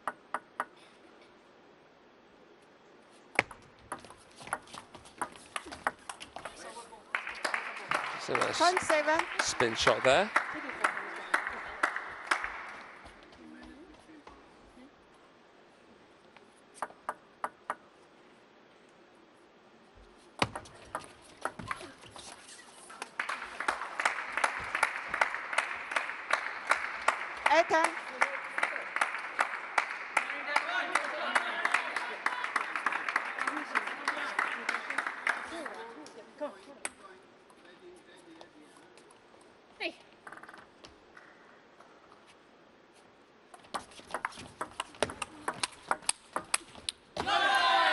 Lashing out, and the Indians finally get it done, but goodness me.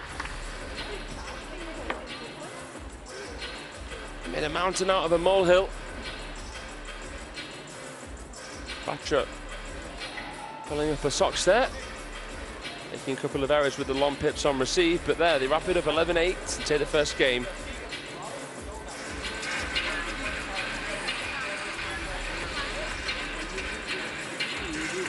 Got it done, and that's all that matters.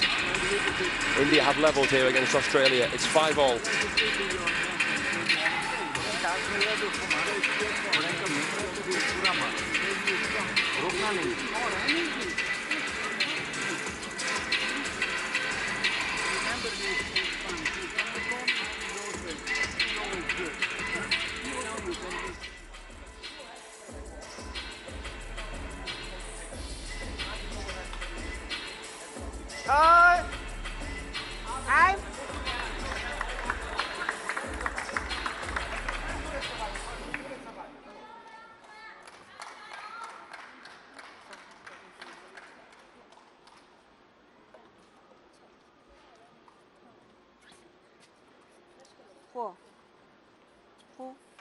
Who first? The servers.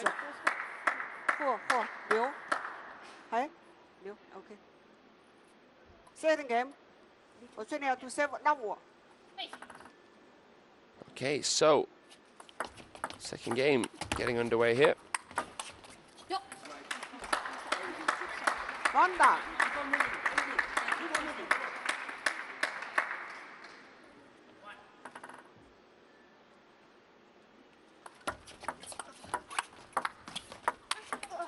Ooh, that's too good from Yancelio. Backhand punch. That's one thing she can do with the short pips. She can dismiss the spin on the ball, which is especially helpful against Batra. And Batra loads up. Well, it comes through with the long pips to create backspin. Chitale went for broke. Chitale, one of the best performers rather, in the Ultimate Table Tennis League in India this season. She's really coming of age in more ways than one. And she has actually beaten Batra internationally in singles.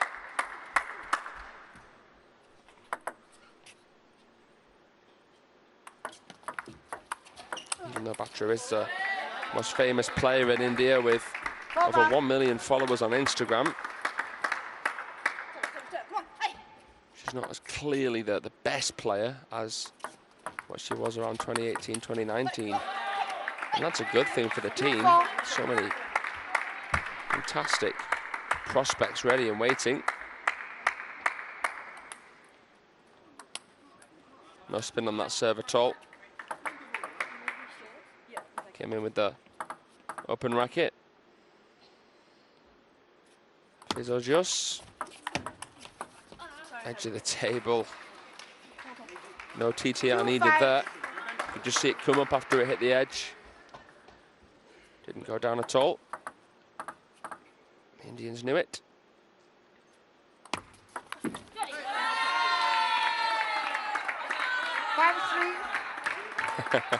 Where's this energy come from?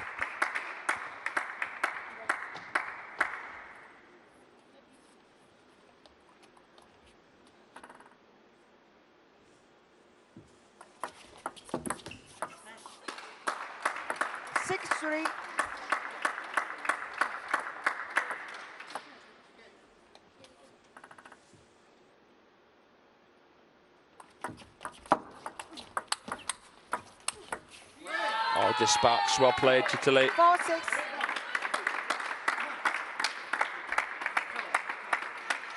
Yeah, couldn't tell where she was going to go at all.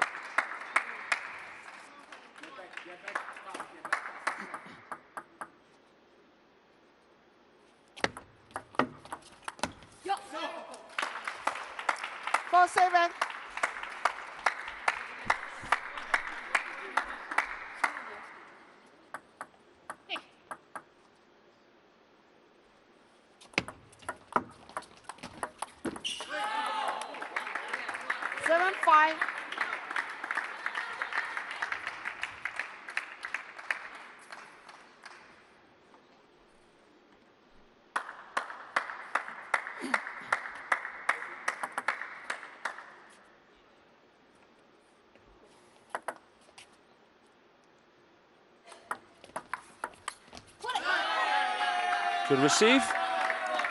Too slow to the ball there, Leo. Come out. Planted her feet, not expecting it to come so wide, and it's a timeout here from the Aussies.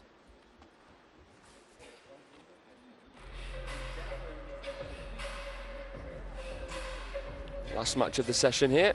Match 2's finished with Japan defeating Croatia in Group 2 to top their group.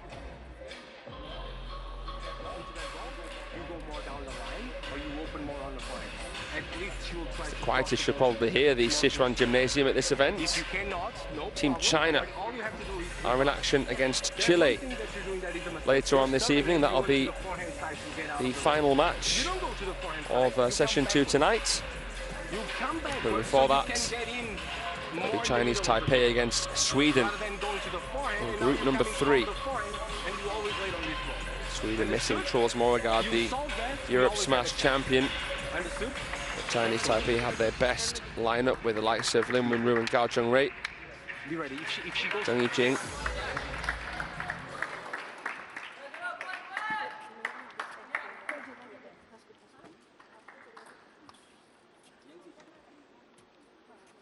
Seven, 6.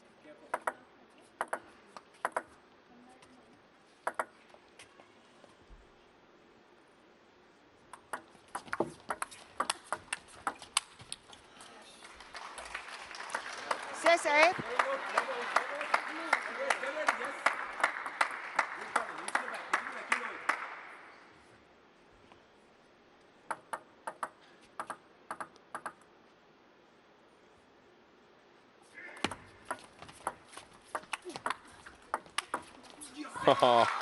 Like swatting a fly.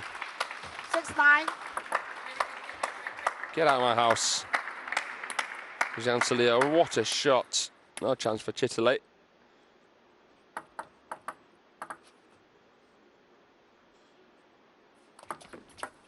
Net.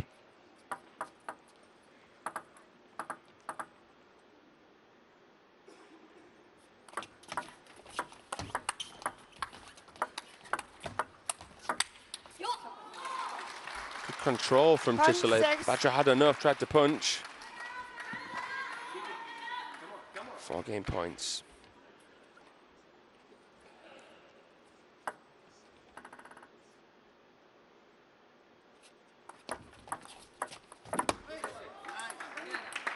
Just about length there. 10, 7.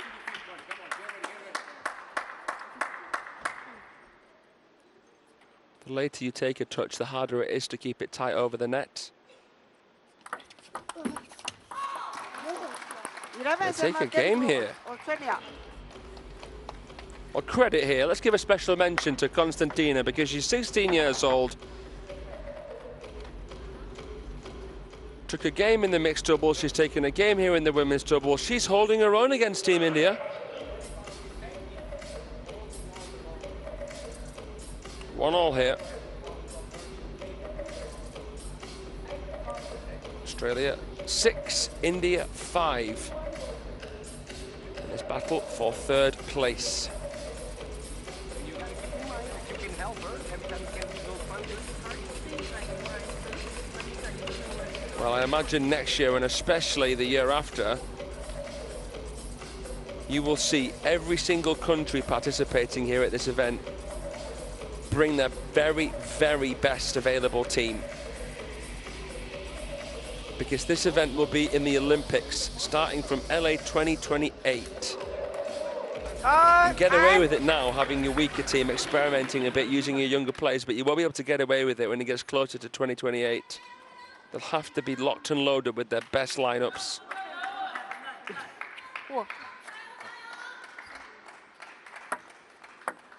At the World Youth Championships, India to 7. Bravo.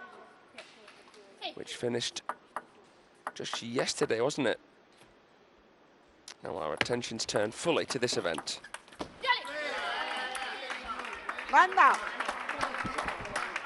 And I think that you can actually win individual ranking points as well. Based on how far you go, the ranking points of your team are divided by whoever played, however many players it was, and whoever played most regularly and won most regularly for your team. So there are actually individual ranking points up for grabs, to my knowledge, here as well. 1, 2.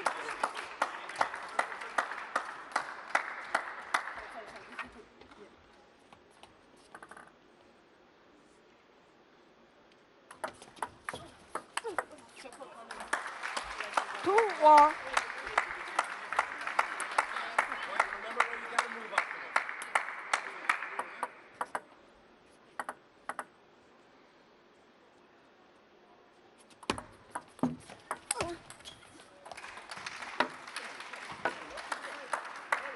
Two, 3. Time out.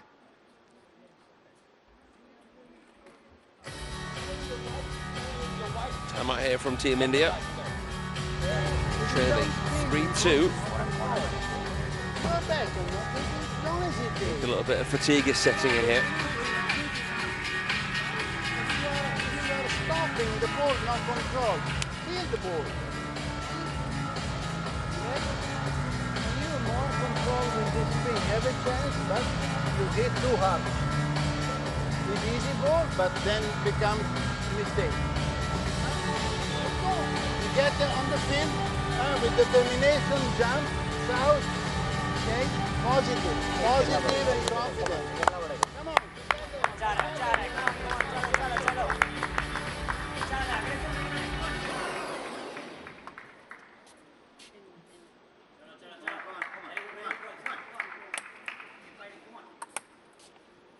Two, three.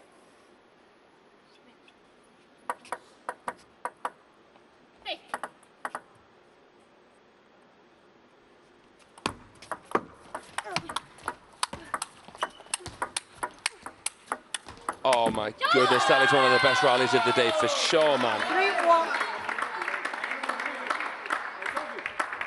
Oh, the body, top edge recovered, punch shots recovered. Excellent.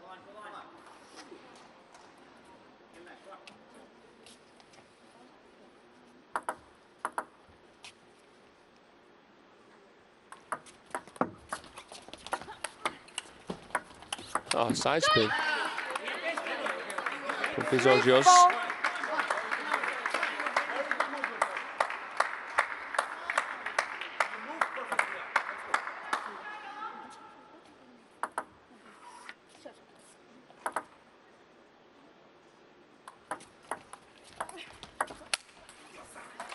An unusually shallow ball. I don't think she fully intended to play it there, but still. And the point, Batcher went for a slap shot that she really didn't need to be honest.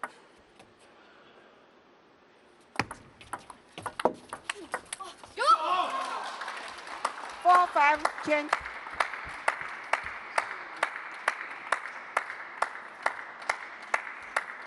Remember those two things, remember those two things.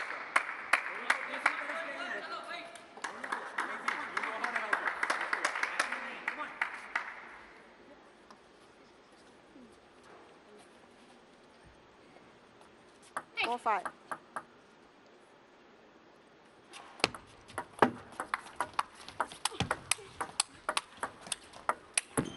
Oh, 5-1. no holds barred affair here.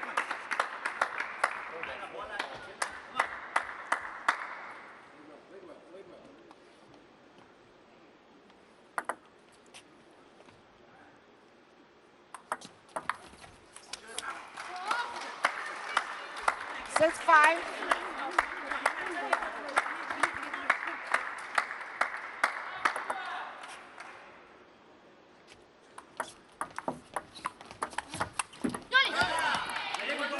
Six, one.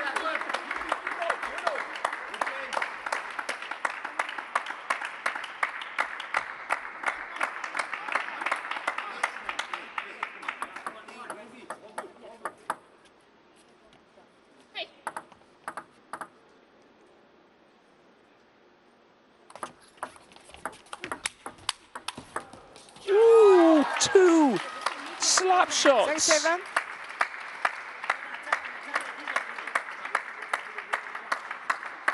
An untouchable shot down the line there.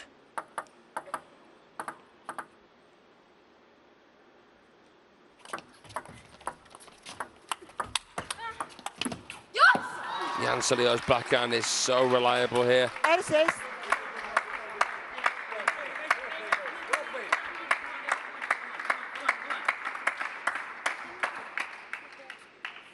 This is big.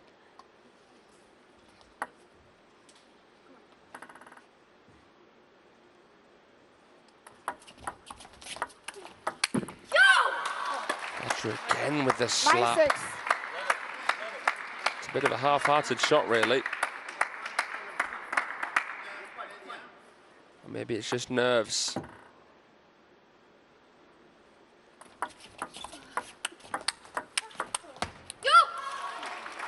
Better control from Manika, but still not enough from the Indians, and it's 4 match points here to the Australian pair. This would be a great win.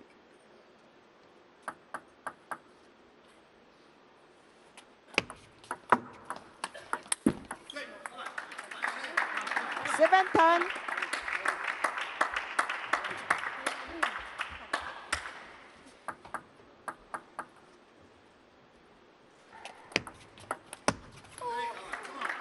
Went for a strawberry finish, but not fruitful for Constantina and Australia.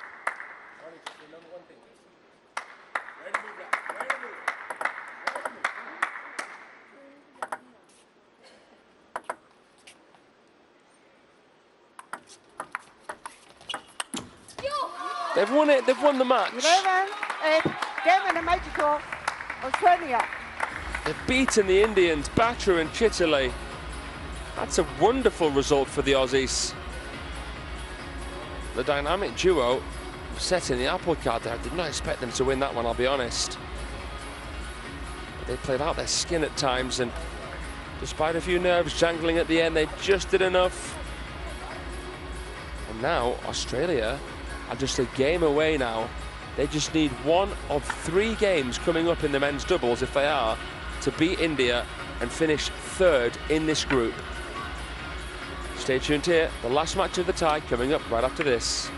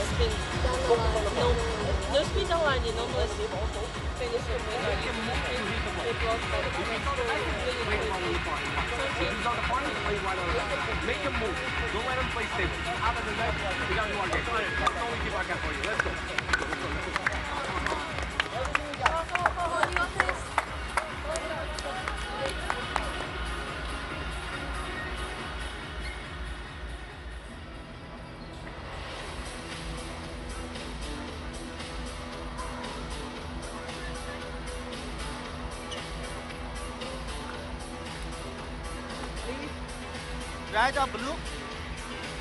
Red for India, blue for Australia. Red, you want to toss, what do you want? Receive. This side? Yes. This side. You not serve first. You serve first. Well, Bang first. Start warm up.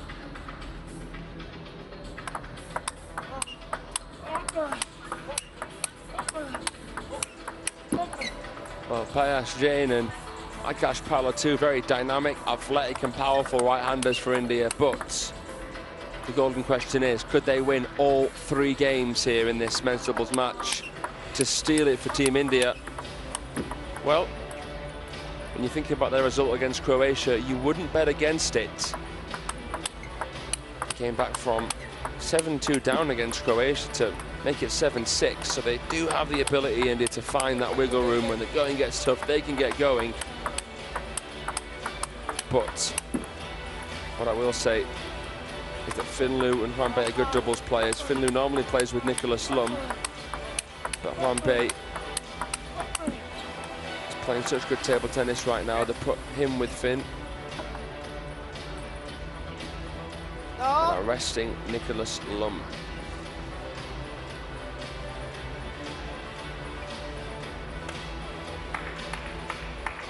even though it doesn't count for much in the sense that neither of these two teams can get through anyway to stage number 2. Australia to serve.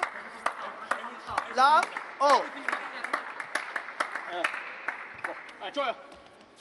Let's look at it from this perspective. It would be a big, big headliner in the Australian news if they can beat India in table tennis, because India are a more established nation in the sport. More decorated nation.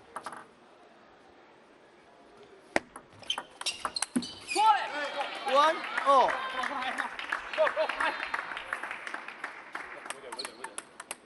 Two.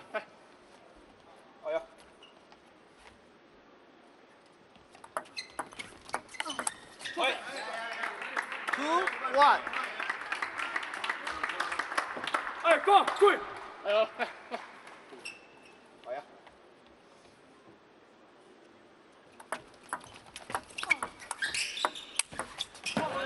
Sweeping shot, you could hear the screech of the shoes on the ground.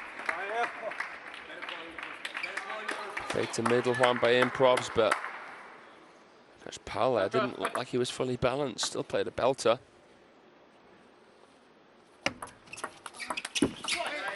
One. Four.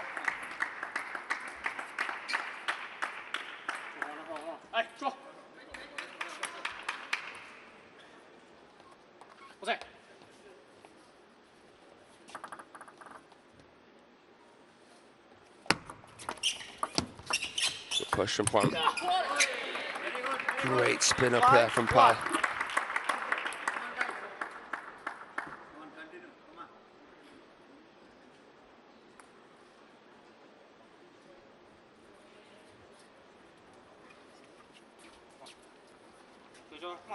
Five. One.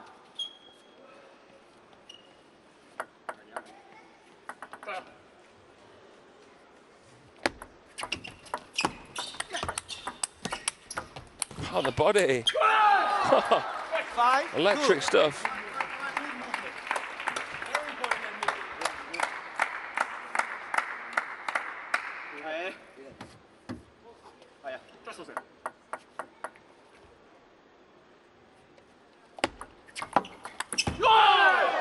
Three. Five.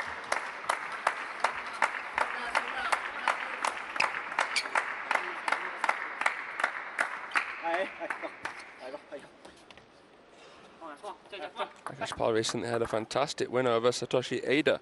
Very, very fascinating player from Japan who chops and attacks on both sides despite using inverted rubber. A man who's won a couple of star contender titles in mixed doubles with Hashimoto.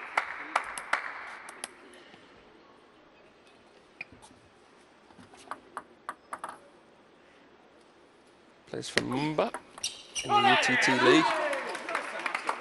6-4. Mumba TT. Rapade plays in that team. Svastika Ghosh and also Bernadette Such.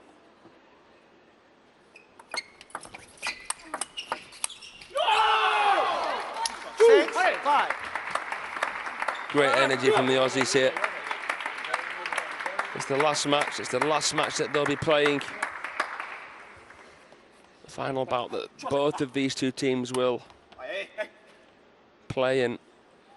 They want to go out with some good energy, some fireworks, some fight. It's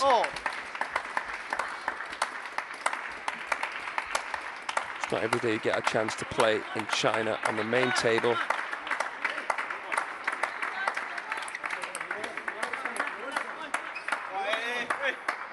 That isn't going to be motivation. I don't know what is.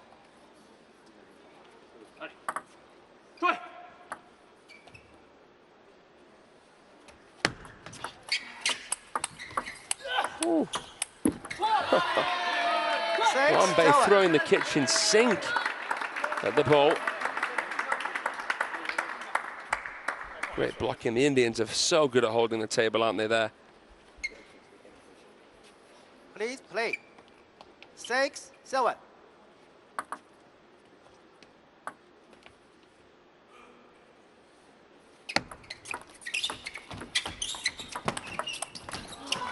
Ooh, rapid. 7-all. 4 speedsters at the table here.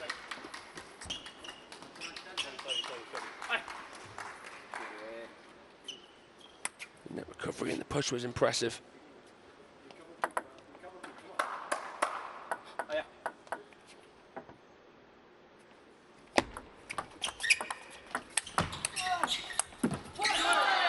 Pompey looks down at his racket as if to say, what?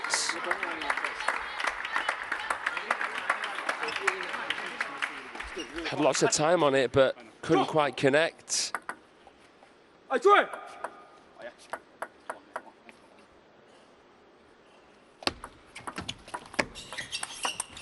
Finlay to the ground.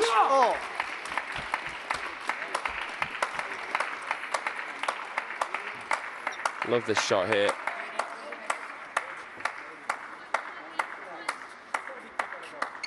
Put a couple of those against Sathian in a checker, and that was a great win for Finlay in the men's singles earlier on.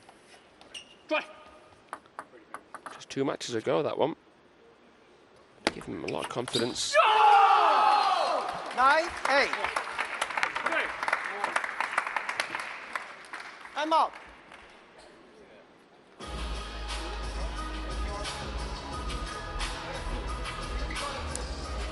Remember, it's a must-win game. Every single game in this men's doubles match is a must-win for the Indian double acts, and it's becoming a little bit too tight here.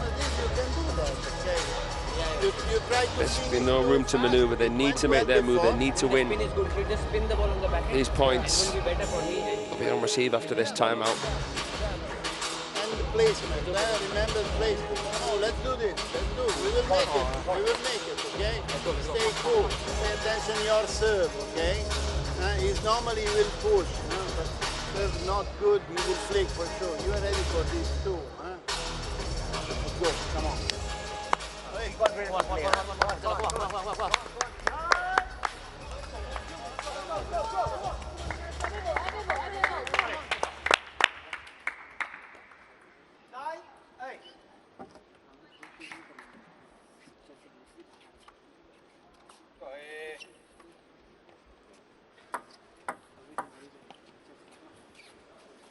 Nine, 8.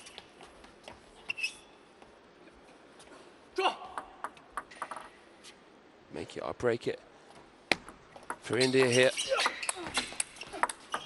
Oh. 9-4. The composure and the closure. World class there. As aggressive as can be.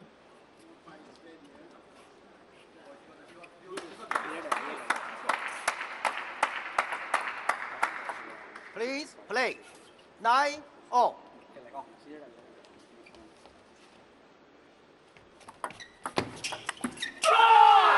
Match point for Australia. 9-10.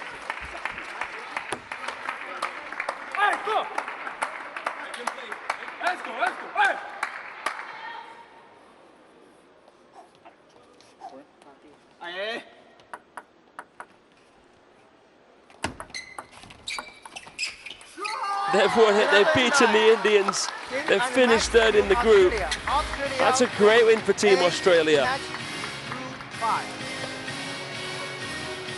Finlay won his singles, and alongside Juan Bei, won the doubles as well. This is the brilliant win of their women's doubles partnership. They just needed the one game, and they took it at the first time of asking there against Akash Pal and Payas Jain. Well done to these two young stars from the land of Australia. They may not have got through their group to stage 2. Not many can, but the future certainly looks bright.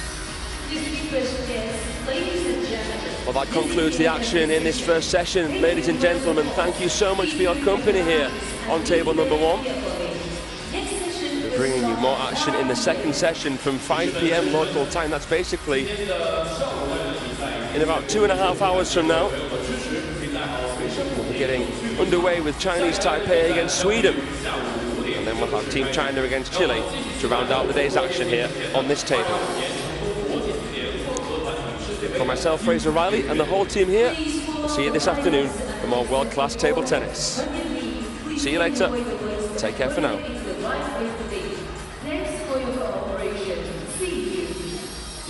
是工作人员的指引，有序离场。离开时，请您随手带走身边的垃圾，请注意垃圾分类。感谢您的合作。All technical officials, athletes, coaches, staff, and volunteers, thanks for your hard work. Your devotion is key to this wonderful competition. 感谢各位技术官员、运动员、教练员、工作人员及志愿者的辛勤工作，你们的努力为现场的各位观众贡献了一场精彩的比赛。各位，我们稍后见。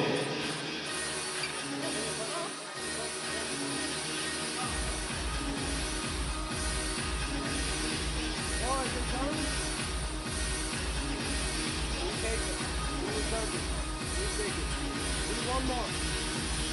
Definitely one more.